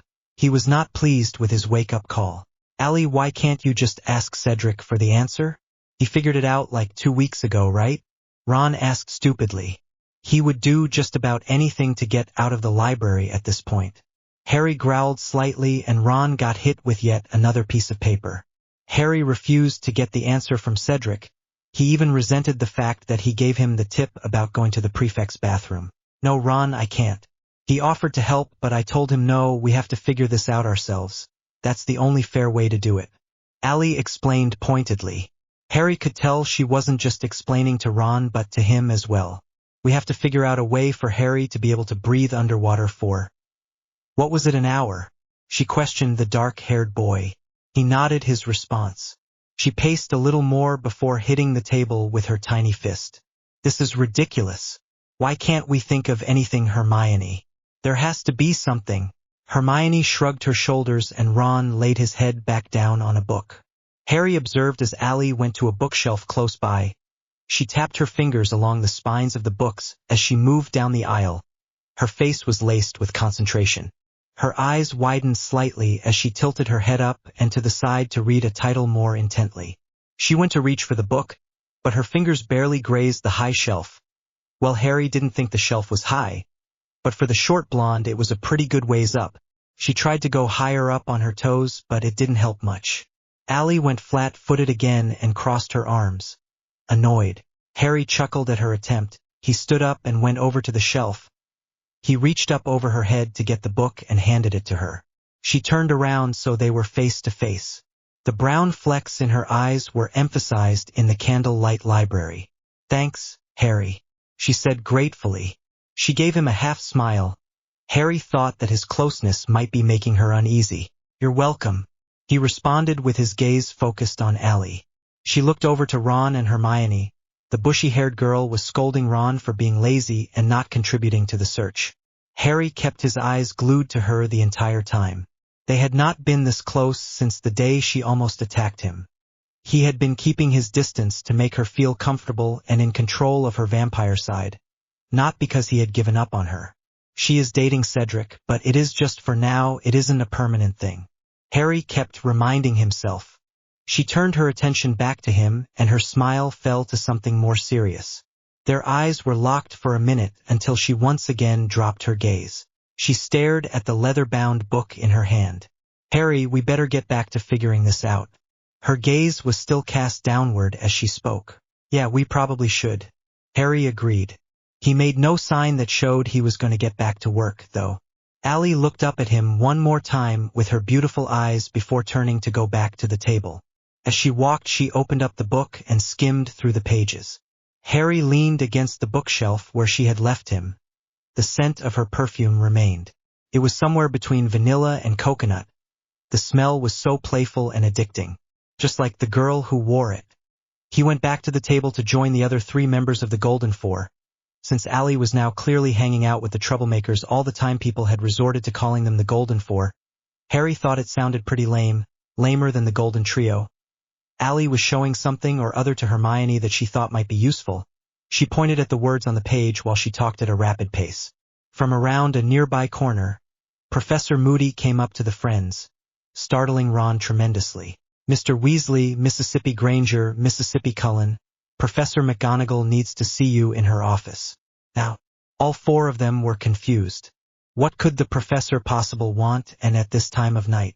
But sir, the task is tomorrow, and Hermione was cut off by the badly scarred man. Mr. Potter should have his egg figured out by now and should be heading off to bed to get a good night's sleep before the task tomorrow.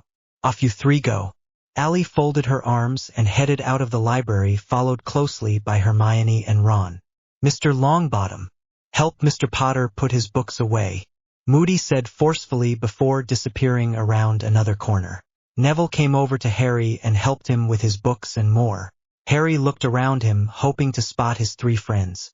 The task was going to start any minute, and he hadn't seen them since last night in the library. He took one more frantic look around before Dumbledore called the champions to take their position. Put that in your mouth. Moody came out of nowhere and pointed to the gillyweed Harry had clenched in his fist. Harry stuffed the slimy plant into his mouth and almost had to spit it out. It was salty, fishy, and gross. Moody smacked him on the back to make it go down. He reluctantly swallowed. Off in the distance he heard a cannon go off. Still disgusted by the gillyweed, he didn't jump in the water. He felt like the sick plant was trying to choke him. Moody nudged him off of the platform. He fell into the lake, sinking deeper and deeper into the freezing depths. Harry was almost to the bottom of the lake when he felt something in his body start to change. He ground his teeth together and felt something tearing through the skin on his neck. Harry was running out of breath. He was using his air supply too fast while he struggled with the pain. He was about to pass out when suddenly he realized he could breathe underwater. Harry once again touched his neck and found gills there. Neville was right, the gillyweed worked. He smiled to himself. Now it was time to go find his treasure, whatever that was. Harry had no idea where to start looking. He spotted a forest of seaweed and swam toward it. Looking around before entering, he took a deep breath and started to fight through the weeds. Harry was cautious of his surroundings. Every few feet he would glance behind him to see if any creatures of the Black Lake were following. So far, so good. 15 minutes had gone by and Harry still hadn't made it out of the seaweeds. Maybe this wasn't the smartest plan, he mentally confessed. A noise came from behind him. It sounded like a weird skrt. Harry looked around but didn't see anything. He turned back to the direction he was heading and began to swan. His guard remained up as he moved. Out of the corner of his eye, he saw something swim incredibly fast past him. He jerked his head around just in time to see a glimpse of a mermaid's scaly tail. He swam as fast as his webbed feet would go to catch up with the creature. Harry chased her for about 50 yards before breaking out of the tangle of seaweeds. What Harry saw was a small town underwater, filled with merpeople. The buildings were made of some kind of marble-like stone. There were rocks lined up on the lake bottom to act as roads. Even though he wasn't sure why merpeople needed roads when they couldn't drive anything underwater. It was beautiful but also unwelcoming at the same time. He swam through the town-like settlement, taking in his surroundings as he went. Harry came to a quaint town square. His eyes widened when he saw Allie, Hermione, and Ron all floating at the center of the clearing. They seemed to be dead. No, they cannot be dead. Dumbledore would not allow that to happen. Harry rushed over to them. He checked each of their pulses.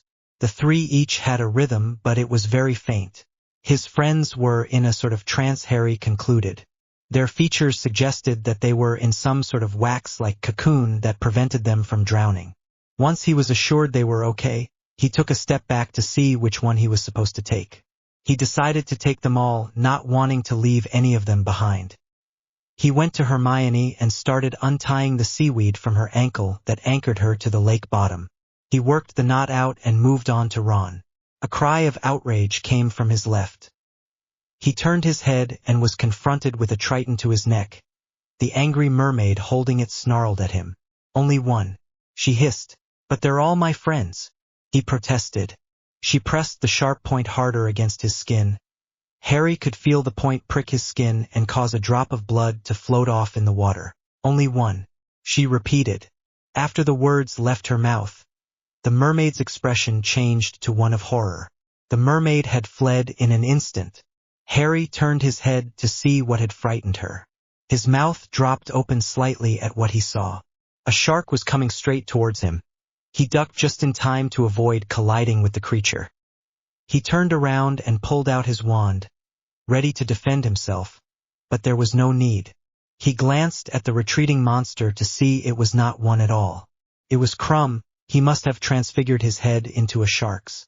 Crumb glided over to Hermione and took her by the arm. Once he had a secure grip on her, he began to paddle to the surface. Hermione was Crumb's treasure. That explains everything Allie has been saying to tease Hermione. Harry felt pleased with himself. He figured out a secret about the girls in his life. He went over to Ron and started to untie him. To Harry's displeasure, Cedric swam up next to him and shot a spell at the seaweed restraining Allie. He went over to her and wrapped his arm firmly around her waist. Harry clenched his jaw at the sight of him. Of course Allie was his treasure. They were dating. He wasn't meant to save her or Hermione. Just Ron, which was okay, he thought. Cedric waved his hand at Harry to get his attention. Harry saw him tap the watch on his wrist with his wand, trying to warn him that time was almost up. Harry nodded once to tell him he got it. Cedric gave him a small smile before paddling upward with Allie in tow. Harry backed away from Ron, tired of trying to work out the knot, and blasted the seaweed. He returned to Ron's side and linked his arm with that of his friend. There was still a young blonde girl left. Fleur's sister. The Gryffindor scanned the perimeter of the square, but saw nothing that indicated Fleur was coming to retrieve her. He didn't want to leave the poor girl underwater by herself, but he also wanted to win the task. He shook his head at himself. Harry just figured he probably wouldn't win anyway. He was taking way too long to get back. So he made his decision and went to help the French girl. Allie's head broke the surface of the water and she immediately came back to life. She gasped for air like she had never breathed before in her life. Her throat was raw and the water was freezing cold, even for her. What the heck? She felt a hand around her waist and heard cheers coming from only Merlin knew where. She wiped the water out of her eyes and the images began to come into focus. She saw 3 sets of floating stands filled with screaming kids and she was in the Black Lake? What? You okay? A voice asked. She glanced to her side and saw Cedric. He was clutching on to her to make sure she stayed afloat. She was still kind of confused, not knowing what was going on and how the heck she ended up in the Black Lake. Allie was still pretty out of it. She put her arm around Cedric's shoulder in an attempt to make her head less fuzzy. She felt Cedric push the hair out of her face for her. She smiled at him and gave him a nod to show she was fine. He swam back to the floating stands, keeping a firm grip on her. They reached the stands and Cedric lifted Allie up slightly so a boy from Durmstrang could pull her onto the platform. Holy mess! It was freezing. Cedric jumped onto the platform and sat next to the small blonde, catching his breath. He wrapped his arm around her and rubbed his hand up and down her back to warm her up. Seconds later each was given a robe and blanket. Allie! Hermione's voice called. Allie and Cedric stood up in unison and Allie was engulfed in a hug from her best friend. She gladly returned it, partially because she was happy to see her friend and partially for the extra warmth. She looked over Hermione's shoulder expecting to see Ron and Harry but nada. She pulled away from the bushy-haired girl. Where's Ron and Harry? Her head was completely clear now due to the worry that just invaded her body. Hermione gave her a small smile and rubbed her arm. They aren't back yet, she informed her with a slight uneasiness. Allie couldn't help but feel her heart sink lower in her chest. She mentally slapped herself for her thoughts. Just because they weren't back yet didn't mean something bad happened. She had to stop being so negative. She turned to Cedric. How much time is left? He looked at the clock behind him. About 5 minutes. Allie nodded her head slowly.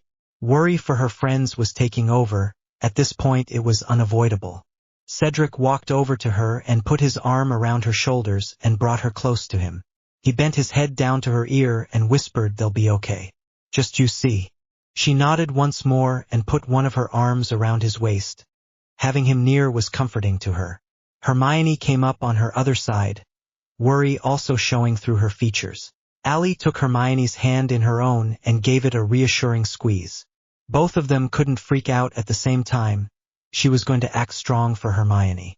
Allie stood in Cedric's arms as the clock continued to count down the minutes. Fleur paced the platform. Supposedly she had failed the challenge and her little sister was still under the water. Allie felt for her and gave the stunningly beautiful girl a small smile. There was 30 seconds left. Still nothing. Hermione was shifting her weight from foot to foot while Allie bit at her lower lip. 15 seconds left. 10, 5. Suddenly 2 heads emerged from the water. Allie and Hermione ran to the edge to see if their friends were all right. Ron swam to the floating stands, helping a young girl as he went.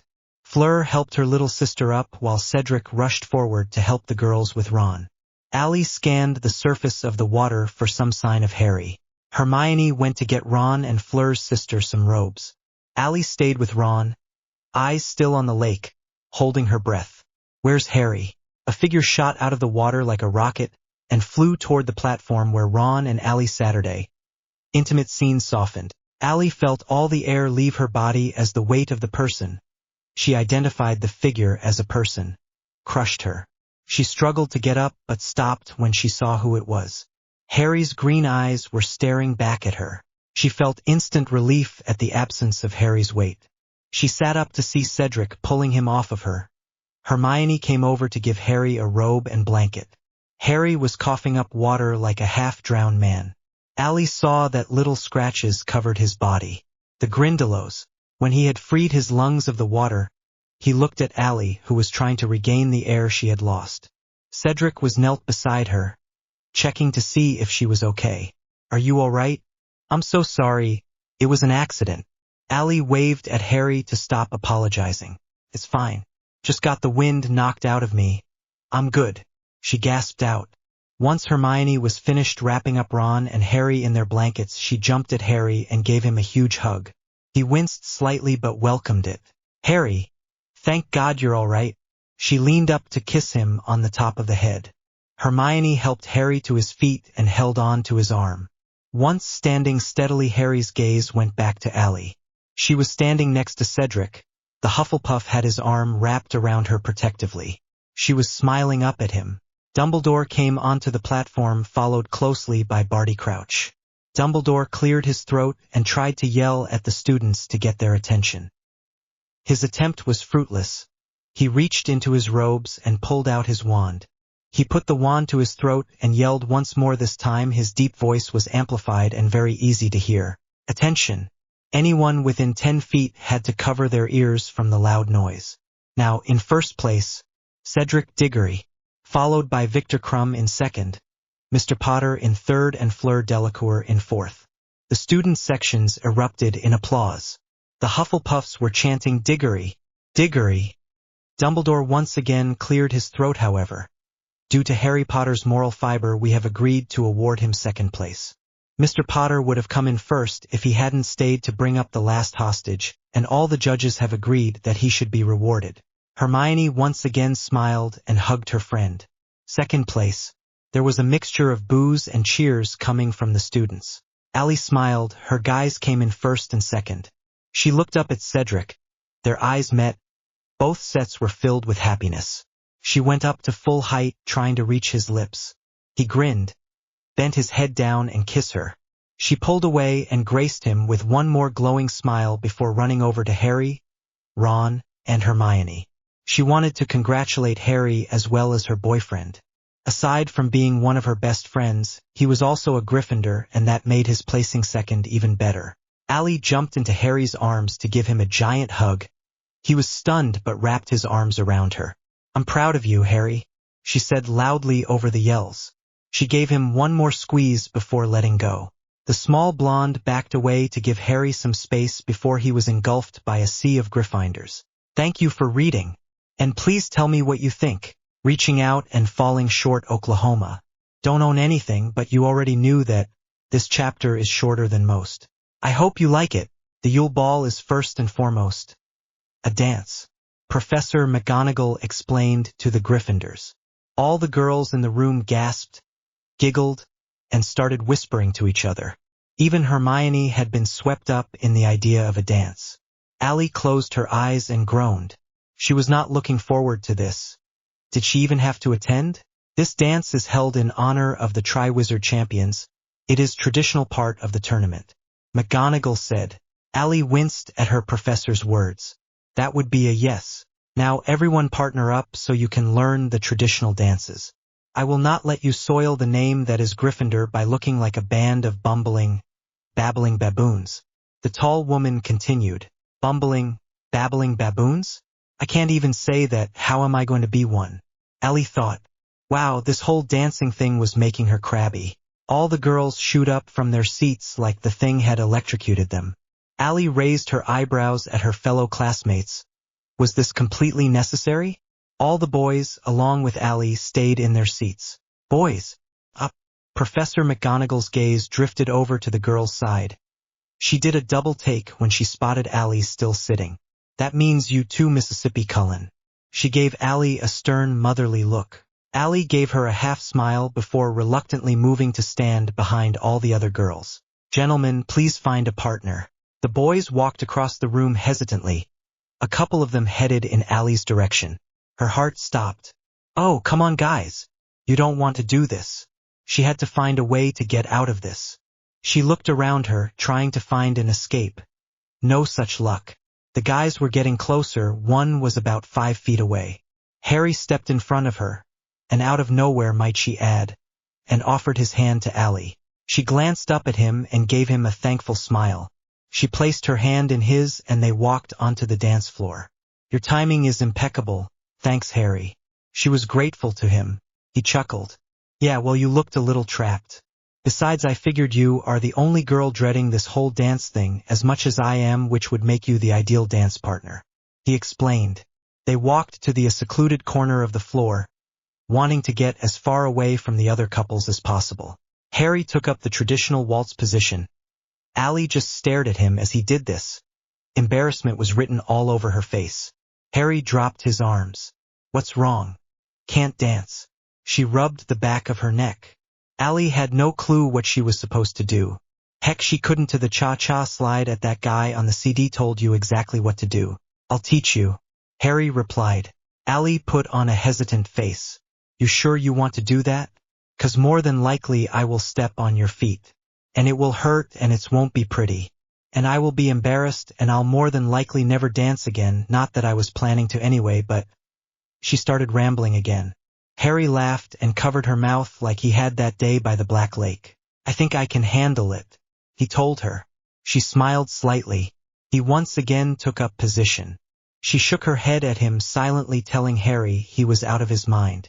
She pressed her lips together one more time before slipping one hand onto his shoulder and the other in his extended hand. They stood there for 30 seconds. Ally looked around at the other couples. They were standing like statues, wrinkled her forehead, and gave Harry a confused look. Now what? She asked Harry. He shook his head at her and chuckled. Now we wait for the music to start. He informed her. Ally nodded her head. Right, I knew that. Can't have dancing without music. A tapping sound caught Ally's attention. She saw Professor McGonagall step up to the ancient record play and began to play the music. The song playing on the vinyl sounded scratched and extremely old. Follow my lead. Harry instructed her. She nodded fiercely. A second later she was being swept across the floor. She had to look down at her sneakers to make sure she wouldn't step on his feet. Harry and Ally moved across the dance floor, passing other couples as they went. Professor McGonagall was going from couple to help them with their steps and proper dance form. She came to Ally and Harry and observed them. She stepped in close. The two stopped dancing at her close proximity. Ally dropped her hands to her sides and looked up the tall woman. Marvelous job, Mr. Potter. But Mississippi Cullen, do not look at your feet. Keeping your head up keeps the correct posture. She explained to the already uneasy girl before leaving. Ally let out a deep sigh, feeling defeated. Come on, stop being such a baby, Harry said. Ally's jaw dropped. She snapped and closed and narrowed her eyes at the boy who lived. You did not just go there, she replied. She was so not a baby. What are you going to do about it, Cullen? Harry challenged. Ally scuffed at him and shook her head. She walked up to him, straightened her back and took up position. He started to lead her around the dance floor once more. Ally's eyes remained up, focused on Harry's bright green ones. It only took about 3 seconds for Allie to trip. She stepped on Harry's foot and stumbled over it. She fell onto her hands and knees on the marble. She recovered inhumanly fast, but apparently not fast enough to avoid drawing attention to herself. The other couples around them started to laugh. Allie's cheeks became redder than they usually were. I'm sorry, Harry. I told you this was dangerous. Are you okay? She asked, concerned. Allie, relax. I'm fine. I barely felt a thing. You only weigh like what? 90 pounds tops? You're fine. Now come over here and try again. He instructed. She pursed her lips and stomped her foot before going back to him. She placed her hands back on his shoulder and in his outstretched hand. He didn't start moving right away. Your problem is that you aren't letting me lead you, which I expected from you, and your stubbornness, you're fighting me. Don't. For once, just follow someone else's lead. He said in a kind, but stern voice. You're mocking me? She questioned him. He smiled devilishly. Just a bit. Harry laughed. You ready? She took one more deep breath. I think so, she said, relatively confident. They floated across the dance floor, Allie following Harry's lead. Until this moment she hadn't even realized she was battling him for control. She kept her eyes locked with his, concentrating on their progress through the room. The more the duo danced, the easier it was for her to relax. 10 minutes later, she actually didn't think she was doing half bad. How did you learn to dance? Allie questioned her partner. Harry was an extremely good dancer, plus he knew what Allie was doing wrong and how to correct it, which meant he had to have some prior knowledge about dancing. My aunt made he take dance lessons when I was little. I was never allowed to go anywhere where I would be dancing, but she did it in the off chance I had to. She would die if I humiliated her by tripping all over the dance floor. He explained. He twirled Allie. Her feet got a little twisted, but she managed to untangle them, only stumbling ever so slightly. How come you are so bad at dancing? Harry chuckled. Allie slapped him lightly on the shoulder. From what I hear, my mom was a terrible dancer. I guess I got it from her. She smiled. Allie was glad she had something from her mother. Jake always said she was mostly like her dad, but her clumsiness was all Bella's. Harry nodded his head. Well, I think you're getting the hang of it, he encouraged. She laughed. I'm terrible. Harry joined her. Yeah, well, at least you haven't stepped on my foot in a few minutes. That's pure talent right there, he teased. She shook her head and rolled her eyes at him. The song was coming to a close. With one more final spin, the couples came to a halt. Professor McGonagall went up to the front podium and cleared her throat. Well done, students. Well done. All of you have done a marvelous job. I do not doubt that you will represent Gryffindor House with grace and sophistication at the ball. She concluded with a few more details about the dance before telling the students they were free to leave. Harry and Ron ran off with Dean and Seamus to do some guy thing or other, while Allie and Hermione set off to the library. So I assume you will be going to the dance with Cedric? Hermione asked while she stopped to study a moving painting of 18th century couples dancing. Allie came up next to her, also taking in the picture. Yes, I assume so too. Are you going with Crumb? Allie asked back. Hermione blushed and started walking again. Allie, I don't like him and I doubt he likes me. Allie had to speed walk to keep up with the bushy-haired girl's pace. Yes, you do. And don't even think about trying to lie to me, Hermione Jean Granger, I can read your mind. Remember? Hermione started to laugh, remembering her best friend's ability. She turned to Allie and smiled. I don't know if he'll ask me, she finally admitted. Allie placed her hands on Hermione's shoulders. Don't worry, buddy. He'd be an idiot not to. And we don't associate with idiots, so he wouldn't be worth it if he didn't. She joked. Hermione smiled one more time and the two continued on their way. That's it. I'm not going, Allie yelled. She had been looking through a ball gown catalog for an hour, and she still hadn't found anything. Cedric sighed and ran his hands through his hair. You'll find something, don't worry, Allie. He encouraged her search efforts. The ball is in 2 days and I don't have a dress. Or shoes, I don't wear high heels, I don't even own a pair of heels. I might as well go in jeans and a t-shirt. Feeling defeated, she threw the magazine at her feet.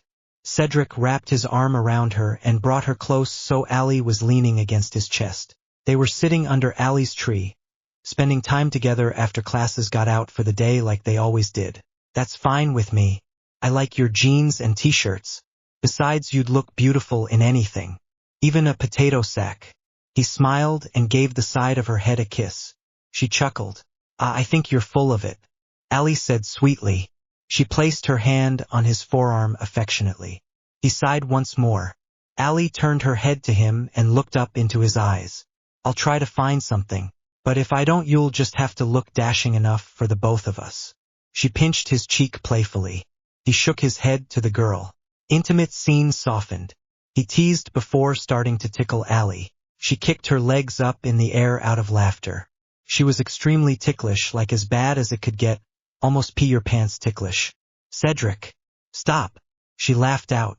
Wide smiles played across both of their faces. He eventually stopped his attack on the Gryffindor. She settled back into her position next to him. They stared out over the lake as the sun set over the water. Allie couldn't help but feel happy. She always did when she was with Cedric. But lately she also couldn't avoid the feeling deep down in her gut that said their relationship was wrong somehow. The emotion had no name, it was more like intuition. Something in the pit of her stomach was telling Allie that she was making a mistake. She knew the reason why she was feeling this way, but she had been ignoring it for as long as it had been there, taunting her. She closed her eyes tightly, trying to will the thoughts away. I like Cedric, I really do. She argued with her intuition. I'm happy with him. Everything is better this way. Just stop. She opened her eyes and saw the last rays of the sun drop below the water. The gaping, crippling hole in her stomach still remained. She decided to plead one last time. Allie whispered into the night air. Please, getting pretty intense. Tell me what you think, please. I always love to hear from my readers. Thanks. The beauty and the tragedy. Harry Potter and Twilight belong to their respective authors. Okay, so things get pretty intense in this chapter. I hope you enjoy it. Allie put the finishing touches on her hair and took one last look in the mirror. She found a dress yesterday and had to have it oiled overnight. Allie thought it was strange how owls worked a lot like the mail service in the Muggle world. Fascinating. Her gown arrived this morning and thank Merlin it fit her perfectly. Hermione walked into their dorm room, her bag full of bath stuff in hand. Oh wow. Allie, you look gorgeous. Allie turned to her friend and gave her a smile. Hermione looked beautiful too. She wore a pink flowing dress with a satin ribbon around her tiny waist. Hermione's usually bushy hair was curled. Allie also noticed its usual frizziness was gone. Thanks. You look amazing, Hermione. Krum will love it. As usual, Hermione blushed at the mention of Krum's name. The Durmstrang champion asked her to the ball the day after they found out about it. Allie knew he was going to. After all, she could read his mind. The past few days Allie had become excited about the dance. The whole mess with not having a dress was enough to give her a heart attack. But she was still looking forward to the event. Cedric had assured her it would be fun. She made him pinky promise and he did it, so it better be true. Are you ready? She heard her best friend ask. Krum's waiting downstairs, but I could just tell him to meet me in the Great Hall. Oh no, you don't have to do that. I just have a few little things to do, you go ahead, I'll meet up with you there. Allie said. Hermione looked skeptical about leaving her. Allie sighed and put her middle, the small blonde was running late, so she just told Cedric to meet her there. She arrived on the staircase that led to the foyer of the Great Hall. She stood there taking in the scene below her.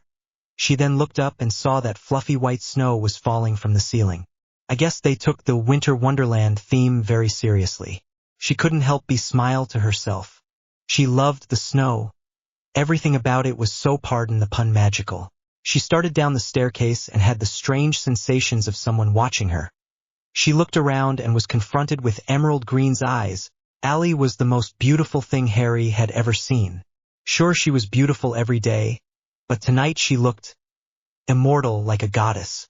Harry knew that vampires were supposed to be unnaturally gorgeous, but he was sure that they were nothing compared to her. She was wearing a black dress. The strapless bodice had swirls of intricately placed tiny sparkling silver beads. Around the waist the dress flowed out in a sort of princess-like way. The length of the dress went down to her feet and swept lightly against the floor. Her hair was down and curled with little diamond swirls placed throughout. Allie wore no jewelry except her trademark bracelet that covered her scar. She gave him a small, slightly embarrassed smile. Harry couldn't help but stare with wide eyes. It was at that moment that he realized something. He had known about it for a while now, but he couldn't admit to it before now. But with her smile and amazing sapphire eyes directed at him, he couldn't hide it any longer. Allie held on to the rail of the staircase. She finally made it down, and without falling. She was proud of herself. Eyes still connected with Harry, she heard Cedric's familiar footsteps coming toward her. She ripped her eyes from Harry's and saw her boyfriend standing in front of her. He looked beyond handsome with his hair combed back and dress robes on. He gave her a wide smile. "You look absolutely beautiful." She chuckled nervously. "Thanks, so do you." She wrinkled her forehead at her stupid reply. Cedric just chuckled at her. To be honest, being dressed up like this made her uneasy. She didn't like that people were looking at her, judging her by what she was wearing and how her hair looked. He offered her his arm. "Shall we?" Allie linked her arm with his and nodded. Cedric started walking toward the double doors of the Great Hall where the champions were supposed to assemble for the grand entrance. Professor McGonagall was trying to round up all the champions and their dates to line up in a procession. Fleur was to go first, followed by Cedric, Krum, and Harry. Allie looked over to Cedric and saw that his bow tie was a little crooked. She dropped his arm and played with it until the tie was straight. She nodded her head at her handiwork. She resumed her place next to him. "Thanks," he told her. "No problem." She continued looking forward. Cedric, do-me a favor. He looked at the small girl next to him. "Help me in welcoming the Tri-Wizard champions." She heard Dumbledore's voice booming from the Great Hall. Allie's heart beat a little faster. "Sure, what is it?" Cedric asked her. "Don't let me trip." Cedric laughed. "Promise." He took her hand and gave it a squeeze. McGonagall motioned that was their cue and opened the doors to the Great Hall. Fleur gracefully began to walk in. Cedric and Allie followed suit along with the other two champions. The Great Hall really was a winter wonderland. There were icicles everywhere. Snow was also falling from the ceiling like it was in the foyer. The floor was enchanted to look like the ice on a lake during the winter. Everything was amazing. Cedric led Allie to a spot on the dance floor and took up the dance position. What are we doing?" she whispered. Cedric looked at her with a surprised expression, like she should have known exactly what was going on. "The champions are the first to dance. It's tradition." The dreaded tapping sound appeared like the day Harry had taught her to dance, and the orchestra took up their instruments. Allie felt herself go pale. Sure, she had danced okay before, but that was in sneakers, not 4-inch heels. She placed her hands on their designated spots. Cedric leaned in close to her ear. "I promised I wouldn't let you trip. That promise is still good now." He pulled back and winked at her. The music started to play and the couples began moved gracefully across the floor. Allie's feet remembered the steps. She looked down every once in a while to make sure she was doing everything right. The blonde didn't know if it was because of the excitement of the night or if she was actually getting good, but she didn't fall or step on Cedric's foot once. After a few minutes, other couples joined in the dancing. All the couples moved together, their steps in perfect unison with each other. Allie thought they probably looked like the extras in some music video or another. The song ended and everyone clapped. Allie smiled widely. Nothing could ruin this night. Everything about it was perfect. Harry sat pouting at a table with Ron. The two were both slumped in their chairs with their arms crossed tightly across their chests. It had been an hour since both boys' dates ran off with other guys. Harry watched as Allie and Cedric danced to the Weird Sisters. He smirked at the small girl. She really was a terrible dancer. But Cedric didn't mind at all. He made himself look like an idiot so she wouldn't feel bad. She was laughing at him as he did the sprinkler. Harry thought he might be sick at the sight of them together. Harry snarled and Ron grunted. Harry looked over to Ron. "What's your problem?" he asked less than nicely. Ron narrowed his eyes. "I don't have a problem. But Krum will if he gets any closer to Hermione." Harry rolled his eyes at the redhead. Speaking of Hermione, Harry saw her and Krum come out of the group of students. Krum kissed her hand before walking off. Hermione seemed to be on top of the world. She spotted the boys and came over. Hot, isn't it? Victor just went to get drinks. Care to join us? She said in a sweet, half-dazed voice. Ron scoffed at her. No, we would not want to join you and dumb Crumb. Real mature, Ron, Harry mumbled. Hermione's mouth dropped open in fury. She stomped away from them and toward the door. Allie saw the little scene from her position on the dance floor. She stopped dancing and just listened to what was going on. Why was Ron being such a jerk to Hermione? I'll be right back, Allie said, eyes still on the boys at the table. Cedric looked over at them too. Do you want me to come with you? He asked. Allie shook her head. Intimate scene softened. Now, I'll just be a minute. She gave him a quick kiss on the cheek before hustling over to her two friends. What did you do? She questioned gingerly. What did I do?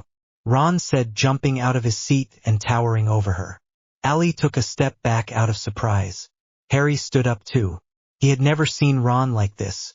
What did you do? You were the one that encouraged them. You don't even care that she's fraternizing with the enemy. He was yelling at her now. Some kids were starting to stare. Allie looked at the dance floor full of students in their fancy clothes. Cedric was looking at them, his eyes narrowed at Ron. He took a step toward the trio, but Allie put her hand up to stop him.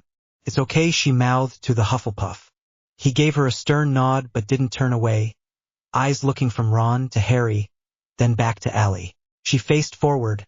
Ron was standing inches from her. Ron, she was cut off. Forget it, he growled before stomping off. Allie just stood there, stunned. Ron was never like this. He was always so laid back and relaxed.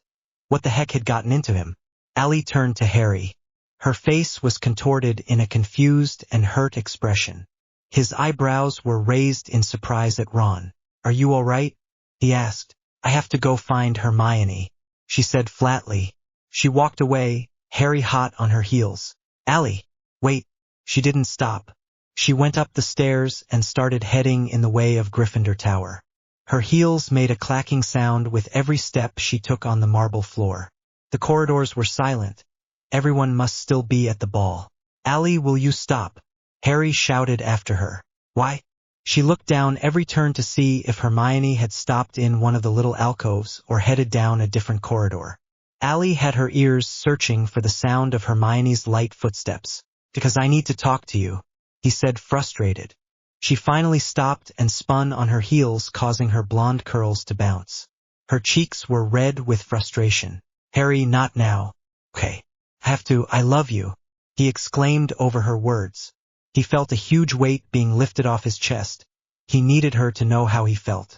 Allie just stared at him, her mouth hanging open slightly. She stuttered to get words out, but nothing came. The small girl shook her head confusedly before turning around and searching for Hermione down a corridor to their left. Harry caught up with her and grabbed her arm. Say something, he pleaded. She looked up into his eyes and smacked him across the face. Harry let go of her arm and placed his hand on his stinging cheek. That girl could get mean when she wanted to. Harry saw that she had tears in her deep, soulful blue eyes. She turned once more. I'm with Cedric, Harry. How could you tell me something like this? She broke off. Her voice softened with every word. Harry came up behind her. I think you're scared, he stated, simplify. Intimate scene softened. Scared? Of what? She asked. Her voice was shaking along with her clenched fists. Harry saw that her eyes held a tint of red in them. Out of angry or fright, he wasn't sure. I think you're scared because you want to be with me, too, he replied. She scoffed and crossed her arms. She once again turned around and took a step. Harry stepped in front of her so fast that it made her jump. He was blocking her path. Don't run away because you think it will make me leave you alone, he said softly. Allie, I knew we were supposed to be together since the first moment I saw you. But you're scared that you'll hurt me because you're a vampire. But you won't. I know you. And you know what else? I think you're scared that, in the end, I'll leave you like everyone else you have ever loved. But you can count on me, you can. He took a deep breath after his long speech. She stared off over his shoulder, tears flowing down her face. You're 14, Harry. How can you possibly know that you love me? She asked quietly. She finally looked him in the eye. I just do. We're connected, Allie. I know that, heck, even Dumbledore knows that. Since the first day you got that lightning bolt scar, we were connected, we were meant to be together. Harry explained. He reached out and wiped her tear-stained face with his thumbs. Allie let out a sob. Harry pulled her to his chest and wrapped his arms around her tightly. After a minute, she entwined her small arms around his waist. She looked up into his eyes and gave him a small smile. The red tint had gone from her eyes. Harry, she cut off. Allie turned her head and tilted it to the side, listening intently to something in the quiet corridor. She pulled away from him and gasped lightly. Allie, what is it? Harry asked, concerned. Her eyes went wide with horror. Ginny, she said quietly. She nodded her head in the direction behind Harry. He spun around and caught a glimpse of red hair whipping around the corner before disappearing entirely. Okay, I don't know how I feel about this chapter. Tell me what you think, please. Thanks for reading. Scattered pieces of who I am, Harry groaned.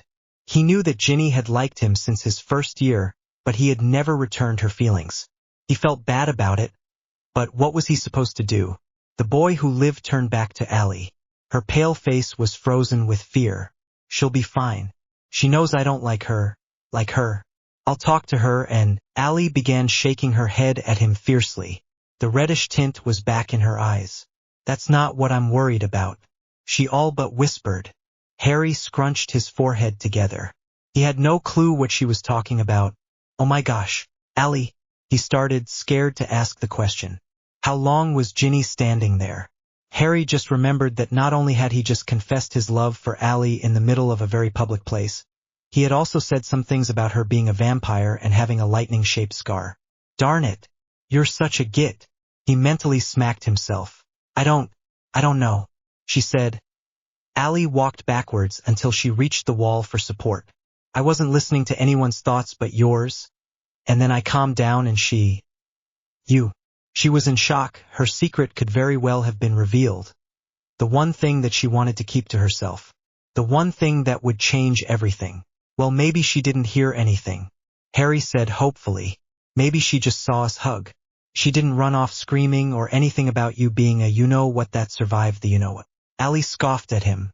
Thanks, Harry, that makes me feel loads better. I love to hear that people run and scream when they find out who am I. She leaned down to take off her heels. Allie immediately shrunk several inches. I don't know what she heard. Her mind or... My mind is so messed up right now I can't get a clear idea of what she's thinking. Intimate scene softened. Hey.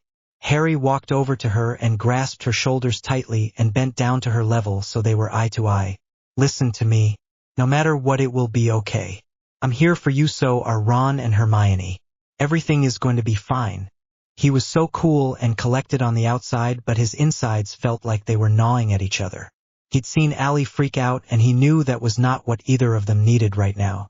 Allie clenched her jaw and nodded once. She couldn't meet Harry's eyes. He placed his hand under her chin, forcing her to look up. Their eyes locked, and once again he felt like nothing else in the world mattered but them being together. Harry felt himself slowing, leaning down towards her. He was an inch from her lips when she turned her head to the side, so he kissed her cheek. Harry, I have to go find Cedric. He's probably wondering where She trailed off. Tears appeared once again in her bright blue eyes. She grabbed her shoes and ran down the hall at lightning speed. Without the high heels to slow her down, she could run at inhumanly fast speeds like the half-vampire she was. In 2 seconds she was gone, leaving Harry alone in the dark corridor, stunned and broken-hearted. I can do this. I can do this. I can't do this. Allie's mind chanted as she ran down the hall away from Harry and her feelings. Allie knew she loved him. She wasn't a complete idiot, but that didn't mean they could be together. Sometimes love isn't enough. Harry wasn't safe around her. He wouldn't admit that, but she could. Allie collapsed on the floor. She couldn't see any more through her tear-blurred eyes.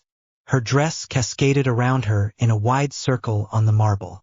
Allie threw her heels at the wall across from her out of frustration. She cradled her head in her hands, sobbing as quietly as she could, trying not to draw attention to herself. She tried desperately to clear the tears from her eyes, but they just kept coming. Everything was so complicated and Allie was pretty sure she was having a mental breakdown. She had to find Ginny and explain to her why she can't tell anyone about what she heard. Allie also had to talk to Cedric. She really needed Hermione. And she really wanted to see Jake. But once again she was alone. And crying. The small girl knew she had to get up, but she couldn't find the strength to. How did she manage to screw everything up? Allie had to get back to the ball. Hopefully Ginny was there and she could explain everything. She finally pulled herself together and stood up. She walked over to where her shoes had landed and picked them up before returning quickly to the Great Hall. She searched the perimeter of the hall. There was no sight of red-headed girl anywhere. Allie spotted Cedric sitting at a table with his friends. Allie watched him smile and laugh as one of the boys sitting next to him told a story that he found pretty hilarious. She really liked him. There was no way she could break his heart, even if she wanted to. She caught Cedric's eye and gave him a small smile. A look of concern flashed across his face. He said something to his friends and half ran to Allie. Oh my gosh, does he know? How could he? Had Ginny come and gone already? He rushed up to her, placed his hands on either side of her face, and scanned her up and down. Are you all right? Allie wrinkled her forehead. What is he talking about? Then she remembered. The last 20 minutes she had been bawling her eyes out. Plus she was sure her hair and dress were a mess. Not to mention the mascara trails running down her face. Allie nodded to him, but Cedric wasn't convinced. He looked her over once more. His face changed from concern to fury. Where is he? He looked around Allie, eyes narrowed in his search. Allie's own eyes widened. Where's who? She asked timidly. Ron. He was being a total jerk all night and then he started yelling at you. I'm gonna Cedric. I'm fine. Really? It's okay. She let out a deep breath, relieved he wasn't talking about Harry. Ginny hadn't told him anything. Maybe she wasn't as bad as Allie thought, and she was going to keep this secret for her. Allie placed a hand on his upper arm. He looked down at her, his eyes taking in every inch of her face. I'm okay, she reassured. He nodded once and wrapped his arms around her. She returned the gesture and nuzzled into his chest. Being in Cedric's arms made her feel safe and comfortable, like nothing could touch her. With Harry, the effect was the exact opposite. She felt dangerous and uneasy every second. She hated that feeling. But she loved the boy that made her feel that way. She had to decide right now. She couldn't keep doing this to herself and to them. Her choices were the one she was drawn to or the one she wanted to be drawn to. Simple as that. With that final, though, she made her decision, hoping it wasn't the wrong one. Seemed he didn't even feel like changing his clothes after their little scene in the hallway. He raised his head to look at her. She walked over to sit on the floor by the fire, dropping her shoes off on the coffee table on the way. Have you seen Ginny? She never came back to the Great Hall. Allie asked. Harry just shook his head. Allie looked away from him and into the fire where the last log was beginning to go out. You're still with him, aren't you? Harry questioned soberly. He didn't look at Allie when he asked the question. He kept his eyes on his folded hands. Harry, you have to understand that. He looked up at her with sad eyes that made her stop mid-sentence. The sight was almost enough to break her heart. It's better this way, she said quietly. Bullshit, Harry said. His eyes were now glued to her. Allie turned her head away and shook her head to drown out the sound of Harry's voice. She didn't want to hear this. That's bullshit and you know it. He continued. Allie got up and grabbed her shoes before stalking up the stairs leading to her dormitory.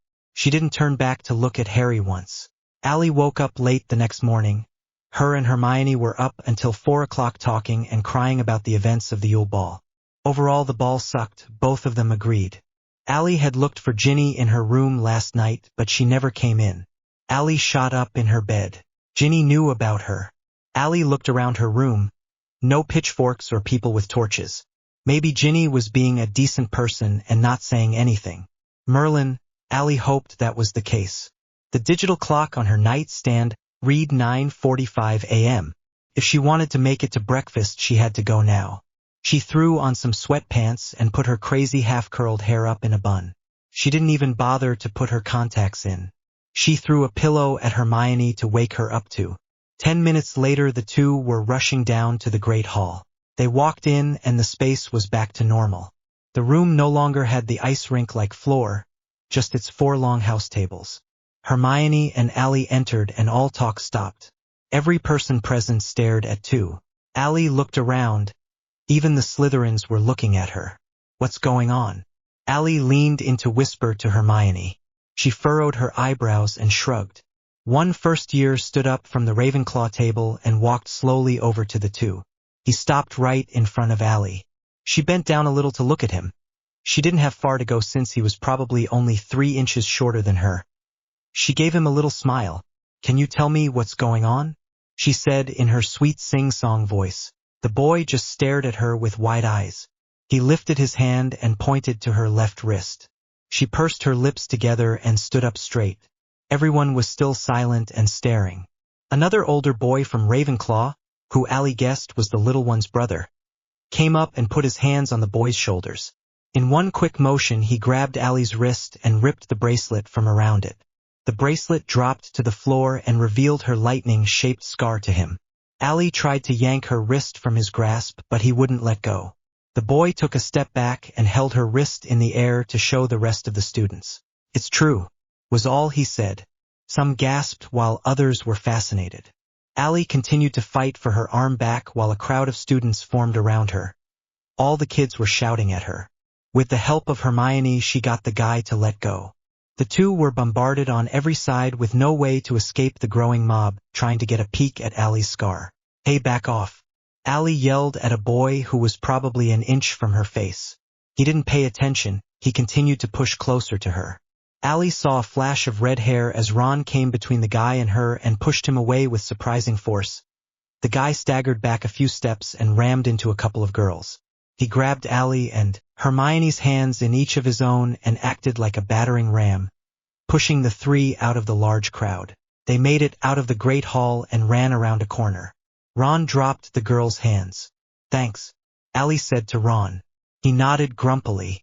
He was still mad at the two, but that didn't mean he was going to let them get trampled by a mob of students. "How did they find out?" Ron asked breathlessly. Allie slid down the wall she had been leaning against. The seriousness of the situation hit her like a head-on collision. The whole school knew about her now, and it was all thanks to Ginny, she said flatly. Ron's eyes widened. She explained everything to him. When she finished, his ears were beet red, by far redder than Allie had ever seen them. Mississippi Cullen. Allie jumped at the sound of her own name. Professor McGonagall was standing 10 feet away from them. "Professor Dumbledore would like to see you in his office." She looked from Hermione to Ron. "You two may come as well." She turned around and started to lead them to the headmaster's office. They arrived at the giant wooden door that Allie was becoming very familiar with. McGonagall unlatched it and pushed it open.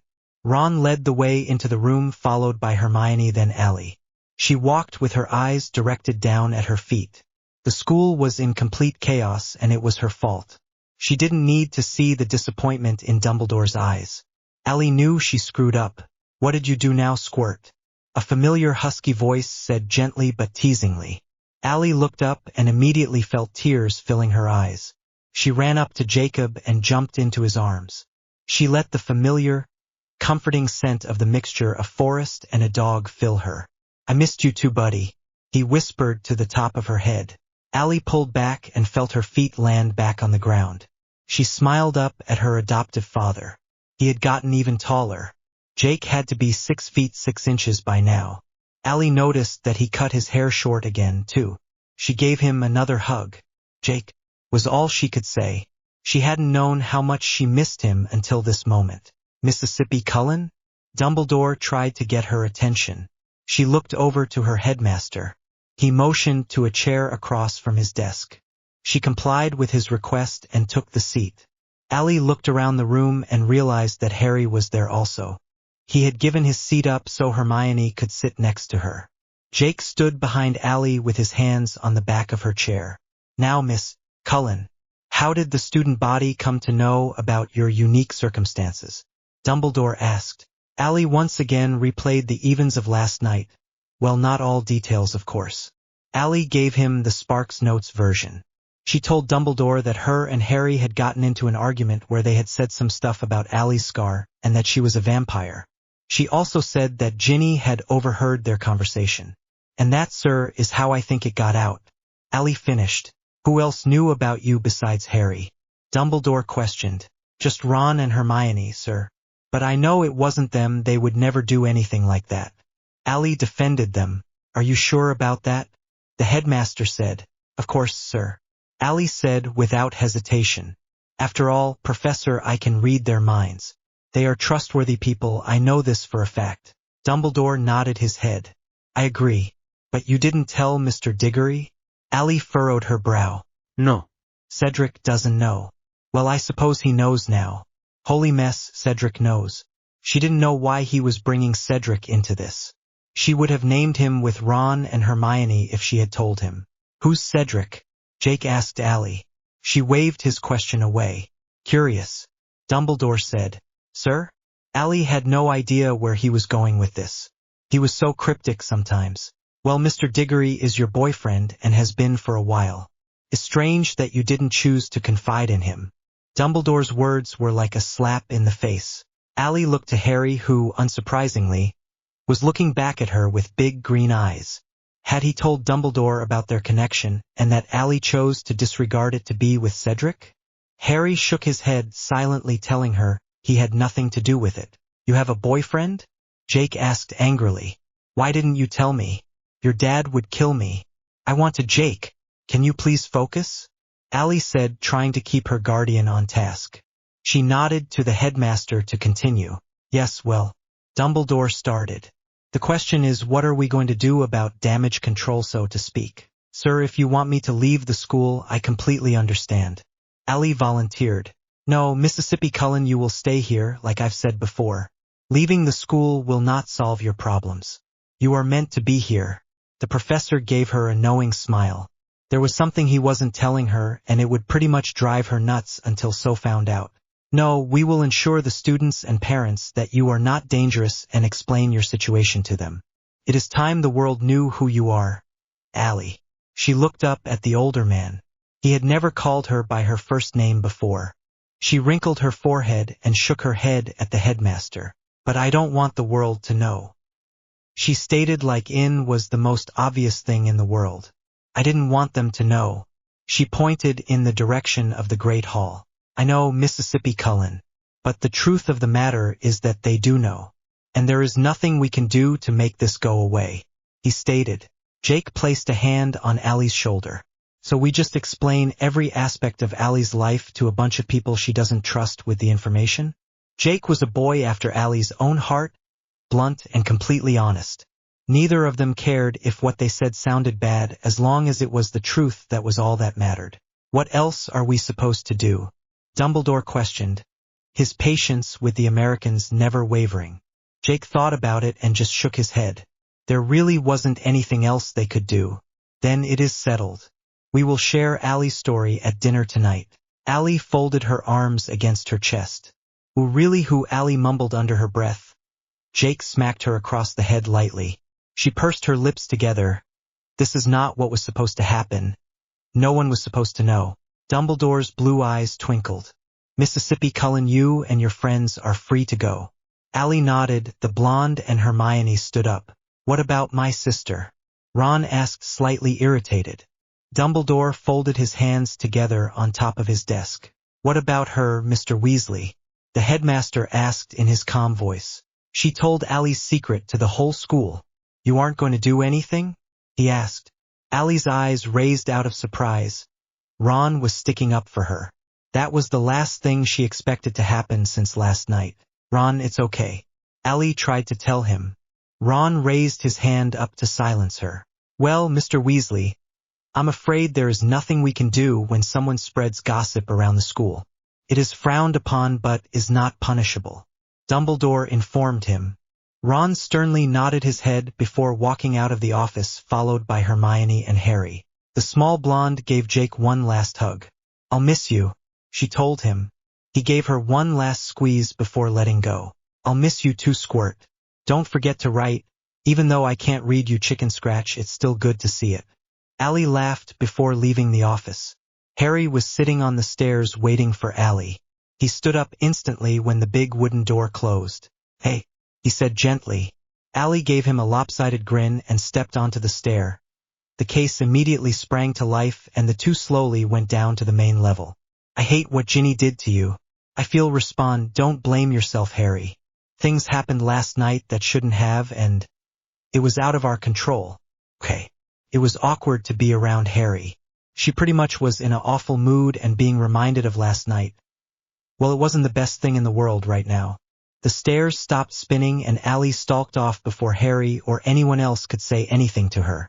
"Allie!" She heard Harry call after her. She didn't stop running. She had to get away. "Tell me what you think.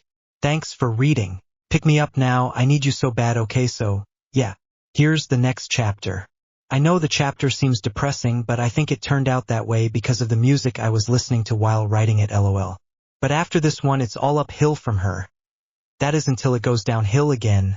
Oh, intrigue. Allie ran as fast as she could, not caring anymore if anyone saw her run faster than humanly possible. She passed countless students gawking at her like she was some carnival sideshow. She ran past all of them and left the school behind. She came to a halt at her giant weeping willow by the lake. That spot was the only thing that could give her comfort now. She collapsed against the base of the tree trunk, unable to control her emotions any longer. Everything that had happened in the last 24 hours caught up to her and she couldn't take it anymore. Allie curled up in a ball and sobbed. 1, 2, 3, 4, 5 she tried to count, praying that it would help calm her down. It seemed to work in the movies. She felt something drop over her shoulders. She gasped and pretty much jumped out of her skin. She looked up to see Cedric standing there. He had draped his coat over her. She hadn't realized until that minute it was about 20 degrees outside and she was running around in short sleeves. She hadn't bothered to go back to Gryffindor Tower to get her coat before running out here. She fiercely wiped the tears from her eyes, not wanted Cedric to see them. "I thought I might find you out here," he said slowly. Cedric sat down next to her, his eyes never leaving Allie's face. She noticed that his gray eyes held no fear, unlike everyone else's. "Yeah, well, I'm a creature of habit," she sniffled. Allie looked at Cedric with red-rimmed eyes, this time from crying, not from the red tint that usually appeared. "What are you doing here?" Allie had assumed he would want nothing to do with her after everything he had found out this morning. Why would he? She had been lying to him since they'd met each other. He gave her a quizzical stare and sighed. "Allie, I don't care what you are. I care about who you are. Being a vampire or surviving the killing curse doesn't change how I feel." He reached out and took her wrist in his hand. He turned it over so he could look at the scar. He traced the lightning bolt with his finger gently. "I'm sorry I lied to you," Allie said quietly. She watched as his fingers ran over her scar. He shook his head. "I understand why you did it," he stated simply to her. Cedric let go of her arm and returned it to her. She curled up farther into his coat. They gazed over the surface of the green-gray water like they had done so many times before. It seemed like nothing had changed, and they were back to how things used to be. "Is it true that you and Harry have a strong connection?" Allie looked at the Hufflepuff with watery eyes. He continued to look away from her and out at the lake. "Yes," she whispered. Cedric nodded his head and chuckled nervously. He glanced down at his hands and started to play with his fingers. His mood changed dramatically in an instant. His features darkened into something stunned and hurt. "What?" Allie asked, not sure if she really wanted an answer. She felt her heart sink lower into her chest. "You and Harry are meant to be together, Allie. I heard everyone talking about it," he stated matter-of-factly. "Who am I to come between that?" Allie was at a loss for words. All she could do was shake her head and begin crying again. No, I chose you. I want to be with you," she fought back. "But you're not supposed to be." He cupped her cheek in one of his rough hands. "Allie, there is nothing more I would want than to be with you, but that's not in the cards for us. I would do anything to keep you, you've got to know that. But," he looked away from her, "but it'll be easier for you if I just take myself out of the mix." Allie felt a stabbing pain in her chest where her heart was. Why he doing this? Allie felt completely numb. A second later the numbness was replaced with an undeniable ache in her chest. The pain made the numbness seem welcoming. Her heart hadn't just broken. It shattered along with every other fiber of her being. She looked up at the handsome boy sitting next to her.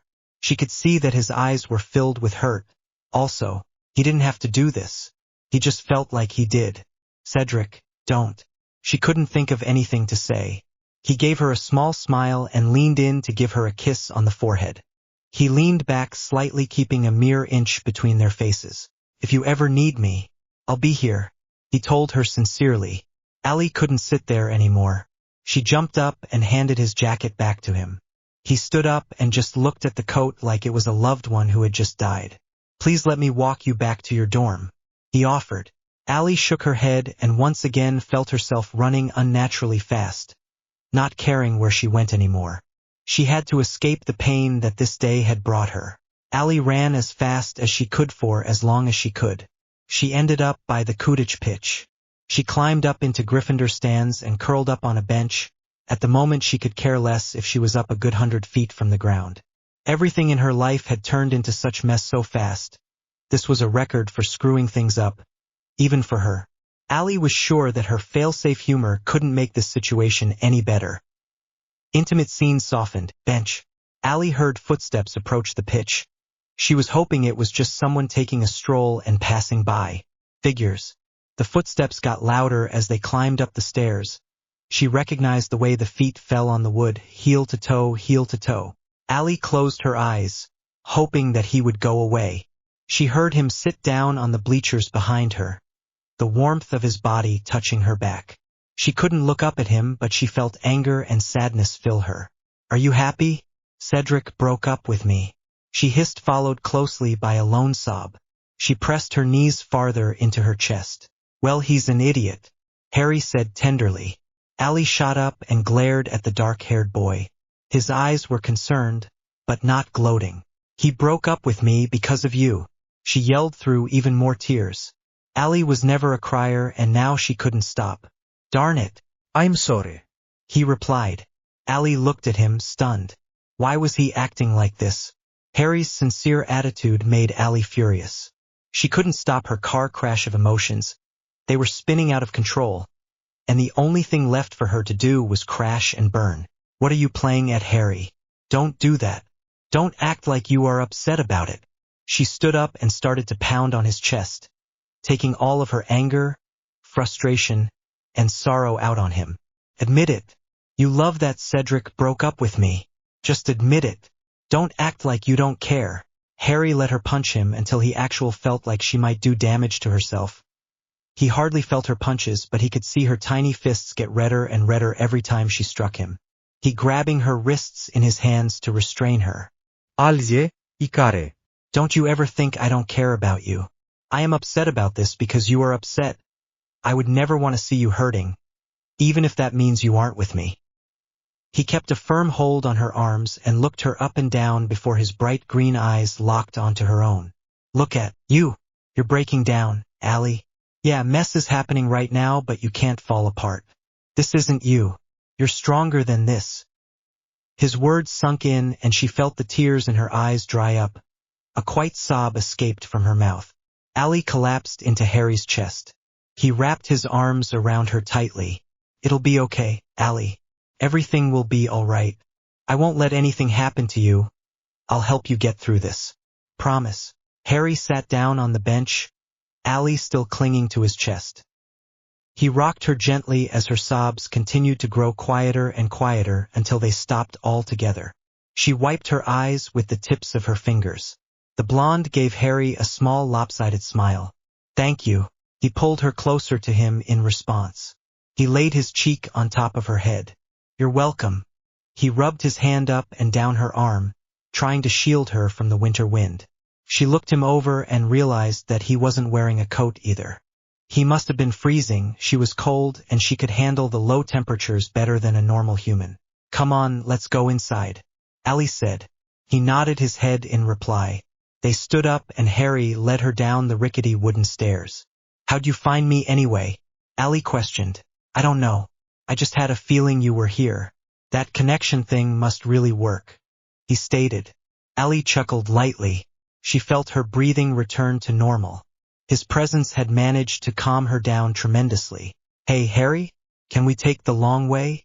I might have gotten a grip, but I still don't want to see all those people. He smiled down at her. I have a better idea.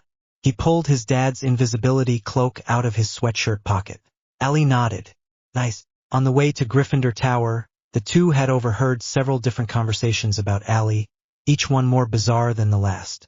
According to one Slytherin's girl, Allie was raised by Count Dracula and killed him when she found out she was a witch. Okay, so, vampires are real, Count Dracula not so much, and B, that's just dumb, get a life. There was also something about her not being able to die, which didn't seem so ridiculous. She had no clue if one day she would just stop aging and stay that way for the rest of, well, forever. No one knew, not even Dumbledore. Allie guessed she'd find out eventually. She had enough to think about right now. Harry took the cloak off of them just inside the portrait hole and he stuffed it into his sweatshirt pocket. Harry gently squeezed her hand and dropped it from his grasp. Allie looked down at it. She hadn't even noticed that they had been holding hands the whole way back to the tower. You ready? He whispered to her. She shook her head at him. No. Harry waited another second. Are you ready now? Yes. Allie responded quickly. She and Harry walked around the corner and into the buzzing common room. All the Gryffindors were in small groups talking. Allie figured the talk was about her. She looked around waiting for someone to spot her. Ah, there we go. A third year did a double take in Allie's direction. When the girl realized who it was, she began smacking her friend in the arm, trying to get her attention. Within a few seconds, everything was silent. Allie just waved at her fellow Gryffindors, not knowing what else to do. The fear she had felt only 20 minutes ago was long gone. Harry, strangely enough, had shaken some sense into her on the bleachers. Allie was back to being herself. She wasn't a cry-baby before everyone found out. She wasn't going to be one now. Fred and George stood up and walked over to her. They were uncharacteristically quiet. They came up on either side of her, both just staring down at the small girl. Allie hoped they weren't about to kick her out of the dorm and start chasing her down the hallway or something like that. Allie glanced from one twin to the other waiting for their move. The two red heads started grinning at her. Fred, I'm hungry, George said through a smirk. Allie couldn't help but giggle at their stupid game. She would kiss the Weasley twins if they weren't so high up. Yeah, me too. You know what I'm thinking, George? Fred asked with a sly voice. Oh yeah, Allie sandwich. They squished her in a huge hug between them. Allie laughed and laughed. She hated those stupid Allie sandwiches, but she would accept them today. The twins were telling her in their own weird way that they were okay with her. They let her go and she glanced around the room. Everyone was still staring at Allie. Come on, guys. Allie looked up to see Fred glaring at his housemates. You're being a bunch of gits. Fred's words got to them. They all turned away and started talking amongst themselves once more. The twins nodded their heads in unison. That's what I thought. Morons. George mumbled under his breath. Allie rolled her eyes. Fred and George led her to the couch they had been sitting at when her and Harry arrived. Fred motions for her to sit. Allie complied to his request. Fred sat next to her, all scooted down she could rest her head on the arm of the couch. She stretched her legs out so they were laying across Fred's lap. George and Harry plopped down on the couch across from them. All of a sudden Allie felt completely and utterly exhausted. She'd had a very trying day and it took its toll on her. The twins and Harry talked about Quidditch, doing their best to stay away from conversations that involved words that started with V, E.I. Voldemort and vampires. But Allie wouldn't have taken notice, okay, so I told you it was a little emo. But admit it, you would feeling pretty rotten too if you had the day Allie had. And ick. I feel like my writing getting sucker with every chapter. I have so much I want to put into it, but am not sure it's all coming out right. Please give me so input, I would really appreciate it. Thanks for reading. Braver than you're given credit for. Hey guys. Sorry it took so long to update. I went through my whole story and reproofed it and also added more lines and details. I think my changes brought the story up a notch. Well, you know the drill. I don't know nothing. Hehe, I hope you like it. Allie woke up 2 hours later, still curled up on the couch with Fred sitting on the other end.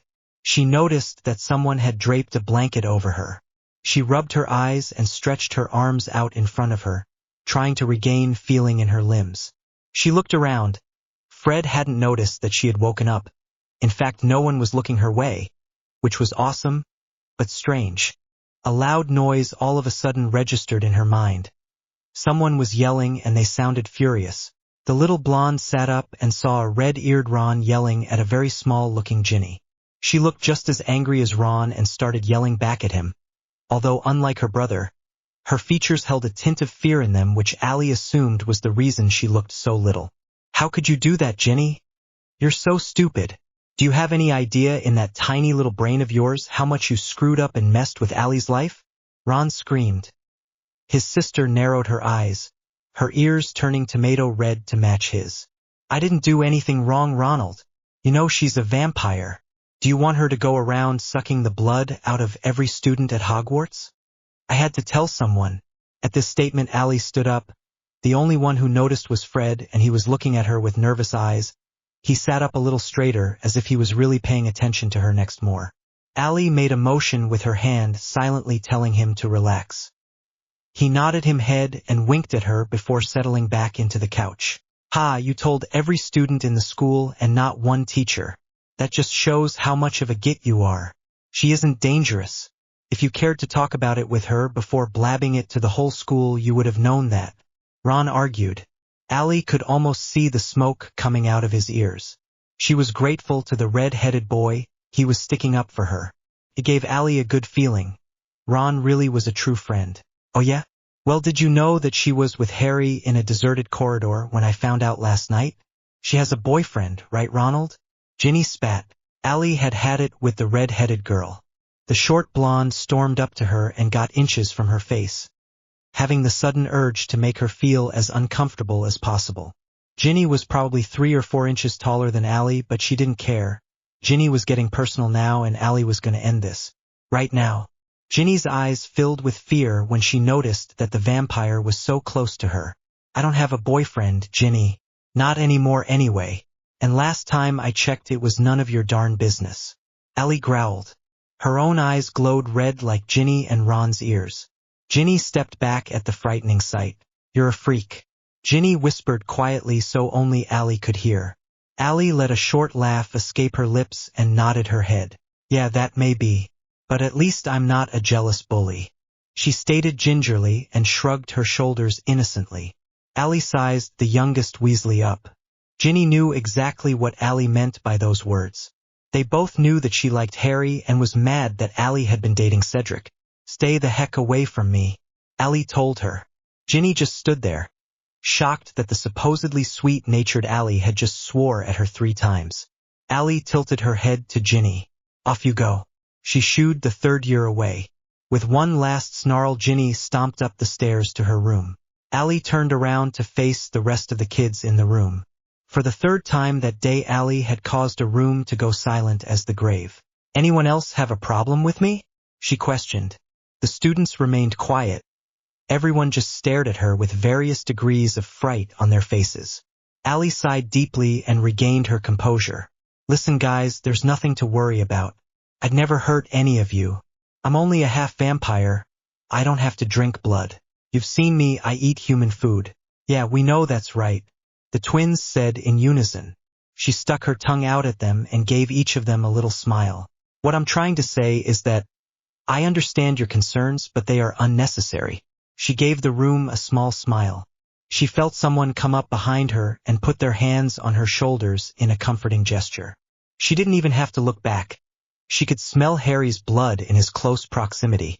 His touch allowed a surge of tranquility run through her, calming Allie after her row with Ginny. It's true, guys, he explained to the group of Gryffindors. She's a good girl. Harry teased. Allie laughed lightly. The two waited for the group's response. A little first-year girl that Allie tutored in Transfigurations came up and gave her a hug. Allie smiled and wrapped her arms around the younger girl. I believe you, the girl said sweetly in her small mousy voice. Allie nodded her head. Thank you. She looked up and saw others starting to stand up and move over to her. She was engulfed in a hug from Dean, Seamus, then Neville, each one picking her up off the floor in doing so. Lavender and Pavarti came up to her next and said how wicked cool it was that she was like Harry, who was such a hottie according to them. Ali weirdly enough said thank you. All the Gryffindors showed their support. She was happy that her house accepted her. After the mob broke apart, everything went back to normal. The girls talked in small groups while the boys played different games and did other boy things, like seeing who could hold their breath the longest. Dumb. Harry came up to her Tiskanji as he approached. You really told Ginny. Ali felt bad for the fierceness of her words to the younger girl. But then she remembered what Ginny had done to her and said, she deserved it, Harry. You cannot blame me for that. I might have been a little harsh. But you should have heard the way she was attacking me a few minutes ago. She was starting to regret her choice words to the redhead. She felt like a total creep. I know she did, and I don't blame you at all. Ginny was way out of line. I'm just glad that you are sticking up for yourself now and not really out about this anymore. How are you feeling, by the way? He questioned her. Fine. Better now after I slept. She told him. Harry looked down at his closed hand. He reached out and grabbed Ali's. He placed her bracelet into her hand and closed her fist, letting his hand linger over hers for a few seconds longer. I went looking for it when I noticed that you weren't wearing it at the Quidditch pitch. I thought you would be missing it. Harry confessed. Ali let out a deep breath and gleamed up at Harry, her eyes sparkling with gratitude. I hadn't actually noticed it missing myself. She looked down at the only reminder she had of her mother. But now that it's back, I really did miss it. Will you put it on me, please? She asked Harry. He nodded his head and took the braided bracelet from her tiny hand. She outstretched her right arm so he could slip the bracelet on easier. Your scar's on the other wrist. Harry told her, confused. Oh, I know. I just figured that there's no reason to wear it on that wrist anymore. Everyone knows about the stupid thing anyway. She winked at him. He chuckled and placed it on her right wrist instead of the usual left. You ready to go to dinner? He asked her. The small blonde nodded her head. Yup, let's get this over with. Harry led Ali down to the Great Hall. She took a deep breath before entering the massive room. The Gryffindor didn't even care anymore that everyone was staring at her. She was beginning to get used to it. Harry grabbed her hand and led her to their table. She sat down between him and Dean and across from Hermione. The bushy-haired girl gave her a thumbs up to show that she was doing a good job. Ali gave her a thumbs up in return and glanced around the room. She cast her gaze up and down every house table, the whole time smiling sweetly at all in her line of sight. She was scanning over the Hufflepuff table and made eye contact with the one person who could cause her to fall apart again. Cedric was looking at her with sad eyes. His usual smile was nowhere to be seen.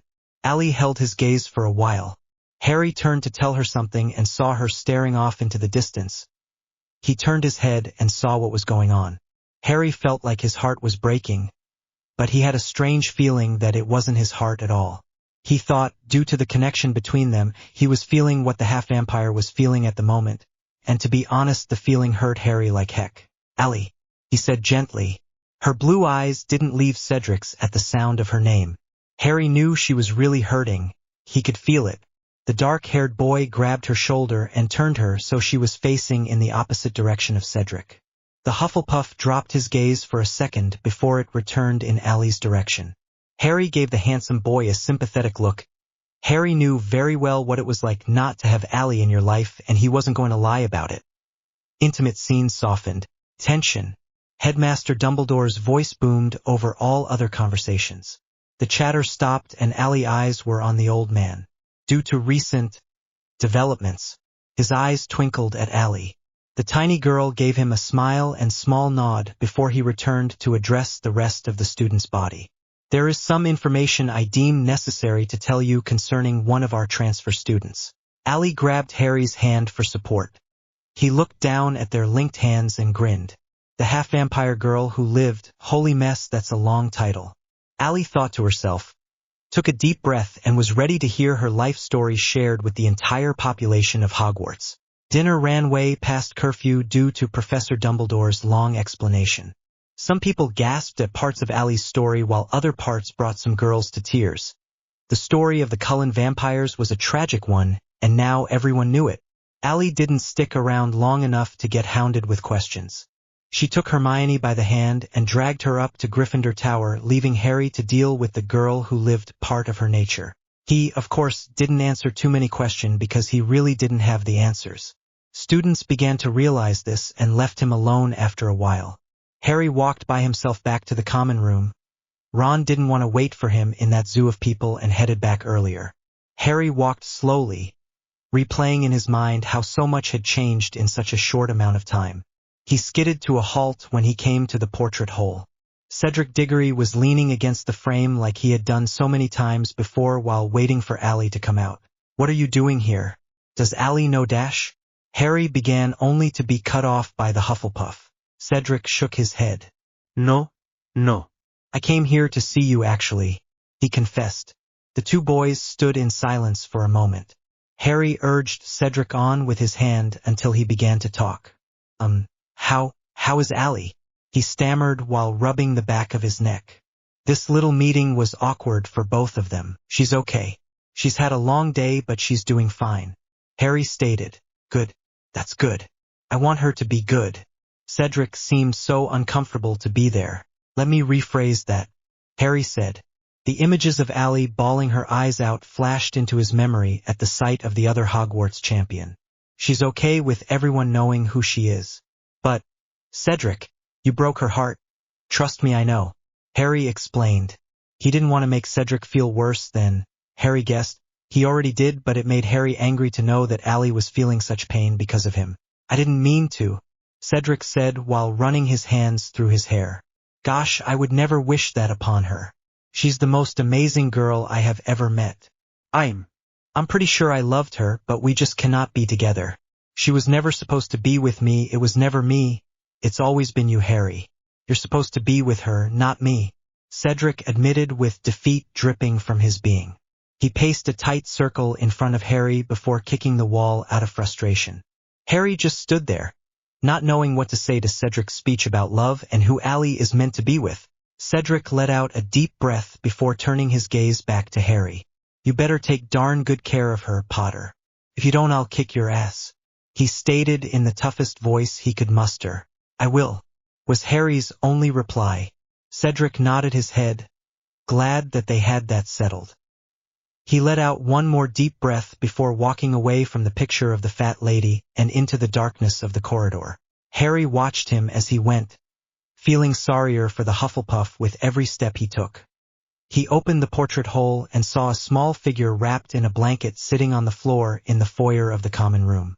Harry crouched down and tried to look in Ally's eyes, but the darkness of the place made it almost impossible. "He's been out there for a half an hour," Ally explained. Harry reached up and pulled a stray lock of hair that had fallen out of her loose ponytail behind her ear. "He just wanted to talk to me," Harry told her honestly, trying to make it seem as offhand as possible. He didn't know if he could handle seeing her cry again. "I know, Harry. I can read minds, remember?" she said tiredly. "You were listening to that whole conversation, weren't you?" the dark-haired boy questioned. She nodded her head in response. "I've been listening to his thoughts since he got here." She was quiet after that. "Are you okay?" Harry asked. "I wish everyone would stop asking me that," Ally said in a calm tone. She was not angry, just stating something that had been on her mind. "All day long that's all I have heard from you and Hermione and Ron and the twins. Am I really that pitiful? I'll answer that for you. No, I'm fine now and I'll be fine in 2 hours, Harry. You don't have to worry about me." He tilted his head to the girl and gave her a smile. "That's my girl being all badass." His statement sounded exactly like something Ally would say. She was starting to rub off on him, and it wasn't a good thing. Ally chuckled at Harry. He was sure he sounded more than a little silly. You can't exactly say badass with a British accent, it sounds kinda stupid. Ally averted her gaze from Harry. She let out a long, drawn-out sigh. "Cedric reminds me of my dad," Ally stated out of nowhere. Harry furrowed his eyebrow. "I'm sorry, Cedric, he looks like my dad. Since the first time I saw him I knew there was something familiar about him. Something that I'd known once. You know how Jake came here this morning?" Harry nodded his head to show he did remember. "Well, he said my dad would kill him if he knew that I had a boyfriend. It just kinda clicked after that. I have a picture of my parents in my room back home, but I haven't looked at it in years, and I just realized that Cedric looks like my dad. Harry nodded his head, not knowing what else to do. What could he say to something like that? Allie looked up and gave him a closed-mouth smile. You don't have to say anything, I just wanted to tell you. She answered his nonverbal question. Harry chuckled. You'll be fine, Allie Cullen. I have no doubt in my mind that you won't be. Harry once more ran his fingers across her cheek to get a piece of hair out of her gorgeous eyes. He let his hand rest on her face and locked his gaze with hers. Something in the way their eyes met made Harry feel like he could almost read Allie's mind. He had never felt this way about anyone before, but he felt closer to her than humanly possibly. Just like Dumbledore told us. Harry thought. Allie's eyes flicked slightly at him. You feel that too, don't you? He didn't ask it as a question but more as a statement. Allie nodded her head to him. I think so, she said confusedly. She looked him in the eye before starting to crack up.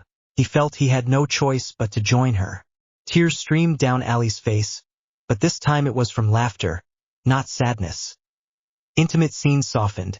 Harry quieted down and gave her a look that showed though she was insane. What was that about? Allie continued to laugh. She felt like she split her side from the pure force of it. She rolled over onto the floor and held her hip, trying to will the pain away. She tried her best to contain to equals the giggles that escaped her to answer Harry's question. This day, she burst into another fit of laughter. Harry nodded his head, debating whether or not to call for Madame Pomfrey and have the girl medicated. It sucked so bad. She snorted and then started giggling again. She clamped her hand over her mouth, making an attempt to quiet down. Harry gave her a quizzically look and started to chuckle along with her. Yeah, it really did, he said through his own laughter. They both finally stopped due to their deprivation of oxygen.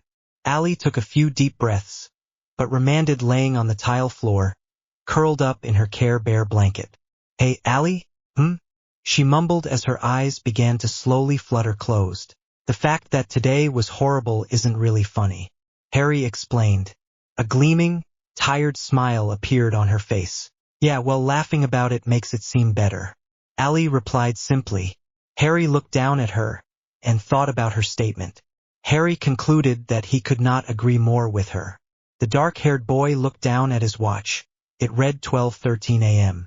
It was a new day. Everything that had happened in the last 24 hours were only a haunting memory now. Sorry to everyone who likes Ginny. Someone had to be the bad guy and she got the short straw, so that's how it turned out. Please review. I love to read 'em. Thanks for checking on the new chapter. To be a monument for the rest of them. Hey. So here's the next chapter. Yeah. I don't own anything. Oh, and I started a new story.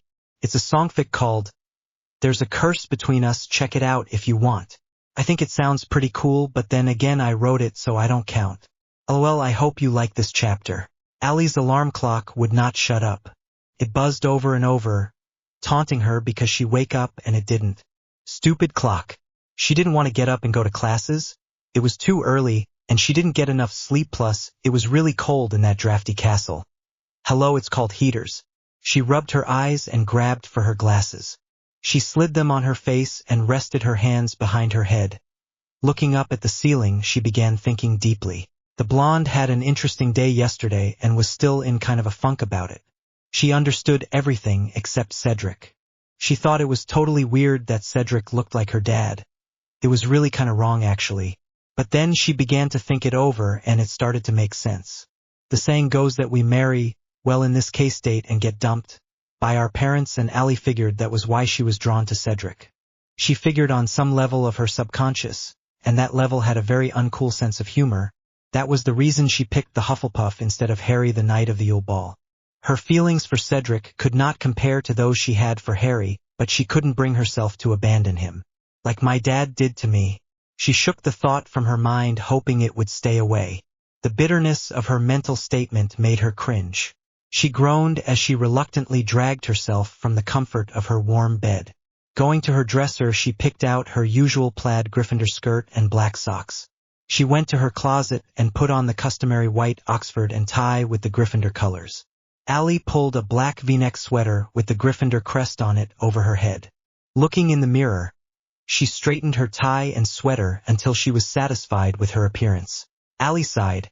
She now had the lovely task of searching for the mate to her black Ugg boot. It was impossible for Allie to find her shoe no matter what day it was. One time she found her flip-flop under Hermione's pillow. How the heck could her shoe get under her best friend's pillow? Allie was about to give up and try to find another pair of shoes when a though hit her like a head-on collision. She was a witch, with powers. Achobot. She saw her boot fly to her from the direction of the window. She nodded her head, satisfied with the results of her spell. She pulled it on and headed to the bathroom to get ready. Allie didn't go back to the Gryffindor Tower after she left the ladies' room. She was starving, which was probably due to her lack of eating the day before. It was still early, so there wasn't too many people in the Great Hall just yet. She scanned the head table in the front of the room where the teachers sat. Snape stood out like a sore thumb with that scowl on his face which was meant for her, of course. He openly glared at Allie, showing no hint that he cared if McGonagall scolded him once again. Allie smirked at her enemy. She gave him a deep and sarcastic bow. She gazed up at him. His scowl only grew more at the sight of her being a smart-ass. She chuckled lightly before standing up to full height. Intimate scenes softened? It's only 7:30 Mississippi Cullen. She spun around inhumanly fast and saw Draco Malfoy staring down at her. She saw his eyes widen at the speed of her movement, but a second later they returned to normal. Showing any sort of weakness, such as being scared by a vamp, was not Draco's style. It's never too early to bug Snapey. She leaned in close to whisper to him. Have you noticed every time I do something like Merlin forbid breath, his hair gets greasier? I swear you could grill some burgers on that man's head. She made a disgusted face at the potions master. Draco laughed slightly at her joke. Would you like to accompany me for breakfast? Draco asked. Allie wrinkled her forehead at the Slytherin.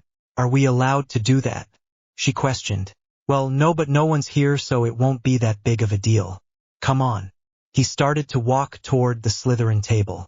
He noticed Allie wasn't following and turned around. What? You seriously think I'm going to sit at the Slytherin table? They'd jump me or poison my food. She glanced over at the table where, sure enough, some fourth-year Slytherins were killing her slowly with their dagger-like eyes. Ouch. Why don't we sit at the Gryffindor table? They're nice and friendly over there. Allie pointed to her house table where barely anyone was sitting. Most of the Gryffindors were as lazy as, well, lazy Gryffindors. Draco gave her a look that said that wasn't going to work either. Come on. We don't have to sit by them. We can sit way over there. He pointed to a deserted end of the long table where none of them can reach you or your food. I thought you were all about trying to encourage relationships within houses. What have you got to lose? Scarhead, Weaselby, and that Mud Granger aren't even here yet. Allie narrowed her eyes at Draco.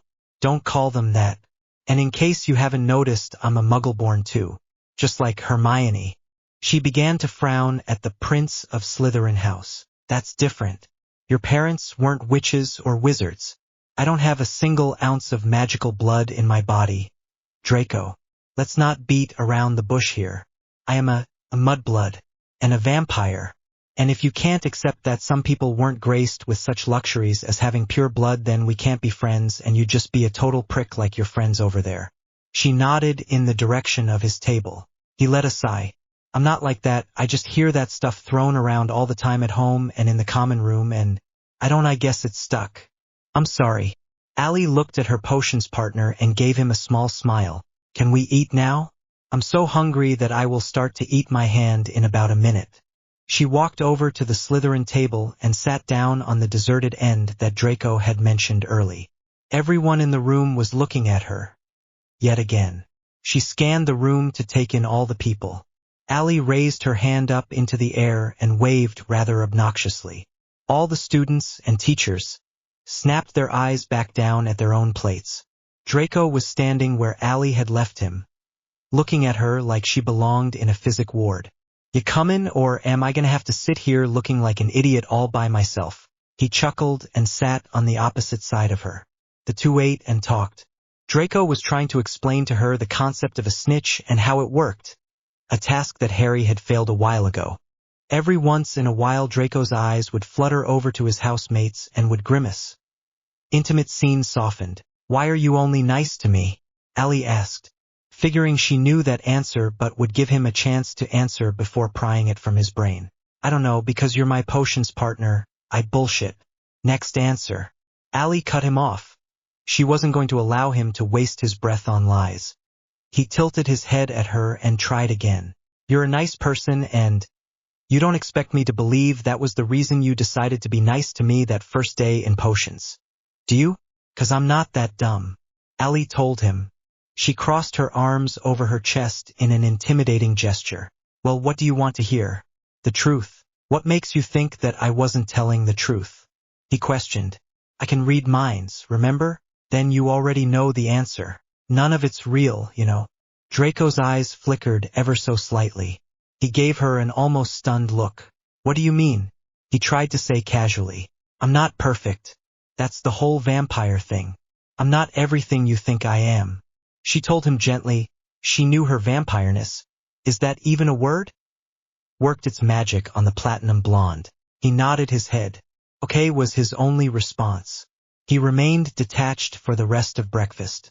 Ali looked out the window, welcoming the sun as it cast warm rays across her face.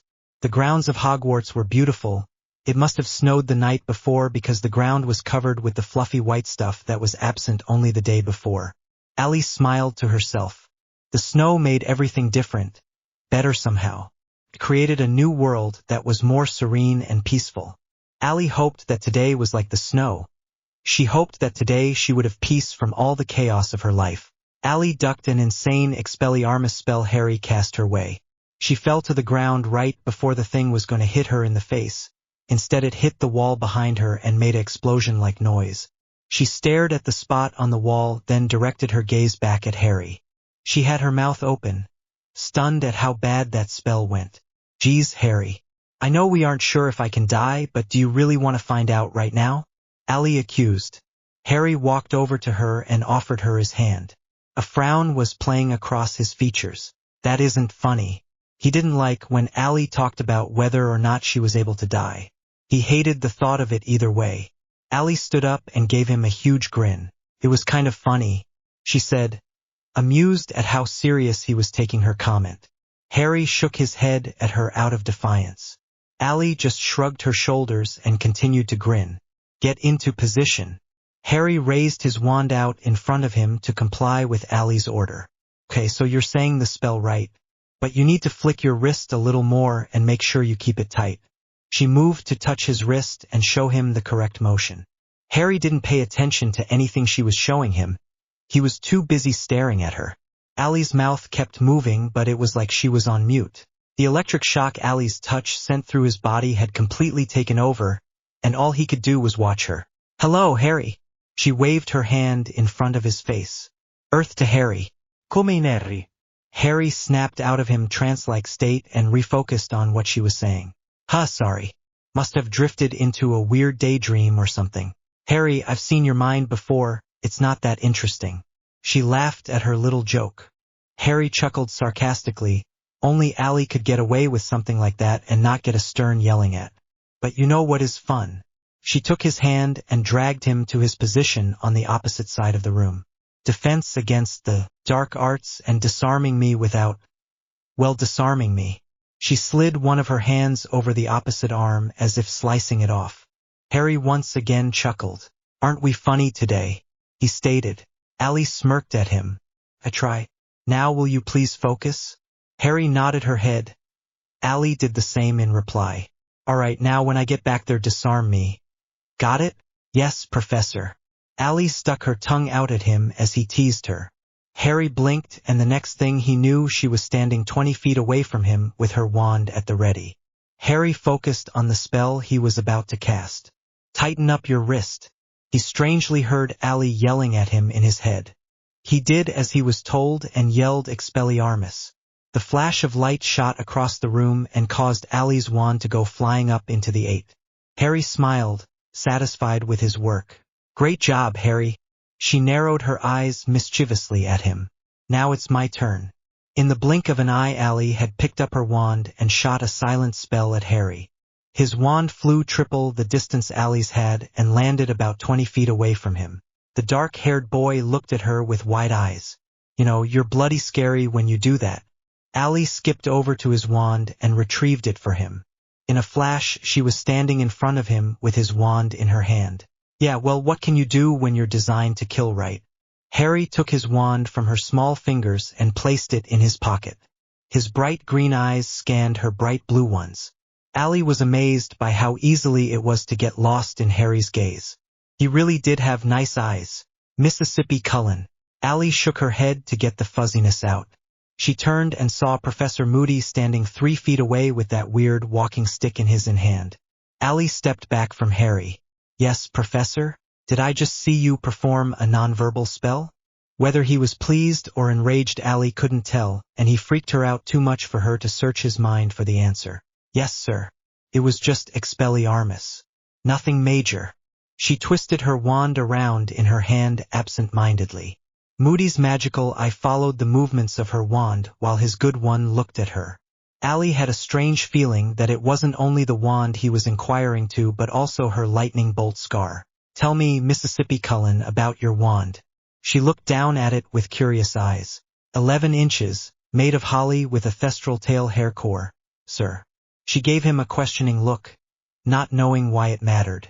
He had a look of amazement and fright on his scarred face. Sir? She urged him to continue with the thought. Thestral hair? Moody asked with surprise in his voice. Ally nodded her head. You have a rare wand indeed, Mississippi Cullen. Not many wands are made with such a core. You can only master a wand like that if you have mastered death itself, much like the Dark Lord has. Ally felt her skin crawl at his strange comment. He looked once more to her lightning bolt scar. It's interesting that a phoenix feather does not reside in your wand, seeing as you, the Dark Lord, and Harry are all connected. Not to be rude, Professor, but it wouldn't be the twin cores if there was a third now, would there? The scarred man simply grunted at her. My wand has served me well since it chose me, sir. I have no doubt it capabilities. And Voldemort has not mastered death, Professor, seeing as he is dead now. The old man grunted once more. He took a step close to Ally. You dare say his name? His tone filled with anger. Ally nodded. Why should I fear a name when I don't fear the man it belongs to? Moody opened his mouth to say something but stopped. He took out a strange flask and took a step before stomping over to a very confused Neville and started to help him out of a jam with his wand. Ally heard him mumble, that girl, under his breath as he left. Ally let out a deep breath at his departure. That man freaks me out. Ah, yes, well, what can he do when he's designed to kill, right? Harry quoted her from earlier. She pushed him playfully and let out a light laugh. Touché. Harry looked down at Ally's wand. He had never really taken notice of it before. It was the same length as his, but unlike his own, it had a black handle. His had a wooden one made of the same wood as the rest of it, with intricate design swirled around it like something Hermione would show him in her Ancient Runes book. It was wavy and skinny, but not terribly so. It was a rather nice wand. What is a thestral? Ally looked up at him and gave the black-haired boy a small smile. It's a winged horse type of thing. We have them here at Hogwarts. I could show them to you if you would like. Wait, we have them here? I've never seen them before. Harry told her, puzzled. Ally gave him a stunning smirk and raised her eyebrows. That's probably because you weren't looking. Her statement sounded very philosophical to Harry. She liked to keep him guessing, and he could tell. All right, we'll go see the thestrals, he told her. The two planned to go see the creatures after classes had ended that day. The rest of class ran smoothly. Harry disarmed Ally every time he attempted the spell, making sure to keep his wrist tight, which inevitably was the cause for his trouble earlier. Defense against the dark arts ended, and the two, followed closely by Hermione and Ron, left the room to go to their last classes of the day. Harry tried to hide the smile that threatened to break across his face. He was beyond excited for his outing with Ally Cullen. Ally led Harry down the grassy hill and past Hagrid's cabin, heading away from the castle and into the forbidden forest. Harry stopped on the outskirts of the trees. Allie stopped and turned to look at him with a look of utter disbelief on her features. You are not going to tell me you are afraid of trees, are you? She accused her companion. Harry pursed his lips at her. No, it's just, I haven't had the best times in that bit of wood. He looked into the tree line as if he was trying to stare down the forest and its inhabitants. Harry wasn't stupid. He knew about the giant spider friend of Hagrid's, and to be honest, the thought gave him chills. He didn't want to be the spider's next meal. Allie turned her head to the trees. She scanned the area around her. She turned back to face Harry and walked backwards a few steps. She stretched her arms out wide. There's nothing here, Harry. Just you and me. She kept eye contact with him as she continued to walk backwards. Now, are you going to be a baby or are you going to grow up, Mr. Potter? Her blue eyes burned holes into his green ones. Her gaze put Harry into a sort of trance. His feet fell into step until he was standing next to the short girl. She smiled and gave his head a gently pat. Good job. She turned and began to skip into the forbidden forest. She headed farther into the dense vegetation with Harry following a step or two behind her. She had stopped skipping, but she now hummed as she walked. Allie suddenly stopped and looked to her right then left. She cocked her head to one side as a dog would do when he was listening to something. Pointing to the left, she told, Harry, they're right through there. They fought their way through a thicket of bushes and came to a clearing. Harry looked around for the creatures but saw nothing. The dark-haired boy wrinkled his forehead in confusion. Where are they? I thought you said they were here. Allie walked forward and began petting the air. Harry assumed she was just joking and that there really were no Thestrals at Hogwarts. You can't see them, she stated simply, still petting nothing but air. Once again, Harry was confused. I thought you might have been able to, but guess not. Harry, Thestrals can only be seen by people who have witnessed death. She spun around to face him, giving him a closed-mouthed smile. She reached her hand out to him, telling him to come to her. He did so and took her hand. She guided his hand to where hers had been a moment before. Harry was surprised when he felt his hand make contact with an invisible object. The figure felt like a horse, only stranger, like it had an exoskeleton or something like that. Harry ran his fingers down the Thestral's back. Allie let go of his hand and went to sit under a large oak tree. Why can you see them? Harry asked. Allie leaned her head back against the tree trunk and closed her eyes. Because I saw my family die. Her voice didn't carry its usual perkiness. It sounded sadder and weaker to Harry. I saw my parents die too. Yeah, well, it's different. You don't remember their deaths, do you? Allie questioned him. No. Harry continued to stroke the Thestral as he turned his gaze to the small blonde. Do you? Allie opened her eyes and sighed. She nodded her head quickly, hoping he wouldn't push further. How? You were only 6 months old. Harry, I age differently than regular children. By the time I was 6 months, I had the mindset of a 3-year-old. Harry watched her with stunned eyes. I remember everything about that day, everything from my mother's screams to Voldemort's staring red snake-like eyes right before he tried to kill me. I wish I didn't remember these things, but I do. She paused to take a deep breath. That is why I can see them, and why you have your wand, Harry stated. Allie merely nodded in response as she stared off into the distance. Harry walked over and sat next to her. A single tear escaped her eyes. She wiped it away in a flash, but not fast enough for Harry not to notice. He wrapped an arm around her shoulder and brought her close to his chest. She laid her head on his shoulder and closed her eyes once again. Harry rested his chin on the top of her head and listened as she quietly cried. These tears were different from the ones she had shed recently. The tears she cried before were out of frustration and fright, but these tears were for love. Love for her parents and family and the pain she felt without them there with her. Allie lifted her head and looked into Harry's eyes. Harry felt like she was searching into the depths of his soul with her intense gaze. A second later, Harry saw something flicker in her gaze, and immediately her face changed into something completely different. Instead of the pain and sadness that had resided there only minutes before, she wore an enlightened, almost happy expression. She let out a small chuckle and cast her eyes downward. A smile spread across her face and she began to shake her head. Harry raised his eyebrows at her. What? He leaned his head down closer so he could see what she was doing. Her eyes jumped up to meet his. Her smile had grown wider. She let out a small laugh before saying, "I love you." She chuckled again and shook her head like she was stunned that she actually said that out loud, but she was happy that she did. Harry lifted her chin gently with his finger, so she was looking him square in his bright green eyes. She still wore a huge smile on her face. "And strangely enough, I love you." Allie's smile faded into something more serious, but she still exuded a bright happy glow around her. Harry leaned in close and kissed her. He felt a spark pass between their lips instantaneously, feeling once more how connected they were to each other. The kiss was amazing, sweet and gently but powerful. Harry pulled back and ran his hand up and down Allie's cheek. She smiled up at him and blushed. Harry laughed at the sight of the most confident person in the world blush. Harry felt like his heart was about to explode. He could not remember the last time he had been this happy, or if he had ever been this happy before in his life. Allie leaned her head against his chest.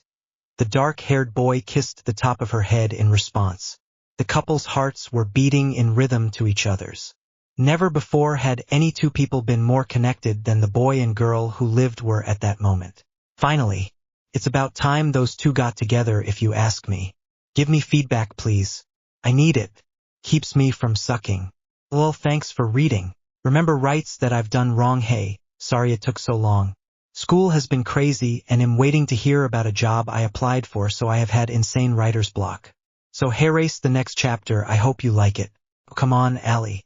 Harry pleaded. I said no. Now shoot. This is the library, not the Quidditch field.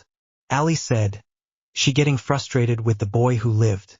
He had been watching her study for the past hour, which inevitably led to her study partner, Hermione, leaving to find solitude somewhere else. Allie wouldn't mind his company while she studied if he would just be quiet, or Merlin forbid actually study too. Well, why not? He pushed her further. She put her quill down and attempted to stare him down. She frowned deeply, showing that she did not approve of what he was asking. Because where would the fun be if I did do it? Oh, come on, Allie. I'm asking you to help me write a paper. That's all. It's not like I'm asking you to solve world hunger or something. Hermione always would help if I asked her. He gave her the most pathetic puppy dog face. Allie shook her head no. Yeah, well, you don't want my help, you want me to do it for you. And B, do I look like Hermione to you? Harry smirked at her. He leaned in close until he was inches from her face. Definitely not, because if you did I wouldn't be able to do this. Harry leaned in and kissed her gently. He pulled back and once again began to pout. Allie let out a little chuckle. That was borderline cheesy Harry James Potter. She sat back in her chair and sighed. I'll help with the research. That's all. You are going to have to be a big boy sooner or later and write your own paper, you know. She went back to her book and started reading. Harry smiled at her. He stood up and placed a sweet kiss on the top of her head. One day maybe, but for right now I need your help. Harry winked at the small blonde. I'll see you later, I've got to go meet Ron. Okay, see you at dinner. Allie waved to Harry as he left her alone in her and Hermione's favorite study spot. She shook her head at him as he departed. They had been almost inseparable the last month and a half. Since the day she admitted to him and herself that she loved him, the student population of Hogwarts rarely saw one without the other. Allie smiled at the thought. She packed up her bags, fed up with studying. She decided to go find Hermione. They hadn't had any girl time in a while. Allie knew her best friend would be needing a study break by the time she found her. She started to head out of the library, looking up and down the bookshelves as she went. One book caught her eye. It had a bright blue leather binding which was clearly visible on the shelf next to all of the regular, boring brown leather books. Allie went over to the bookshelf where the intriguing volume sat. The shelf was high up, but maybe she could reach it if she tried.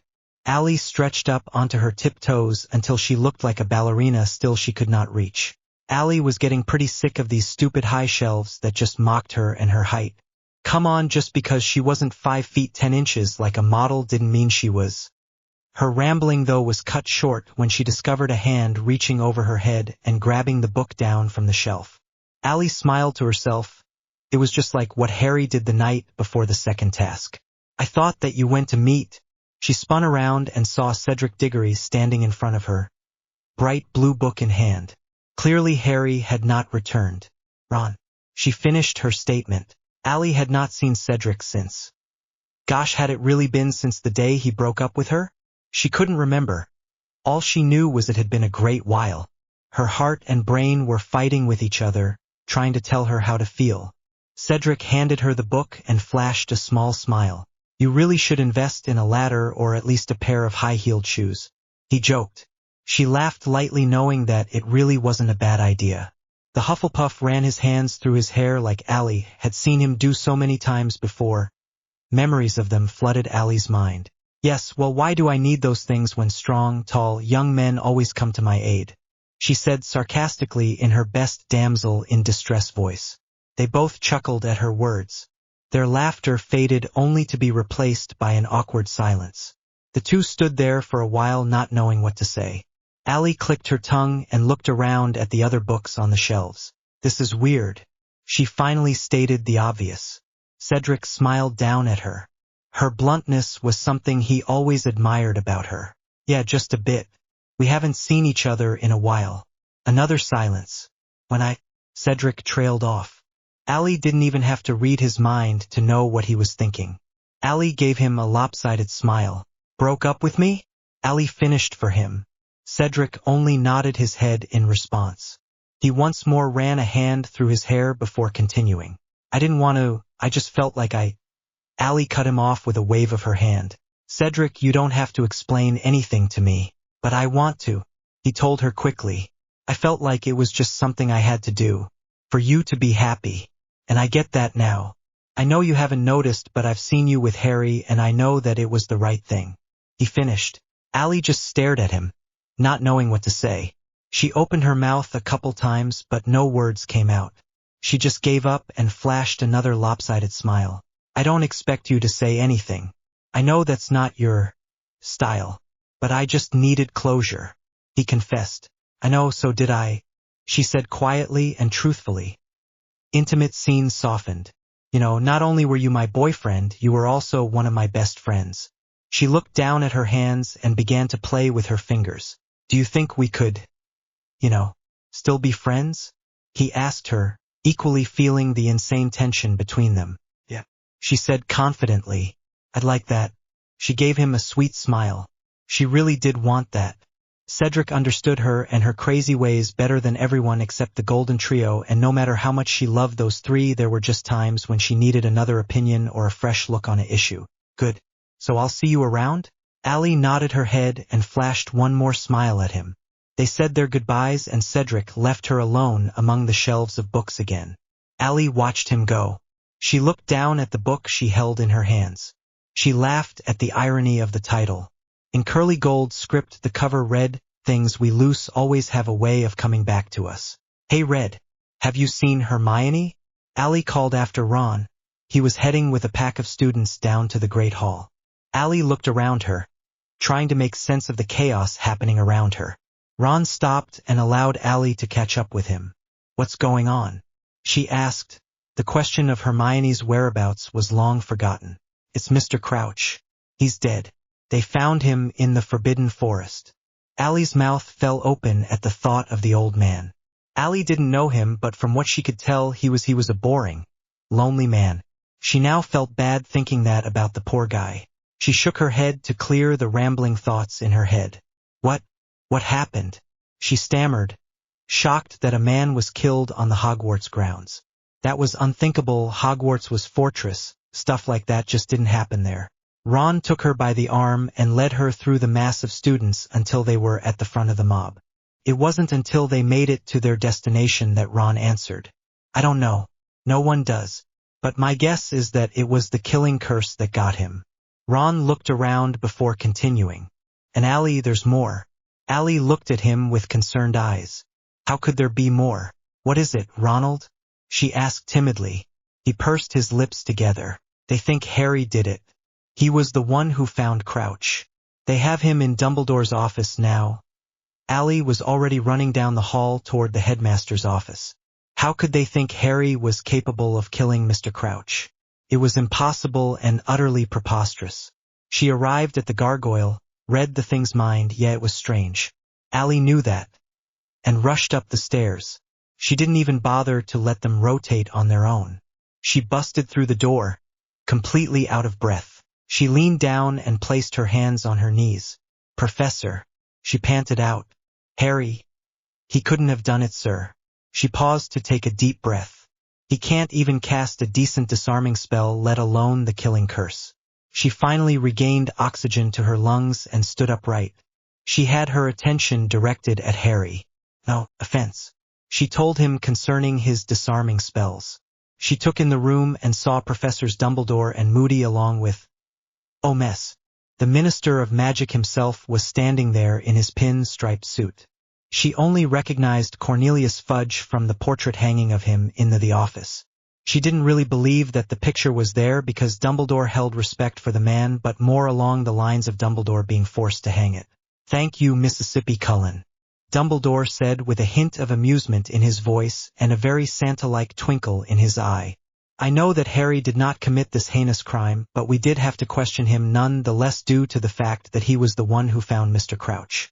Allie felt like a total idiot. "Oh right, that's cool." She tried to roll her huge fumble off her back. She glanced at the three men, all of which were still staring at her. Harry had a rather large smirk on his face, entertained by her little mishap. "Yeah, so I'll just—" She fumbled for words but just ended up pointing her finger at the door instead. She was embarrassed beyond belief. "Yeah, I'll just go. Professor, as always, it was a pleasure. And Mr. Minister, Mr. Fudge?" What was she supposed to call him? Oh my goodness, she felt liking crawling under a rock and dying at the moment. "Sir, nice to meet you." Yeah. "Bye." With those words, she rushed out of the office. Allie heard the click of the door behind her. She slid down the door until she was sitting. Allie let out a calming sigh before returning to standing position. She left the office and headed down to the Great Hall to find Ron. He was so going to get now. You mess with the vampire, you get the fangs. Okay, so Ron really didn't get the fangs. Considering Allie didn't have fangs, that was never really one of her options. Instead, he received several pinches, 2 stubbed toes, and a giant hair pull. Allie, Hermione, and Ron were waiting for Harry to return from his meeting. Allie called it an interrogation, but Hermione insisted that it was just a chat in the common room. Allie took hold of Hermione's wrist and turned it so she could look at her watch. It was only 6:30 at night. This wait for Harry should be more bearable than the previous ones. Allie looked at her best friend. Hermione looked different than usual. Allie took a closer look and let out a giggle. "Hermione, are you wearing—" She started to giggle more. "Makeup?" Hermione blushed and feverishly began to wipe at her cheeks and lips. "What of it?" she asked rather forcefully. Allie shook her head at the bushy-haired girl and tried to cover her smile with her hand. The blonde couldn't help it. Hermione must really like Crumb if she put on makeup for him. "I didn't say anything. It was just a FAGQ." Hermione scrunched her eyebrows together out of confusion. She tilted her head to the small blonde girl. "A what? A FAGQ?" Frequently asked girl question. Normal girls talk about makeup and stuff like that. Maybe we should try it without biting each other's heads off, in case you haven't noticed. Allie leaned in close to whisper the last bit into Hermione's ear like it was a secret. "We are teenage girls." Hermione sat back and rolled her eyes. Allie began to laugh. The two did not act their age most of the time. Hermione acted like a grown-up working at the ministry while Allie acted like a toddler. The two were polar opposites yet exactly the same with their love of reading and knowledge. Silence filled their little coop as the girls watched the other kids around the common room. One girl was crying and was getting pats on the back from her friends. No doubt the tears were over a boy. At Hogwarts they always were. Allie turned back to Hermione, having to get something off her chest. She would explode if she couldn't get one more little smart-ass comment in. "So what did you and Crumb do today?" Hermione chucked a pillow at her head in response. Allie ducked, but not fast enough. The button in the middle of the throw pillow, literally a throw pillow, Allie thought, hit her square in the forehead and hurt like heck. "Geez, Mione, that one hurt." Allie rubbed at her stinging forehead. Hermione was on the small side, but she could throw like Peyton Manning. Hermione gave her an apologetic look. "Oh, I'm sorry," she told Allie sincerely. The blonde just waved it off. The bump forming on her head wasn't that bad. Allie looked at Hermione's wristwatch one more time. It was now 6:45, only 15 minutes since the last time she checked. Allie's mind was filled with unanswered questions. Where was Harry? Was he okay? What happened to Barty Crouch? Why did it happen at Hogwarts? Why now? Allie shook the head, trying to release the thoughts from her head. She could just feel the headache forming from all the inquiries floating around in her brain. She leaned her head back against the couch and closed her eyes. She counted to 10 slowly, willing herself to stay patient for at least another hour. The headache would be enough without her annoyance to go with it. Allie felt someone stroking her cheek lightly. She opened her eyes to see bright greens looking back at her. Must have dozed off, she thought to herself. She gave Harry a smile and sat up straight. Hermione was still on the opposite side of the couch and Ron was still on the floor. It was dark outside, so she must have been out for at least an hour. She studied Harry's face. His handsome features were filled with anxiety and fear. What's wrong? Are you okay? Allie said quickly, wanting to know the answers. Harry gave her a small smile and a slow nod. Allie wrinkled her forehead. If everything was all right, then why was he so worried? She didn't want to read his mind to find out. He had a right to keep his thoughts to himself. Then what's wrong? Harry out a sigh and once again stroked her cheek. Allie placed her hand over his own. She searched his face for any sign of what was going on, but he was detached from her. Allie realized that Ron and Hermione were also studying Harry. The small blonde wasn't the only one who noticed the strangeness of his behavior. Harry? Allie urged him to continue. She had to know what was going on. Dumbledore and Fudge are outside the portrait hole, he said quietly. Allie frowned. That was not at all helpful. Okay, so what does that mean? He looked at her with weary eyes. Allie knew something was terribly wrong at this point. He was acting too weird for it to be a minor issue. Harry, you're scaring me. Allie ran her hands through her hair. Frustration and fear were taking over her senses. Please just tell me what's going on. She was pleading now. He was keeping something from her. Something horrible, but she couldn't bring herself to search the depths of his minds. She just couldn't do it. Allie. He paused and took her hand. Fudge thinks you did it. Allie couldn't breathe, and she was pretty sure her heart stopped beating. Harry gave her hand a squeeze. Her gaze drifted up toward her boyfriend. He was just sitting there shaking his head. Both Hermione, they think you killed Mr. Crouch. Allie. Tell me what you think. I know my writing in this chapter is yucky, but that's all that would come out of my head. Next chapter should be a lot easier to write and should be better writing and plot-wise, so yeah. Leave a review please, it keeps me from sucking.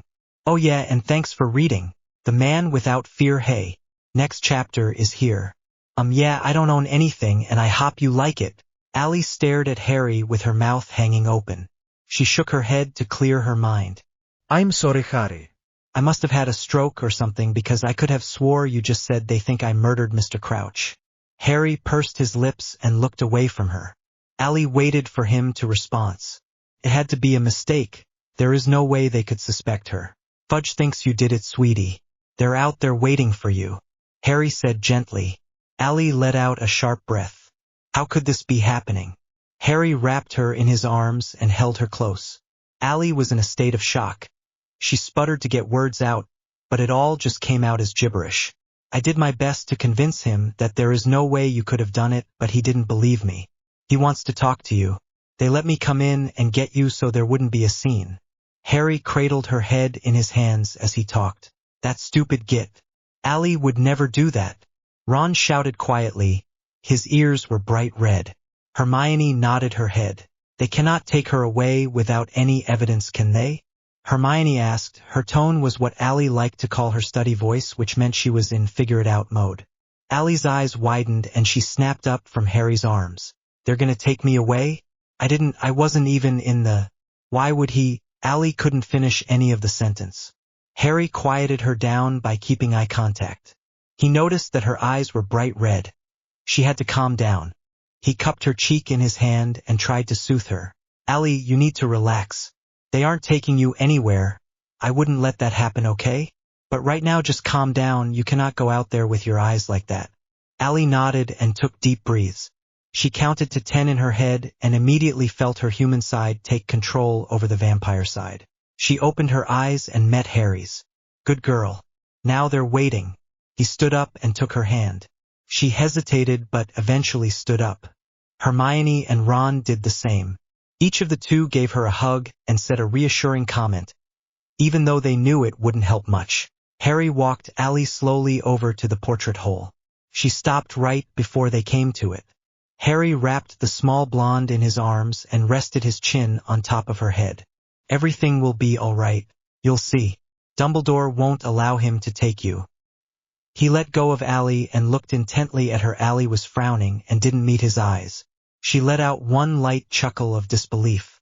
Her head rose up so her sapphire blue gaze mixed with Harry's. I didn't do it. Of course you didn't. Harry nodded at the door. Now go tell him that. I'll be waiting here for you when you get back. He kissed her forehead and motioned her to go to the portrait hole. She took a deep breath and stepped through. Ally closed the portrait behind her. She was confronted by Dumbledore, Moody, and Fudge. Ally gave them a small smile. Mississippi Cullen. We came to escort you to the headmaster's office. At the sound of Fudge's timid voice, all her fear left. Why should she fear a man that is afraid of her? Of course you have, she said sarcastically sweet. Moody grunted and Dumbledore cleared his throat. After you, Cornelius. Professor Dumbledore held out his arm for the minister to move past him. Fudge nodded businesslike and began to walk. Dumbledore followed him, then Ally with Moody bringing up the rear. The walk back to the office was unbearable. Ally could feel her heart pounding in her chest and was pretty sure everyone could hear it beating. She felt her knees become wobbly. She hoped that she would be able to make it to Dumbledore's tower without collapsing. Thank Merlin they had arrived a couple minutes and she was still walking. Fudge opened the door for her. She walked in and sat in her usual seat. Is it bad to have a usual seat in the headmaster's office? 'Cause most kids would think so, but if you were me you'd think it'd be an exception since I am a vampire and had a lot of problems and mind babbling. Shut up. The men came into the room. The only one to take a seat was Dumbledore. The remaining two stood facing her with accusing eyes. Mississippi Cullen. Dumbledore started. He folded his hands together in a very calm, relaxed manner. Did you murder Barty Crouch? Fudge cut in. His voice was laced with a mixture of outrage and fear. No, she said confidently. She had nothing to hide. It was the plain truth. But she was sure that wasn't the issue here. Is it true that you hunt in the woods once a month to keep your vampire part in check? The minister asked. Yes, but... And is it true that the last time you went hunting was yesterday? He continued. Yes, and... She did go hunting yesterday, but she didn't see Crouch anywhere. I think we have heard everything we needed to hear, Albus. Fudge concluded. Ally let out a sharp breath. Minister, that is not fair. I have done nothing wrong. She was standing now. Her anger over what the Minister of Magic was doing had caused her legs to go back to normal. Fear was not one of the many emotions she was feeling at the moment. She could feel her eyes turning red, and she was sure that if Fudge said another word they would be full-on red like regular vampires' eyes. It's not fair? You are a dangerous monster. Why Dumbledore has let you stay here in the first place I have no clue, but this, my dear, is justice for Barty Crouch. Why would I kill Mr. Crouch? I didn't know the man. Her fists were clenched tightly. She could feel the blood running down her palms for the sheer force of nails against her skin. She had to calm down. Fudge shrugged his shoulders. Maybe he got in your way while you were hunting? Or maybe you were not satisfied with your kill. Dumbledore stood up and slammed his fists on the desk. Ally had never seen the headmaster mad before. It was an intimidating sight. I demand that you stop attacking my student at once. Albus, the proof is right in front of us. She is the only one who could have possibly done this. Bullshit, Ally called out. Her fury was growing with every word the man was saying. This guy had guts to be testing a vampire. There are loads of people who could have done this. But you can't figure it out, so you decided to blame the vampire. That's easy, right? No one would question your conclusion because I am a monster, as you so kindly put it, Minister. You can call me whatever you want, but I will not allow you to blame me for something I haven't done. She growled at him like she had seen Jake do to people he was angry at. The minister was bright red. He walked over and towered over the small blonde girl. How dare you? He leaned down close enough that she was able to smell his sickening cologne. You vile little girl, how dare you? Ali began to feel light-headed. She wanted to rip his head off, and right now she was sure she could. Usually she wasn't strong, but with her vampire side in control and her adrenaline pumping, there was no telling what she could do to this man. Ali took a deep breath and dug her nails deeper into her hands, but still she wasn't in control. In a flash, she was sitting on the stairs that led up to Dumbledore's loft. She was gone so fast that Fudge didn't have time to react. He searched around the room until his eyes found Ali on the last step in the corner of the room. He began to make his way over to her, but Moody stepped in front of him. I think you have done enough, Minister. Dumbledore nodded his head in agreement. Pushing a vampire past their limit is not a wise idea, Cornelius. Dumbledore rushed over to Ali. She was cradling her head in her closed hands. She rocked violently back and forth. The headmaster stayed about 4 feet away, but he was still close enough to try and calm her. Ali counted to 50 before she felt human again. She unclenched her fists and winced at the instant pain she felt in her palms. She turned them over and saw the deep nail-shaped gouges covered in blood. Oh, Ali, Dumbledore said quietly. Ali tried to hold back the tears that were forming. Those cuts really hurt, and she was frustrated, and everything was screwed up, and all the stuff was coming at once. She was sure she was about to lose it again. Dumbledore took her hands in his own and examined them. You got right done to the bone. He breathed out. See, Dumbledore. Somehow Fudge had made his way close enough to see Ali's injuries. She is a danger to herself as well as others. She should— That is enough, Minister. Dumbledore said calmly but forcefully. We both know she did not do this. Ali was right, you are looking for someone to blame, and she was just standing there waiting for it. You must keep searching for the real culprit. The headmaster looked at Ali with regretful eye before returning his gaze to the minister. I believe it is time for you to leave, Cornelius. Alistair will see you out. Fudge opened his mouth to say something, but Moody beat him to the punch. Right this way, Minister. He placed a large scarred hand on Fudge's back and almost pushed him out the door. The click of the lock brought with it a feeling of relief for Ali. She leaned her head against the wall and closed her eyes. Intimate scenes softened. It was extremely tiring to come back from her vampire side. Dumbledore went over to his desk and retrieved his wand. I'll fix this in an instant. Trust me, you won't feel a thing. Ali shook her head and brought her hands close to her chest, dripping blood all over her clothes and the stair she sat on. Don't bother. I'm all right, she said through clenched teeth. Dumbledore let out a soothing sigh. Ali, you are losing a lot of blood and your injuries are deep. Now you have done a great deal of damage to yourself, and I suggest you let me fix you up so I don't have Harry rushing into my office in 10 minutes demanding to know what happened. I would appreciate some rest tonight, wouldn't you? Ali rolled her eyes and gave her hands to Dumbledore. He was right, per his usual. Harry would have a heart attack and she wouldn't get the sleep she so desperately needed and wanted. Thank you. Dumbledore said a short spell, and within an instant Ali felt a warm heat spread through her fingers, then the rest of her hand. When the feeling returned to normal, she saw that the gouges were no longer there. Thanks, Professor. Dumbledore gave a smile in response. You know, Ali, do you mind if I call you Ali? The small blonde shook her head. She actually preferred him to call her by her first name. Dumbledore continued. That was a very brave and stupid thing you did with the minister. He is the head of the wizarding community and a very powerful man. The things you said could have potentially brought you a great deal of trouble. Ali looked deep into the headmaster's kind blue eyes. Professor, I read his mind. I knew what he was thinking. He had no idea if I killed Mr. Crouch or not. I was just someone he could blame.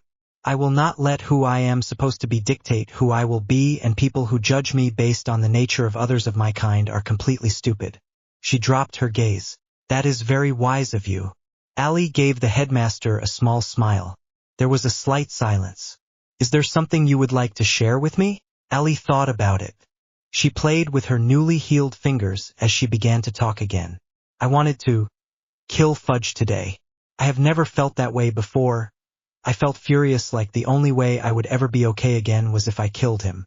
Your father had temper problems too. Ali's eyes shot up. You knew my father? Dumbledore nodded his head. I went to Washington a few weeks before Lord Voldemort made it to them when you were still a baby. I asked them to join our cause, but they declined gracefully. They were having enough problems with other vampires. Tears rolled silently down Allie's cheeks. What kind of problems? Jake never told her this story before. She had no idea that her family was in trouble before Voldemort even made it onto the scene. The wrinkled man shook his head.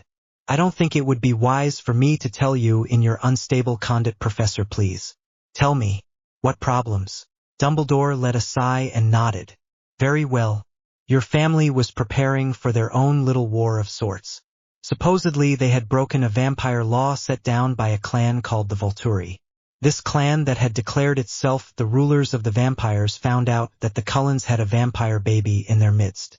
Allie swallowed the lump that had formed in her throat. The penalty for this crime was death. Your family knew the Volturi would come with an army to destroy you as well as them. They were gathering their own army to set things straight.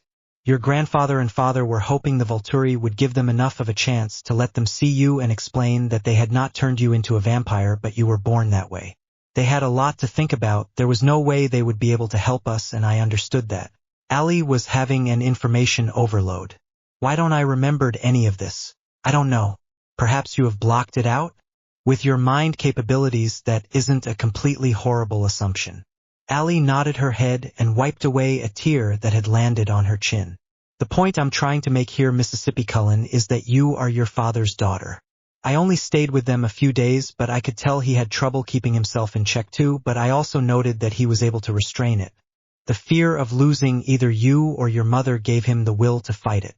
The small girl gave him a small smile. Thank you, Professor. Anytime, Allie. He gave her a pat on the shoulder and stood up. Allie reluctantly got to her feet and stretched. I suggest you go back to your dorm now and get some sleep. Oh, and please make sure that Harry does not come up tonight. I truly am exhausted. Allie chuckled and promised she would keep Harry away. Good night, sir. Pleasant dreams, Allie. She left the office behind her and started down the twists and turns of the corridors. Allie had not heard the story about her family gathering other vampires to protect her. She now felt responsible for their deaths. How could she not? If it wasn't for her, they would have joined with Dumbledore, and they never would have been there when Voldemort came. It was all her fault. No, it's not. Allie looked around to find the voice that had startled her, but she couldn't. The corridor was deserted. Their deaths are not your fault. Harry appeared from under his invisibility cloak.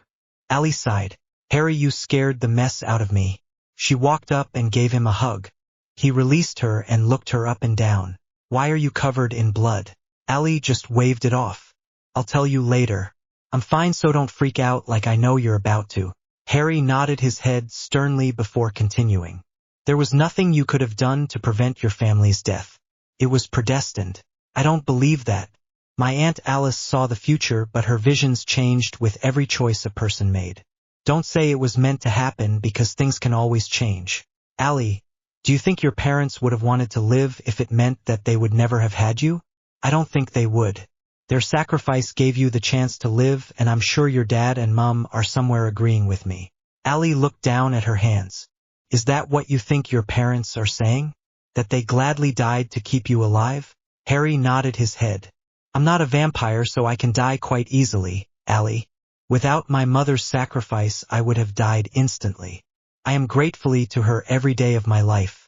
He paused and took her hands in his own. The only thing we can do for them now is to live our lives to the fullest. We have to live for all of them. Harry looked deep into her eyes. Okay. Allie nodded her head. Harry did the same. Okay, how about we go back and get some sleep?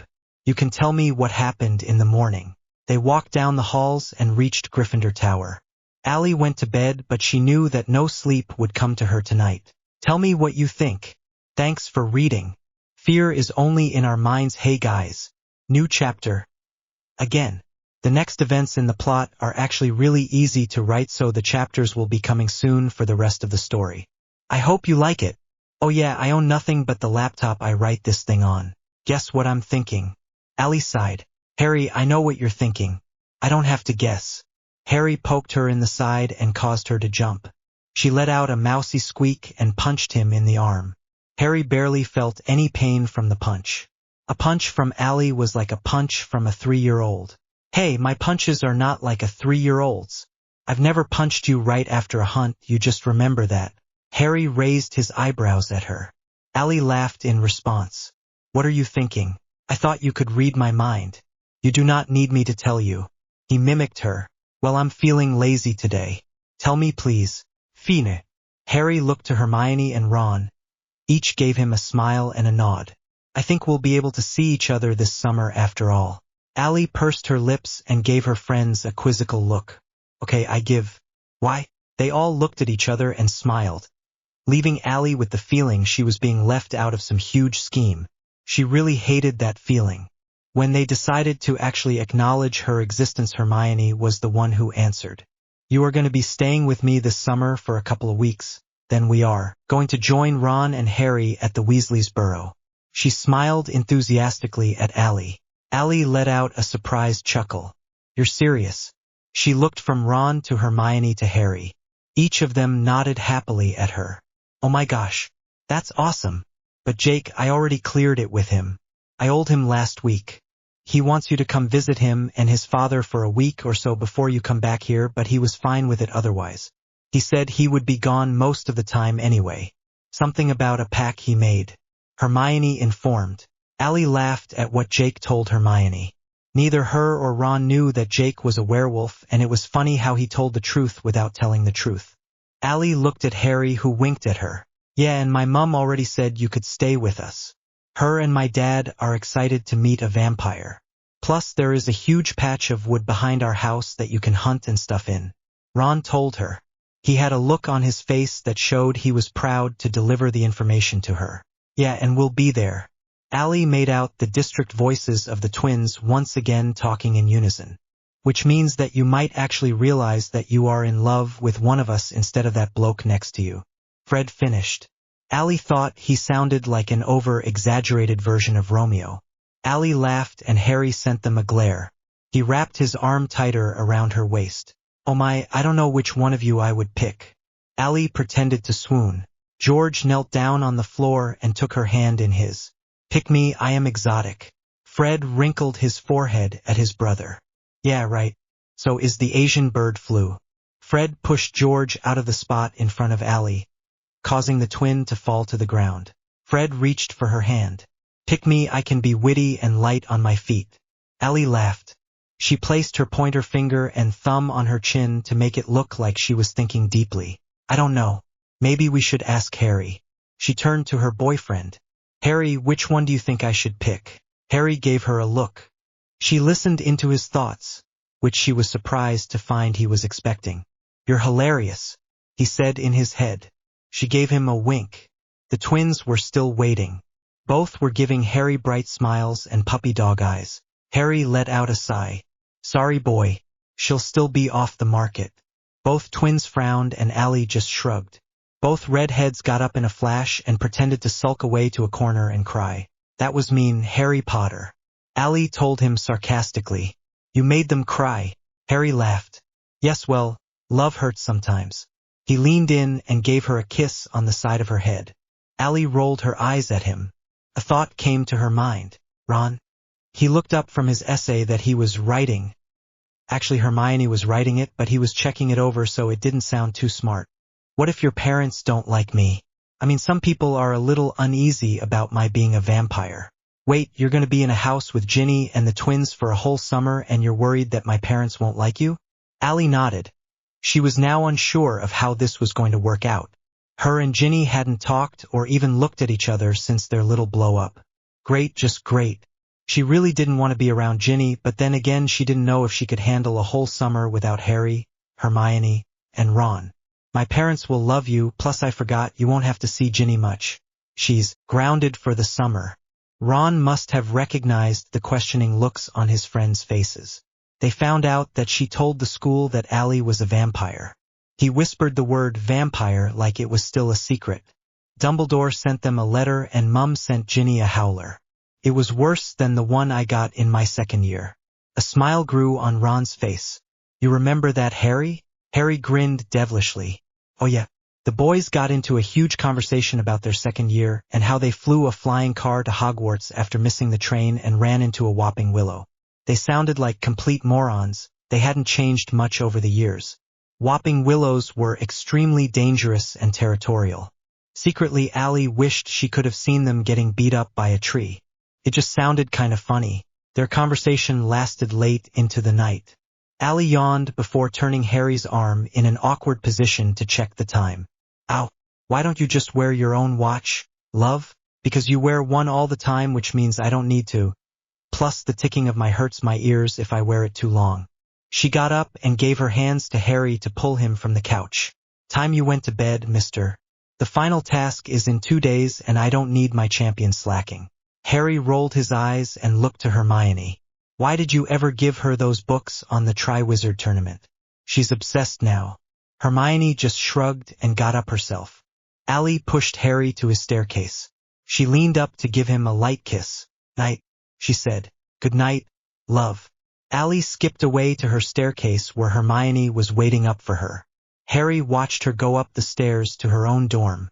Stop checking me out, Harry, Allie called teasingly. He snapped his eyes down and half ran up the stairs. He closed the door fast as if the thick wood could block her from reading his thoughts.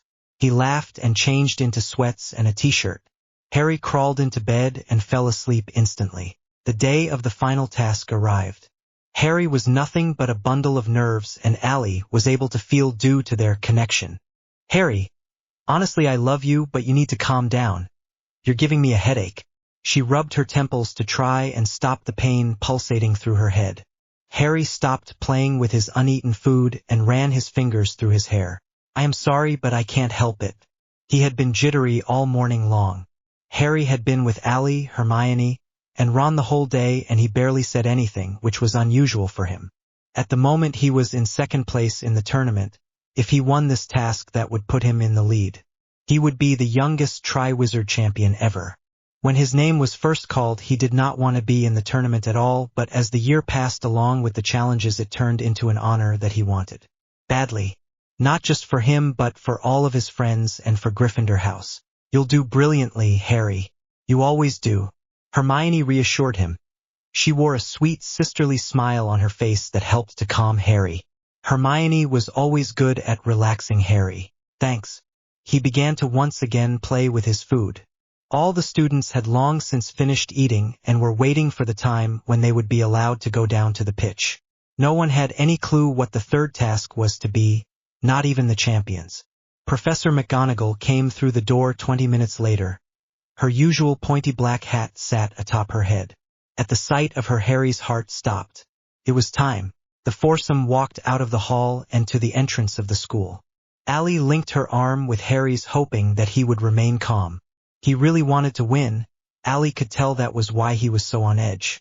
They walked out the door and a sudden cold English wind came up. Allie shivered.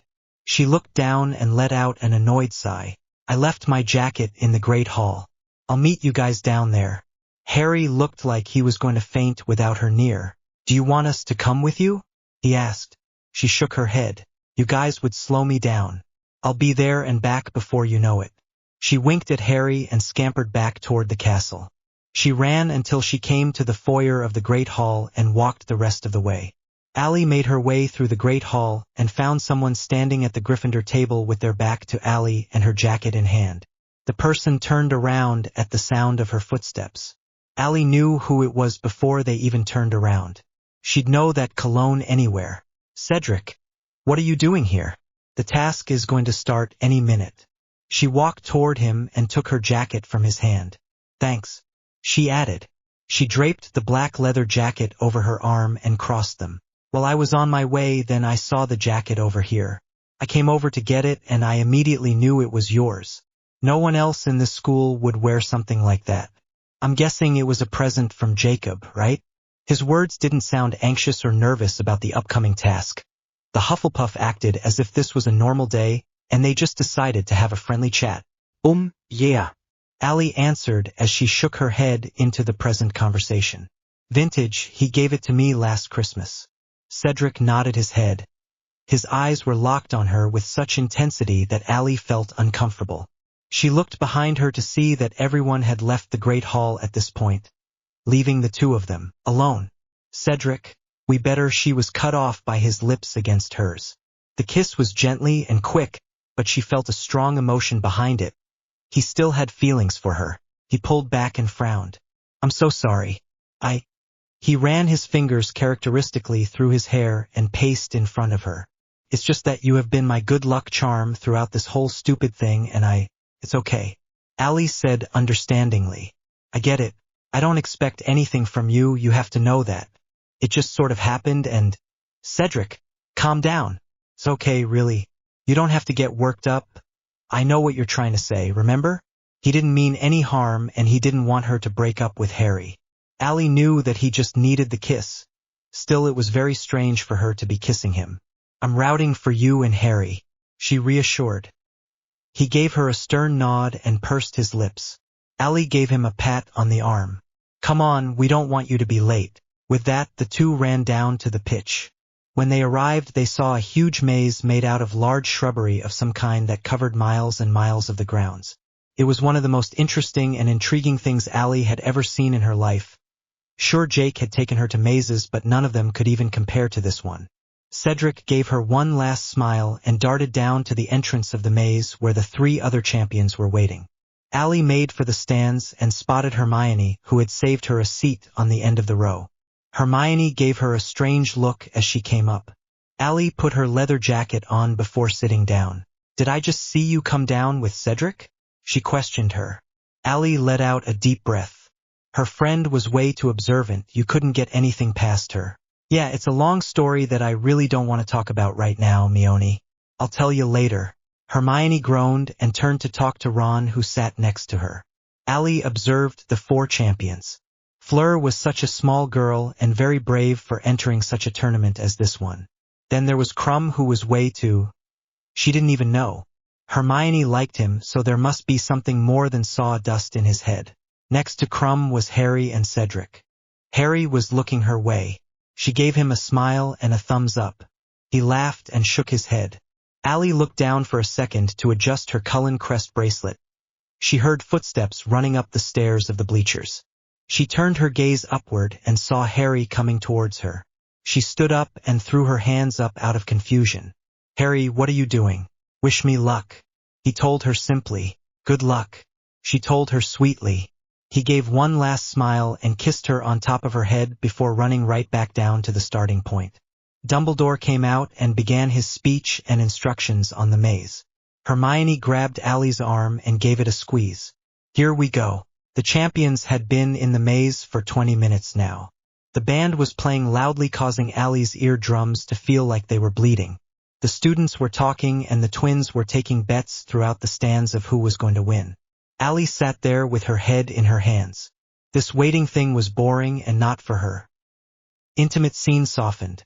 The pain was excruciating. Ali was sure it was the worst pain she had ever felt in her life. She grabbed Hermione's shoulder for support to make sure she didn't fall on the seat. Ali, what's wrong? Hermione held onto Ali's forearms, trying to get her friend to talk to her. Hermione's voice was laced with concern. Something's wrong, Ali said through deep breaths. She whispered it. The comment was more directed to herself than to Hermione. What's wrong? Ron asked. Ali looked up at them and shook her head, not knowing what else to do. I don't know, but it's bad. I can feel it. She took a few more deep breaths, trying to regain her composure. Her eyes widened as realization hit her like a semi-truck. Harry, she breathed, before Hermione or Ron could comprehend what the small blonde had said. Ali was gone. She ran so fast into the maze that no one even noticed. Hermione and Ron exchanged looks of utter fear. Ron placed a comforting hand around her shoulder. All they could do now is wait. A little cliffhanger, but nothing major. Please tell me what you think. I love to have input on my stories. You know, things like what I did good and what I pretty much suck at and need to improve on. Stuff like that. Thanks for reading. Oh, by the way, check out my songfic. There's a curse between us. It is a HG/TR ship. I love the pair, so I was excited to do a story about them. Okay, bye.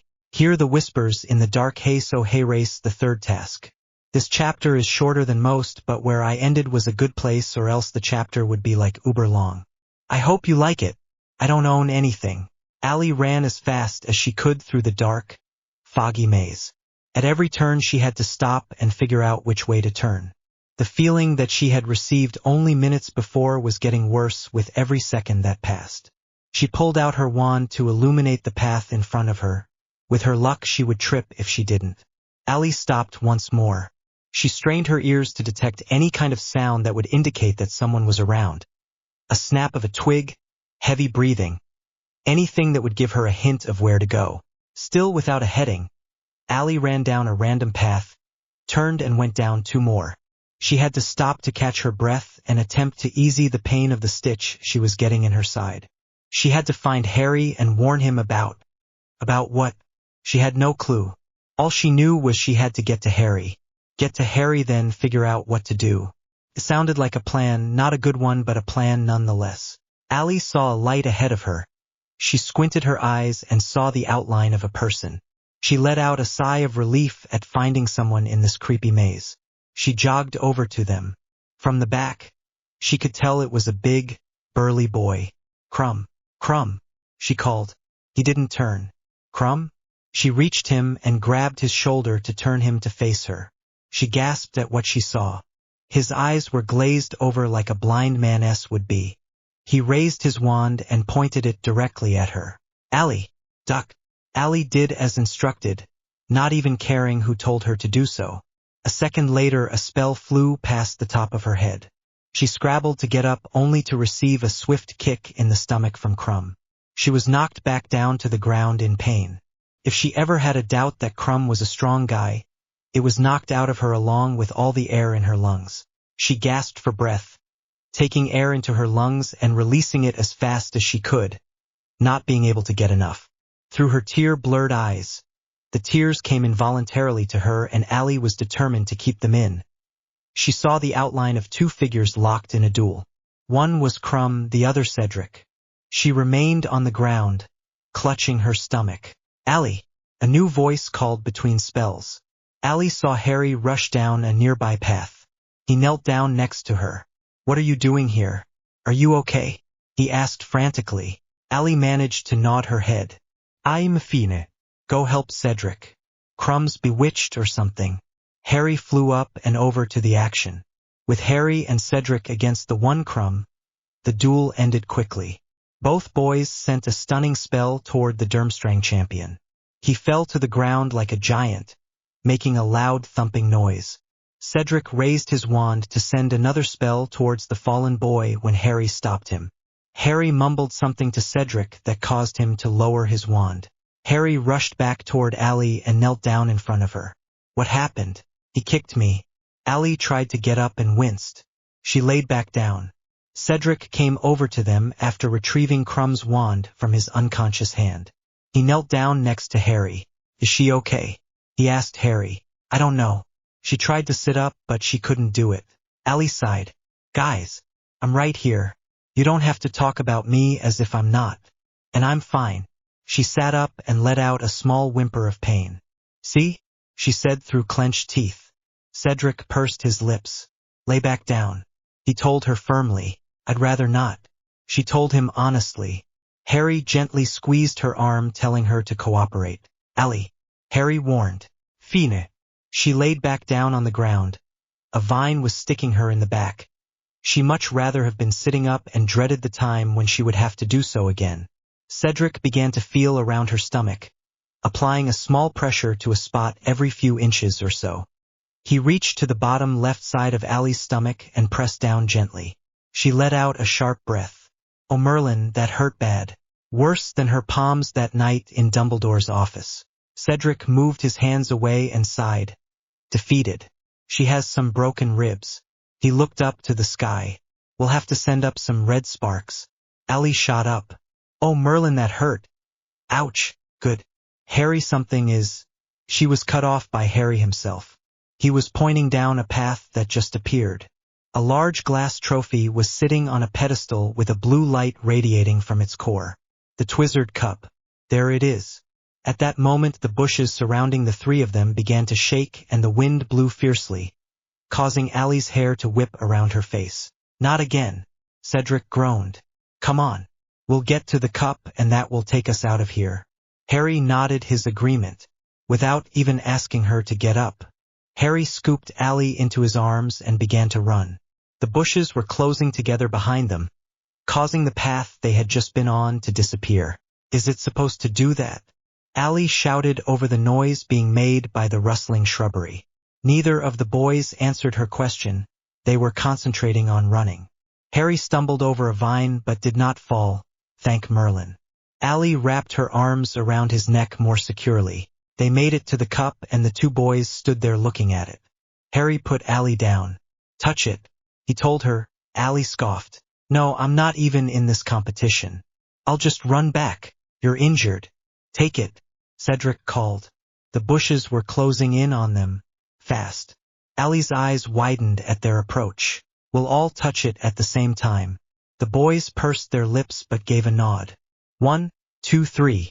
The three of them grabbed the cup at the same time and got sucked into nothingness.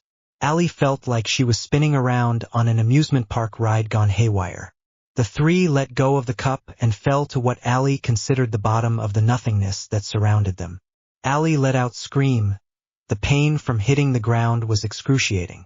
Seconds later their surroundings caught up with them. Harry rushed over to her. She landed 5 feet away from him and Cedric. Are you okay? He asked frantically. He checked her over to make sure no more injuries had come to her. Allie just nodded. Help me up, she asked through her pain. Harry picked her up off the ground and placed her on her feet. He kept a secure arm around her waist. Allie took a look around her. This can't be good. The horrible feeling she had in her stomach now overpowered the pain from her ribs. They were in a graveyard. A creepy graveyard at that. Where are we? She questioned no one in particular. Harry let go of her and wandered over to one of the tombstones. Allie walked over to where Cedric was sitting. He was examining the Triwizard Cup. A port key. The cup was a port key. He informed them. Allie rolled her eyes. Of course, they'd make it harder. Going into a maze and coming out a Triwizard champion sounded a little too easy. Cedric got close to touching the cup but didn't. The Hufflepuff let out a chuckle and stood up. He looked Allie up and down. Are you okay? She nodded and gave him a small smile. Allie could feel Harry's uneasiness from across the graveyard. She turned to see where he had wandered off to. Harry? He was standing next to a huge tomb that had a statue of the Grim Reaper atop of it. We have to leave. Now, he said forcefully. A fire started right after he finished his sentence. A large cauldron started to boil over the greenish fire. Allie felt a surge of pain run through her wrist with the scar on it. She bent over and pressed her other hand over it as if the pressure would keep the pain at bay. It burned with such intensity she was sure that someone was trying to burn her to death from the inside out. Cedric placed a hand on her back and bent over to look her in the eyes. Her eyelids were pressed together in pain. Allie heard Harry let out a howl of agony as he pressed his hand to his forehead in the exact same spot as his scar. What's happening? Allie yelled. She took it back. Broken ribs were easy. The cracked ribs were nothing compared to this. Give her 1,000 broken ribs. She didn't care. Anything but this.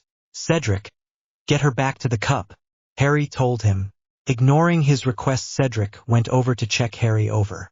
Harry was hunched over in misery from the pain. A second later he fell to his knees. Allie had not clue what was happening to her or Harry. Has your scar ever hurt you? Harry's question floated back into her mind. Dear Merlin. She let out a gasp and staggered over to the two boys. Get out of here. Harry's eyes were wide with fear. Cedric and Allie turned to stare at the spot where Harry's eyes were directed. Allie took a few steps closer to get a better look. A cloaked figure was coming out of the fog, cradling what looked like a baby wrapped in another cloak. Allie squinted but still couldn't tell who it was. Kill the spares. An eerie voice called from inside the bundle. The voice was as cold as the night air that whipped around her. Allie's eyes widened as the large figure lifted his wand to her. She was going to die. There was no doubt in her mind. The man began to mutter the curse that was aimed for her. Allie closed her eyes, waiting for the inevitable. A second later she felt herself being pushed to the side with such a great force that she flew through the air for a good 5 feet. Intimate scene softened. On impact with the ground, she felt a sharp pain in her head where a large rock had made contact with it. The small blonde heard someone calling out to her, but it sounded far away and muffled like she had cotton balls stuffed into her ears. She didn't even scream. Allie could feel unconsciousness taking over her. She lifted her hand to her wound and touched it, causing her to wince slightly. She pulled her hand away. Blood covered her fingers. Allie was succumbing to the blackness that began to surround her. She put her hand back down and waited for the inevitable darkness to take her. She laid her head down to the side, not being able to hold it up any longer and not wanted to press the wound against the ground. Dizziness took her. She could vaguely make out Cedric's expressionless eyes looking at her before she fell inside the black. Don't hate me. I hate me enough already for doing it, but it had to happen. I'm sorry. I tried to figure out a way around in, but there was nothing. It was just one of those things that had to be, you know? Tell me what you think, please. I need feedback for this chapter really bad. Thanks for reading. A Memory Forsaken, yay. New chapter up. I felt bad for leaving it with a cliffhanger, so I wrote the whole next chapter last night. Thanks to everyone who has stuck with the story so far. I don't own anything, so yeah. On with the story. Allie groaned. Every inch of her ached. She tried to sit up, but her body wouldn't allow it. She crashed her head back onto the pillow and winced. She felt her head and touched sewn-up gash. She counted the stitches. 10 in all. Allie knew that magical medicine didn't work on her. Yet another side effect of being a vampire, she was sure. She sighed and looked up at the ceiling. She was in the hospital wing at Hogwarts. The whole room wasn't visible due to the divider she had surrounding her, but the smell is what tipped the blonde off. It smelt like rubbing alcohol and medicine, 2 of the worst smells ever. Her vision refocused so she was able to see clearly. Allie looked down and noticed that she was in her guitar pajamas, probably Hermione's doing. She felt her stomach and found that it was wrapped up tightly. As she reached to feel her stomach, she noticed that everywhere from her wrist to her elbow on her left arm was bandaged up. From what she remembered, she never did anything to her arm. The only thing that happened there was the insanely painful burning in her scar. Her eyes darted around her and spotted Harry asleep in a chair with his feet propped up at the foot of the bed. She didn't want to wake him, but she needed answers. She managed to pull herself up to a sitting position. It was very uncomfortable due to the wrap job around her torso, but she sucked it up. The action caused her to become dizzy, but she didn't mind much. She was too focused on the boy in front of her. She gently pushed the hair back from his forehead. Harry stirred but didn't quite wake. "Harry?" she said quietly. The boy jumped up from the chair, startled. He looked terrible. A long deep cut ran across his cheek and his arm was in a sling. Exhaustion covered his face and caused thick purple bruised semicircles to form under his eyes. He didn't look like himself, and that scared her. "You're awake. Thank Merlin." He was up out of his chair and sitting on the side of the bed in a flash. He took her cheek in his hand and stroked it with his thumb. He studied her with sad, watery eyes. Allie was confused and weary. "What happened?" she asked quietly, not really sure if she wanted an answer. Harry pursed his lips and looked away from her. He was dreading having to tell her what happened, but she needed to know the truth. He understood that. Harry let out a sigh as the memories of the graveyard came back to him. What a waste. He was such a good-looking boy. Voldemort snarled in his ice-cold voice. He went over to where Cedric and Allie laid on the ground. Harry knew for sure that Cedric was dead. He darted to Allie and knocked her out of the way so the killing curse hit him instead. But Allie, she was on the ground bleeding profusely from the head. She had to be alive. Harry had to tell himself that. Without that hope, he would die here for sure. And so would she. And what do we have here?" he continued. He knelt down and stroked Allie's pale cheek. "Don't you touch her." Harry screamed furiously at the top of his lungs. "Get the heck away from her." He struggled against his restraints, but it was no use. They wouldn't budge, not for him anyway. Voldemort raised his eyebrow, or where his eyebrow would be, in surprise. "It looks like you're in love, Harry." Voldemort laughed evilly and returned his gaze to Allie. His smile faded when he caught sight of her left wrist. Cannot be, he whispered to himself. He lifted her wrist and examined it closer. Harry saw his snake-like eyes widen as he looked her over. That's impossible. I killed the bratty monster 15 years ago along with its parents. Apparently not, Harry spat. Voldemort shot him a look. He roughly threw down Allie's arm, causing it to get sliced by a sharp rock close to her, and walked over to Harry. More blood poured out of Allie. She was losing too much blood. I'm gonna kill you first, Potter. Hopefully the little vampire will be conscious by the time I get around to it. I'd hate her to miss out on watching you beg for death after I'm done with you. Voldemort smiled. Harry fought against the bar, holding him back once again. Voldemort laughed once again and touched Harry's forehead. The dark-haired boy let out a scream of pain and anguish. Voldemort's touch felt like 1,000 white-hot daggers digging into the deepest part of his scar. Then when I'm through with you, I'll kill her. Slowly. We don't want you two to be together too fast now, do we? His voice was pure evil. Harry growled loudly. He had to get out of his restraints. He had to get to Allie and get her home. Harry felt the Grim Reaper's staff lower and release him. He dropped to the ground, not really prepared to be let go. He crawled to where Allie was laying. Allie? He questioned but got no response. She was losing so much blood, his hands were now stained with it. Now, Harry, no games. Pick up your wand. I want to duel you properly. Harry turned to the snake-like man. He picked up his wand and walked to the center of the circle of Death Eaters. He was ready to battle for his life and Allie's. Harry heard cheers as the portkey dropped them at the entrance of the maze. He clenched Cedric's body in one arm and Allie in the other. The cheers quickly began to fade away as people realized that something was not right. Harry was in tears. He had no clue if Allie was alive. She was so cold, colder than her normal low body temperature, and her heart was barely beating. Harry checked her pulse, but he couldn't tell if the faint rhythm was from her body or his. Dumbledore rushed up to him. He took one look at a blood-soaked Harry and Allie, then to the cold, staring face of the Hufflepuff.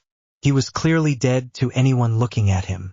Screams began to fill the air and drowned out the remaining cheers from those who were too far away to see what was going on. Harry, what happened? Dumbledore grabbed his shoulders and pulled him from on top of Cedric and Allie. He's back. Voldemort's back, was all he could say before tears overcame him. Allie might be dead, Cedric was dead. He couldn't take it. McGonagall rushed forward and checked Allie. She's alive, but just barely. She's lost a lot of blood, Albus. Dumbledore nodded. He pointed to Ron and motioned for him to come down. Ron rushed down and flushed a pasty pale white at the sight of his friends. Carry Mississippi Cullen to the hospital wing. Fast. And Mr. Weasley, when I say fast I mean as fast as you can go without causing further injury. Her life could be in your hands now. Ron nodded quickly and scooped Allie up. He was gone before Harry could call after him. The next thing Harry knew, he was being dragged away by a very calm Professor Moody. Moody told him it was not a place he wanted to be, and Harry knew it was right. Harry told her everything. Well, almost everything. He couldn't bear to tell her about Cedric's death. He would eventually, but not now. She had just woken up and was still really weak looking. News like that might have tremendous effects. Allie marveled at all the information she was taking in. To think this whole time it was Moody who was behind everything. Well, technically Barty Crouch Jr., but still. My goodness. She leaned her head back against the headboard and closed her eyes. Harry, can you do me a favor? She asked quietly. Anything, love. He was quiet also. Would you ask Cedric to come by? I want to thank him for saving my life. Harry frowned. He expected her to bring him up, but not now. Not when she was only starting to recover. Harry pursed his lips. Of course, he said gently. Allie's eyes shot open. She sat up and looked at Harry. You're lying. She whispered it with a shocked look smeared across her face. Harry shook his head. No, I'm not. He tried to cover it up. Yes, you are. She said quietly, her gaze turned worried in an instant. Why? Harry looked down at her hand that he held in his own. He couldn't look at her. It hurt him to know that she would soon be hurting again. He stroked the back of her hand gently. Harry, what is it? she questioned him. She slid her hand away from his and placed it in her lap. Harry shook his head, not able to form words. Allie let out a sharp, painful gasp. "Cedric?" she said. Harry could barely hear her speak the word, she was so quiet. "Where is he?" Harry continued to shake his head. His glance was still cast downwards at the bed. "Darn it, Harry! Say it!" Intimate scene softened. The dark-haired boy looked up and saw tears flooding her now blood-red eyes. The tears broke out of her eyes and cascaded freely down her beautiful face. She didn't need him to answer, she already what it would be. Allie just wanted to hear it out loud for herself. "He didn't make it," Harry said gently. "The curse hit him. There was nothing I could do." Allie bit her lip, not able or wanting to say anything. She turned away from Harry and curled up in a ball. Harry heard the sobs begin to escape from her chest. His own heart broke with hers. He crawled onto the bed, picked Allie up and put her in his lap. She wrapped her arms around his neck and cried into his shoulder. Harry just let her cry. She needed to cry, she wanted to cry. Cedric was a huge part of Allie's life and now he was gone. The small blonde cried for what felt like hours until she fell asleep in his arms. Harry thought it best that he go but couldn't bear to wake her. He gently laid her next to him on the bed. She did not stir. Harry leaned his head against the headboard and closed his eyes. He would only rest his eyes for a few minutes. He was so exhausted he didn't think he would make it to Gryffindor Tower in his state. "Nice try." Harry's eyes snapped open. Jacob Black was standing in front of the bed with his arms crossed. He glared at Harry with his deep brown knowing eyes. Harry had only met Jake once, but the werewolf was intimidating. More intimidating than Lupin because Jake had an aura that screamed, "Werewolf? Mess with me, I'll kick your arse." Jacob shoved his thumb over his shoulder. "Go get some sleep. I'll take over the watch from here." He took a seat in the chair where Harry had been earlier and folded his hands behind his head like he was ready to settle in for the night. Harry reluctantly got up. But instead of leaving, he pulled up a chair from the next stall over and placed it opposite to Jake's. "I'm not going anywhere," Harry explained. Jake gave him a stern, overprotective dad nod and turned to study Allie. Ever since she could walk she was a trouble but never this much of one. Harry let out a small chuckle. "Yeah, I figured." Allie looked so peaceful in sleep, like nothing in the world could possibly be wrong. Harry wished she would still look that way when she woke up. Jacob let out a sigh and turned to face Harry. He leaned in close to him like he was about to have a serious man-to-man talk. "Before the death of her family, I made a promise to her mother and father that I would take care of Allie, no matter what. If anything happened to them, I was supposed to take her and run, to not look back." He sent another glance toward Allie's sleeping form. "I was the only thing she had left in the world when they died. After that horrible day, I vowed to keep that promise I made to them, no matter what it took. But that day, as I looked into her little blue eyes, I made a promise to her, too. I promised her that I would find the thing that killed her family and left her with that scar. If you have any idea where he is, I want to know. 'Cause I swear I'm gonna kill that son of a bully." Harry saw his features become more and more wolf-like with every word he said. Jake meant his words. Every single one of them. He was out for revenge on Voldemort and Harry was sure that nothing was going to stop him from trying. Harry rested his arms on his knees and leaned closer to Jake. "I don't think you can." Harry leaned back in his chair. "I think it's up to us." Jake's eyes widened as Harry's words registered in his mind. "Not that we would not appreciate your help, Mr. Black. You would be more than welcome to."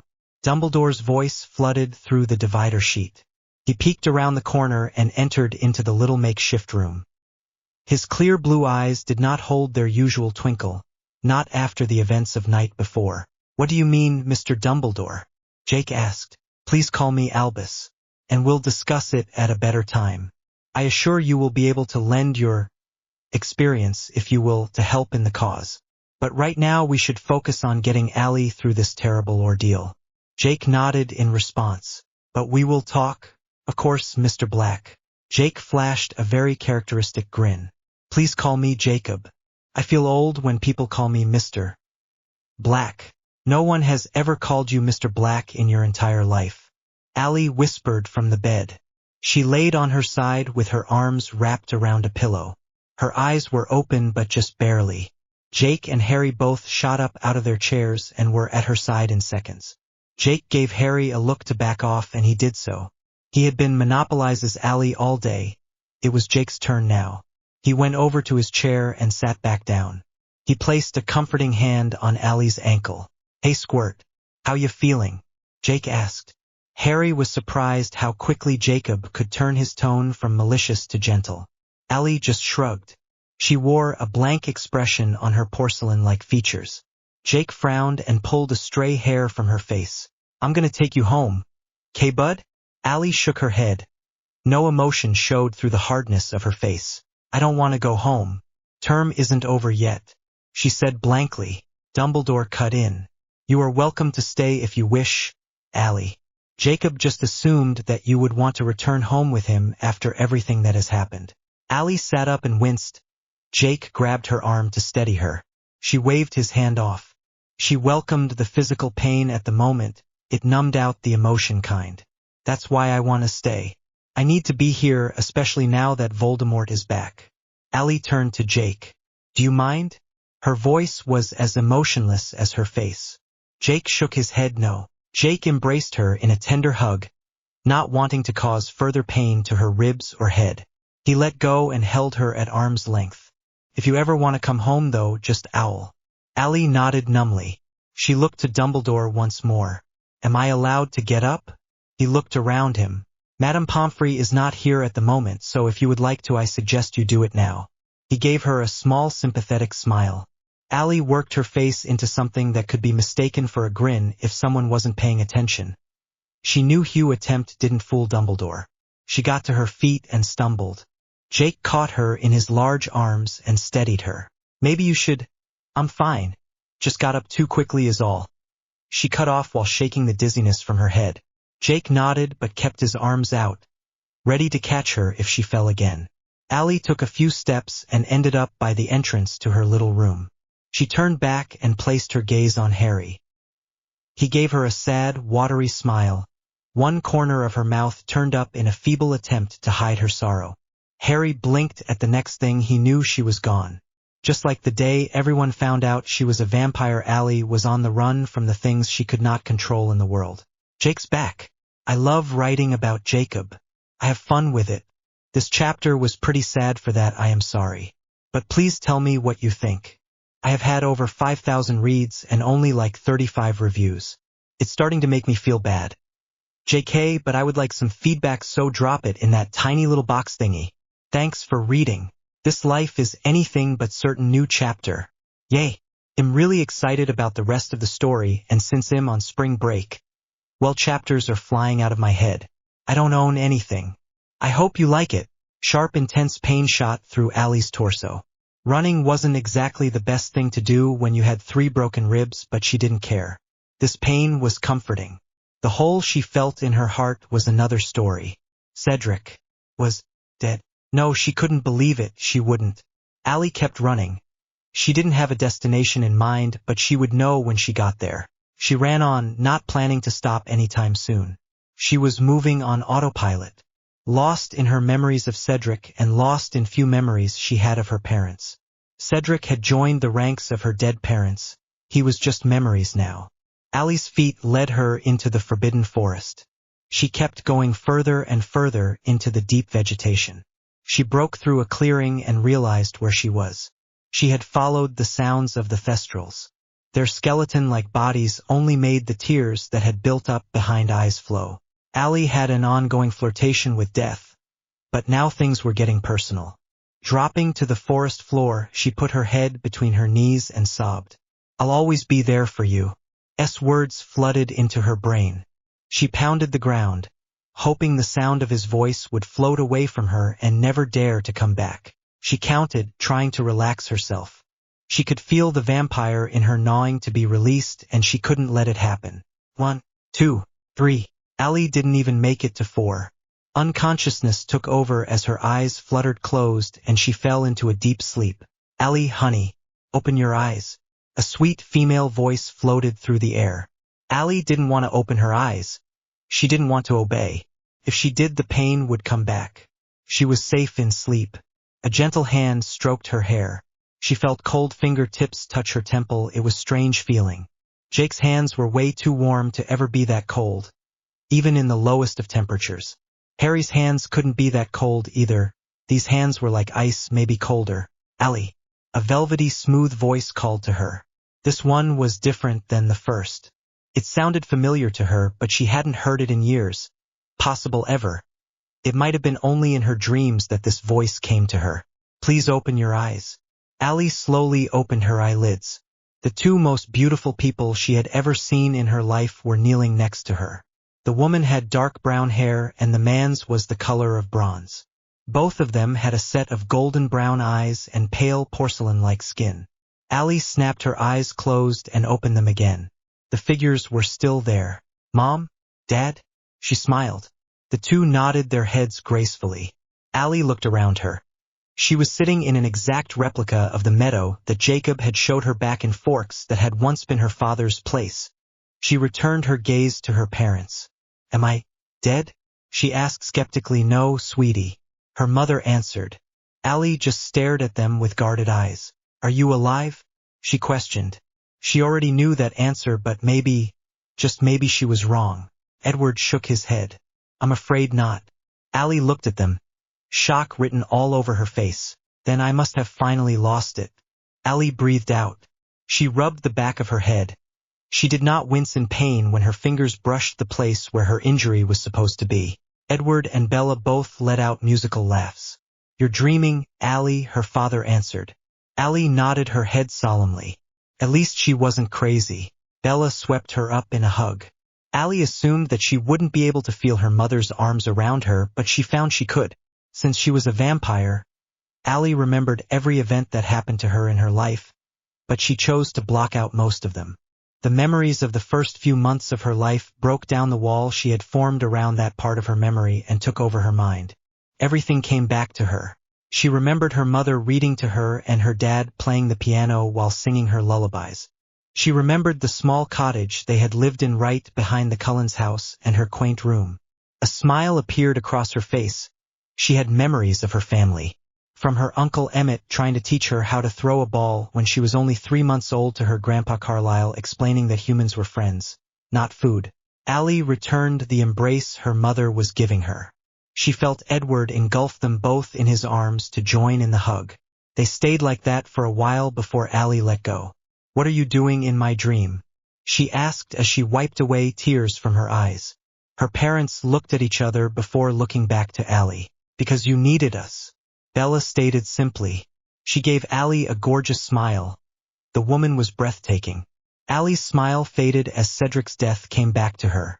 She looked to her dad and saw some of the similar features that she envied in Cedric. "It was my fault," she whispered. "He's dead because of me." Tears began to flow down her cheeks once more. She didn't have to explain who she was talking about. They knew already. That's why they were here. Edward's face was so gentle it almost looked more like flesh than the usual marble-like skin of a vampire. "Don't say that," he told her. He scouted over to sit next to her and placed his arm around her shoulders. Allie couldn't help but cry into his shirt. Bella came up close in front of her and placed a comforting motherly hand on her knee. "You couldn't have stopped it." "Yes, I could have. If I wasn't there. If I didn't go into that maze." She couldn't finish the sentence. "It was his time. You couldn't control that."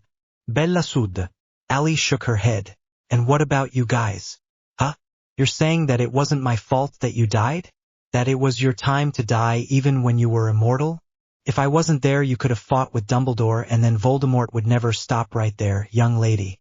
You're starting to sound like your mother." He wasn't teasing. It was just the truth. "You cannot blame yourself for that. We would rather have had you for a few months than to never have had you at all." He kissed her on the top of the head. "You cannot control everything, Allie. As much as you want to, some things just happen," Bella said. Allie wiped fiercely at the tears. She just wanted them to go away. She'd cried enough to last a lifetime. What she wouldn't have given to have just died that day with her parents. She had no purpose here. Allie Rose Cullen. "If you think that way again, I'm gonna haunt your dreams for the rest of your life." Edward sternly told her. He sounded like he was joking, but Allie was certain he wasn't. It was pretty intimidating, actually. She looked up at him, not used to someone else around her being able to hear thoughts. What? It's true. I know you're hurting, honey, but you can't think that way. Bella tried to explain. Allie stared at her mother. She wished she had her growing up. Why not? What have I ever done that was remotely useful in my life? Allie was angry. She knew that she sounded like a depressed, insane, crazy girl who needed to get some serious help, but word vomit got to her along to her sorrow. Every doubt she ever had in her life was hitting her like a head-on collision. You take care of Jacob. You know he wouldn't have been able to get past what happened without you. You keep him as sane as he keeps you, Bella said. Allie looked up at her, still not convinced. What about us? She questioned. You are the best thing that ever happened to me and your father. Edward nodded his agreement. Allie gave her mother a small smile. You have a long life ahead of you. Your purpose will be revealed in time, Edward told her.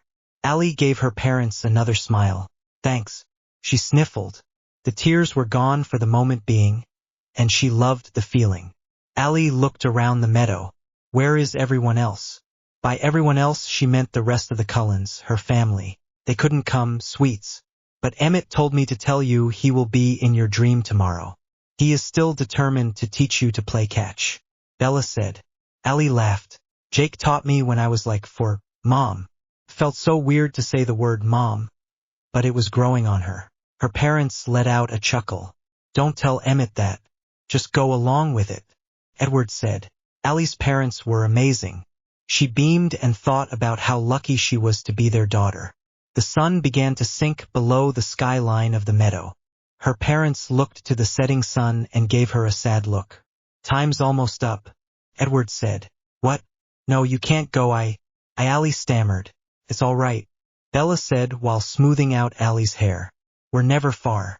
Allie felt her eyes to start to droop closed. She was suddenly exhausted. Edward released her from his comforting fatherly arms and laid her on the grass. Allie fought the need to go to sleep. She was determined to see her parents for a bit longer. Just remember one thing, Edward started. Allie yawned but kept her eyes open. What's that? Allie yawned but kept her eyes open. Let people in. You're so guarded, more than I ever was. Just don't build up walls around yourself. Okay? Allie nodded. She yawned once more. Her eyelids felt like they weighed 1,000 pounds each. She couldn't keep them open any longer. She gave in and felt sleep take over. We love you was the last thing she heard her mother say before once again returning to unconsciousness. Allie? Once again she heard someone calling her. It was not the beautiful voices of her parents, though. She thought it was probably Jake. The voice was deep and husky just like his. Intimate scenes softened. She wanted to get back to them. Reality sucked. She was in immense pain from her injuries. She noticed that her stomach was bleeding, but she really didn't care. And from falling asleep on the forest floor, she realized it was raining, too. Above all that, the thing she wanted to escape the most was the intense, empty hole she felt in the pit of her stomach. Allie? Jake called again. She curled up in a ball and ignored him. He'd find her eventually, he always did. Sure enough, Jake came running through a bit of brush and into her little haven. He rushed over to her and knelt down. He looked at her stomach. Great, kid, just great.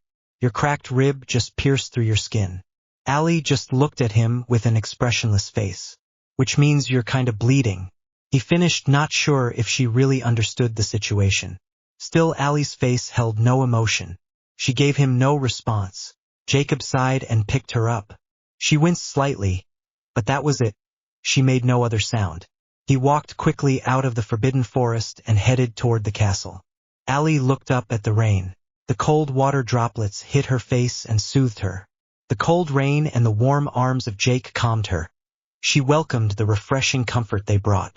She switched her gaze to Jake. Intimate scene softened. Hey, Jake? Allie asked weakly. He grunted. She could tell he was still kind of ticked at her for running off. She pressed her lips together. Thanks. He looked down at her with questioning eyes. For what? Keeping me sane. Allie gave him a small smile that quickly disappeared. Jacob let out a small chuckle. Right back at ya, squirt. So? You like it? I hope you do. Let me a little review, please. Thanks for reading. Put me to sleep, evil angel. Here it is. The final chapter to the story. It was fun to write. I pretty much loved it. I don't own HP or Twilight. They belong to the amazing authors that wrote them. I hope you like it. Allie was back in the hospital wing for the second night in a row.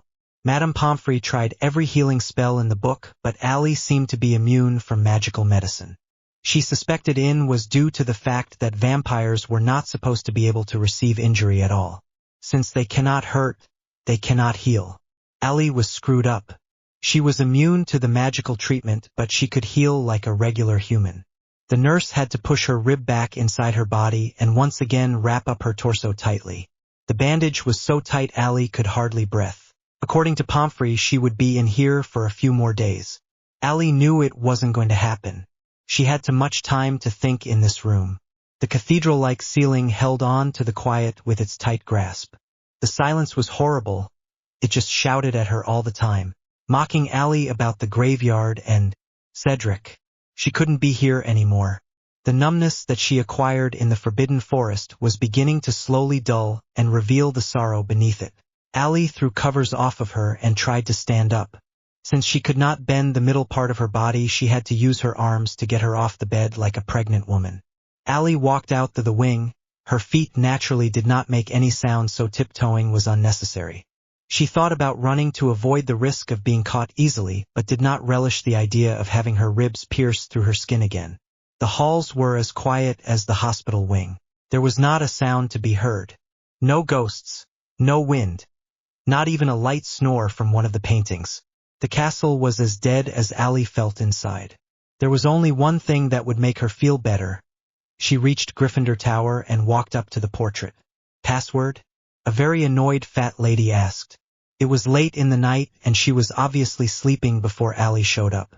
Allie racked her brain for the password but couldn't remember. She frowned. Tears began to well up in her eyes. Intimate scene softened. The fat lady's expression softened as she looked at the small blonde. Go on in, dear, she told her gently. Allie gave her a small smile as the painting swung open. She walked in. The silence in the common room was deafening. The tears in her eyes grew heavy and she could no longer hold them in. Allie sank into her favorite armchair and waited for the tears to stop. 1, 2, 3. She counted until the last tears left her sparkling eyes. She curled up in the chair and tried to gather herself. It felt like a century since she had sat in this chair. Memories of her first night at Hogwarts filled her mind. She sat in this chair the first time she was alone with Harry. He was so nervous to be around her. It was kind of cute. A smile escaped and crawled onto her face. Harry. Allie vowed to herself that she would not let him see her cry anymore. Not him, not anyone. She had to be strong now for those around her. Breaking down was not an option anymore. Allie stood up and headed up the boys' staircase. She opened Harry's door slowly, praying that the hinges would not squeak and give her away. Like the rest of the school, the door made no sound. She slowly inched her way toward Harry's bed. She knelt down next to the head of the bed and sighed. He slept like a total boy. He was sprawled across the four-poster with his mouth hanging open slightly. Small, deep snores escaped his mouth with every breath he took. Allie chuckled slightly. He looked really cute. He must have heard. The boy shot up and grabbed for his wand in one swift motion. Allie jumped back and fell on her butt with a small thump. Recognition dawned on Harry's face and he sighed. He lowered his wand and put it back on the bedside table and grabbed for his glasses at the same time. What are you doing here? He asked in a gentle whisper. Allie pursed her lips together and scooted closer to Harry's bed. She rested her chin on the red satin comforter. Can I sleep here tonight? The hospital wing is too quiet. I can't stay there. Harry ran his hand through her silky blonde hair. Love, I think you'd better go sleep in your room. It wouldn't be the best thing if I don't want to be alone. Please. Harry studied her face before returning his gaze to her blue eyes. He nodded his head once and scooted over to the other side of the bed. Allie crawled up and under the covers. Harry kissed her on the forehead before closing his eyes and drifting off to sleep. Allie turned on to her stomach and faced the window. It was a clear night. There wasn't a single cloud to block out the stars that she loved to look at. In the right-hand corner of the window, Allie could make out the outlined shape of Orion in the night sky. Pain shot once more through her chest and settled in the pit of the black hole in her stomach.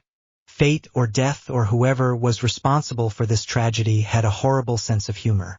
Allie choked down the lump that was forming in her throat and closed her eyes. She would not cry, she couldn't cry anymore. Cedric wouldn't want it. She could just see him looking at her like she was insane for crying over him. Sleep took over her thoughts, bringing with it the image of a gorgeous, huge, bear-like man holding a baseball and 2 gloves. Cedric's memorial service was the following morning. Allie slipped on her black dress and heels before dabbing on a bit of eyeliner. Most students were only wearing their school robes, but that wouldn't be enough for Allie. Cedric deserved to be respectfully remembered. You were supposed to wear black when someone dies, and that was exactly what Allie would do. She walked down to the Great Hall with Harry gripping her hand securely the whole way. He hadn't said a word the entire morning. Allie could tell that he was in mourning also. He was trying to stay strong for Allie through this, but the funeral was his breaking point. The hall was filled with black folding chairs and black banners hung where the usual house colors flew. The room was silent except for the occasional sniffle or sob. Allie entered the room and scanned the room. Her eyes widened in hate as they made contact with one of the people she hated most in the world. She dropped Harry's hand and stormed over the corner of the room. Allie's eyes were red, bright red at the sight of the woman. What the heck are you doing here? Allie snarled quietly. She could feel her temper rise with every breath she took. We are here to honor Cedric, dear. Don't make a scene. Right, Skeeter said. Her acid green quick quotes scribbled fiercely on a pink notepad next to her. Harry was at Allie's side now. He had a hand on her arm. She was unstable and he didn't want her to do anything that she would later regret. Bullshit. You don't care about Cedric or anyone else at this school. Do you remember the lies you printed about me, Harry, and Cedric? She was yelling on the inside, but the words came in a whisper. Rita gave her a small grin. Well, dear, they weren't lies, now were they? You were with Cedric and then you two broke up and you got with Harry. At the time they weren't true, but that doesn't mean they aren't true now. She informed Allie. Allie's face dropped. Skeeter leaned in close to Allie and whispered, I know you are upset, pet, but that doesn't mean you should blame me for your problems. The reporter sounded more angry than gentle. Allie's face lost all its furiousness and was left with sadness. Harry tugged lightly on her arm. Come on, Allie, let's go. Allie allowed herself to be pulled away from the reporter and to her seat. Harry and Allie were each reserved a seat in the front row because they were with Cedric when he died. Allie could hear every student in the Great Hall. They were talking about her, some saying she was to blame while others said how sorry they felt for her. Allie closed her eyes, blocking it all out. The soft music began and Dumbledore walked up to the podium. His face was somber, his eyes held no twinkle. Allie saw him make eye contact with her before starting to address the rest of the students. Allie grabbed Harry's hand, knowing she would not be able to get through this without him. He gave her a sad look before squeezing her tiny fingers in his own reassuringly. He gave her a small smile, silently telling her everything would be all right. Allie was packing the last of her thing into her trunk. The last 2 weeks flew by and it was time to return home to Forks. She tried to close the top of her huge trunk, but it wouldn't budge. She tried to sit on it, but still it wouldn't clasp. Allie got up and placed her hands on her hips in defeat. She was sure she hadn't accumulated more stuff while she was at Hogwarts. She folded everything neatly and in its place, so why wasn't it closing? Allie let out a deep, frustrated breath. Trouble with your luggage? Hermione inquired from her bed. Allie bit her lip and nodded. I have no clue why it won't fit. Hermione laughed at her. The blonde gave her best friend a strange look. What may I ask is so funny? That happens every year. No one can seem to fit their stuff in their trunks. Our best guess is that it's the ghosts trying to pull a prank at the end of term. Hermione told her. You need some help? Yeah, if you wouldn't mind. Hermione shook her head and walked over to Allie's bed. They both stood with their butts facing the overflowing trunk, ready to pounce. 1, 2, 3. The two jumped up and sunk down onto the trunk. clasped but just barely. The two got up and gave each other high fives while they laughed. They picked up their luggage and got ready to leave the room. Hermione walked out while Allie lingered for a moment. She took one last look around the room before descending the staircase.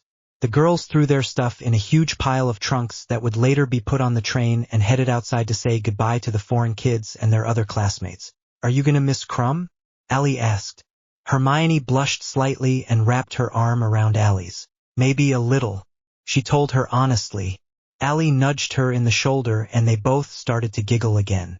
The courtyard of the castle was swarming with loud kids. Allie noticed that Crumb was trying to catch Hermione's eye from the moment they got out there. "Hermione, your lover boy is waiting." Allie nodded to the huge Durmstrang champion. Hermione snapped at her to shut up and fixed her hair. Crumb came over and bowed to the two girls. Allie curtsied, not knowing what else to do when a man bows to you. The bushy-haired girl gave her a look that showed she thought Allie should be medicated before turning to smile at Crumb. They both were staring at each other with grossly romantic eyes. Hermione stepped on Allie's toe. She wanted her to leave. Allie cleared her throat. "Well, I can tell when I'm not wanted. I'll catch up with you later, Mione." "Crumb, it was nice to meet you." She started to walk away only to get stopped by a heavily accented Russian voice. "Allie, I am sorry about what happened in the maze. I hope I didn't cause too much damage." He apologized.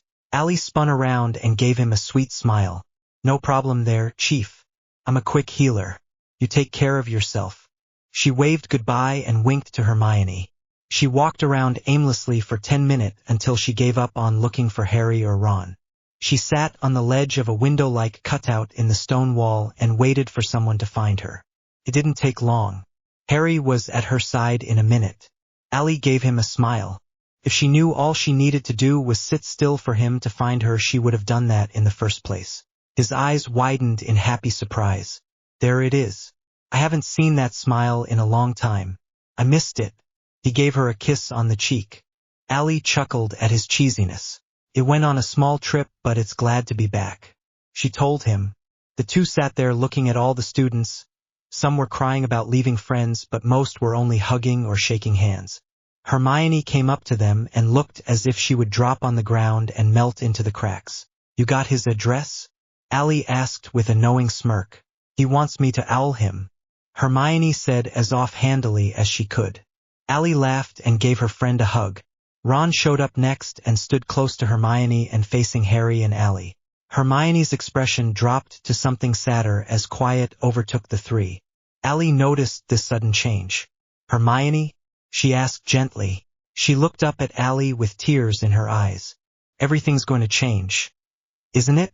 she asked. Allie didn't know what to say. She turned to look at Harry for help. He pursed his lips together and placed a comforting hand on Hermione's shoulder. "I think it already has," he told her. Her eyes flickered to Allie and she nodded her head. They all got up and went in the direction of the train platform. It was that time again. Allie jumped up onto Harry's back and he gave her a piggyback ride to the train. The sun was bright and warm against her skin. She wrapped her arms tighter around Harry's neck. She felt happy. Another smile played across her lips. She saw Hermione and Ron ahead of her and Harry, arguing once again. Though most things will be different, some things will never change. She chuckled into Harry's neck. "What is it, love?" he asked happily. Allie kissed his shoulder and he turned so he could kind of look at her. "Nothing, just survived my first year of Hogwarts. I feel like that is accomplishment in itself." Harry smiled at her. "Yeah, it's never a boring year around here," he told Allie. His smile faltered. Intimate scene softened. "This isn't over." Allie hugged his back. Voldemort was out there somewhere, planning and plotting once again. They had a long road ahead of them. "Yeah, well, we can handle it. Together. And those two bozos up there can help." She teased at the treating back of their friends. They were drifting further and further away from Ron and Hermione. The two already made it onto the platform and were boarding. The train whistle blew, causing Allie to wince away from the loud sound. "We're gonna be late." Harry laughed. "No, we won't." He turned his head to the side to look at her. "You better hold on tight, spider monkey." Allie laughed and Harry began to run toward the train, leaving Hogwarts far behind them in the distance. So, you liked the story? I hope you did, 'cause I really liked it. Leave me a review, please. I'd love to hear from the readers. Thank you so much for reading. Oh, and by the way, there is going to be a sequel, so check it out. The title, What You Should Know first chapter, should be up sometime this week. Here's a little preview for the next chapter in Ali's story. Ali, stop it. Harry screamed from the entrance to the room at the top of the tower. His voice was half crazed with fear. He was paralyzed under the cloak, so I knew he was safe for the time being. I ignored his pleading and kept eye contact with Draco. He didn't seem to notice or care that Harry's voice was coming out of thin air. Draco, just do it. You have to. I know you do. His wand hand was shaking fiercely. He had it pointed toward my heart. But his face showed no indication that he would do anything to me. I heard footsteps clambering up the winding staircase. They would be here any minute. Just do it. You have to. I know what will happen if you don't, so please just do it. I screamed at him. The blond boy shook his head to show he couldn't do it. However, he still did not lower his wand. I caught Dumbledore inching his way closer to me, trying to put himself between me and Draco's wand. I had one more chance to make him do this. I looked into Harry's green eyes, hoping it wouldn't be for the last time. I mouthed, "I love you," before turning my attention back to Draco. The Death Eaters were outside the door now, trying desperately to get in. It was now or never. Draco, it's okay. I'll be okay. I tried to calm him. His stormy gray eyes met mine. I gave him a nod of reassurance. Do it. Now. I heard myself yell. Draco screamed out of frustration and shouted the curse. I saw a flash of green coming toward me before everything went black. Hey guys. Just thought I would drop a little note saying that the first chapter in the sequel is up. The title is What You Should Know. Check it out. I think it's going to be better than the first one. So hopefully you like it. It is written in the first person this time. I did it so that the reader could get inside Harry and Ali's heads more. I think it works with the story. It's all good on that front.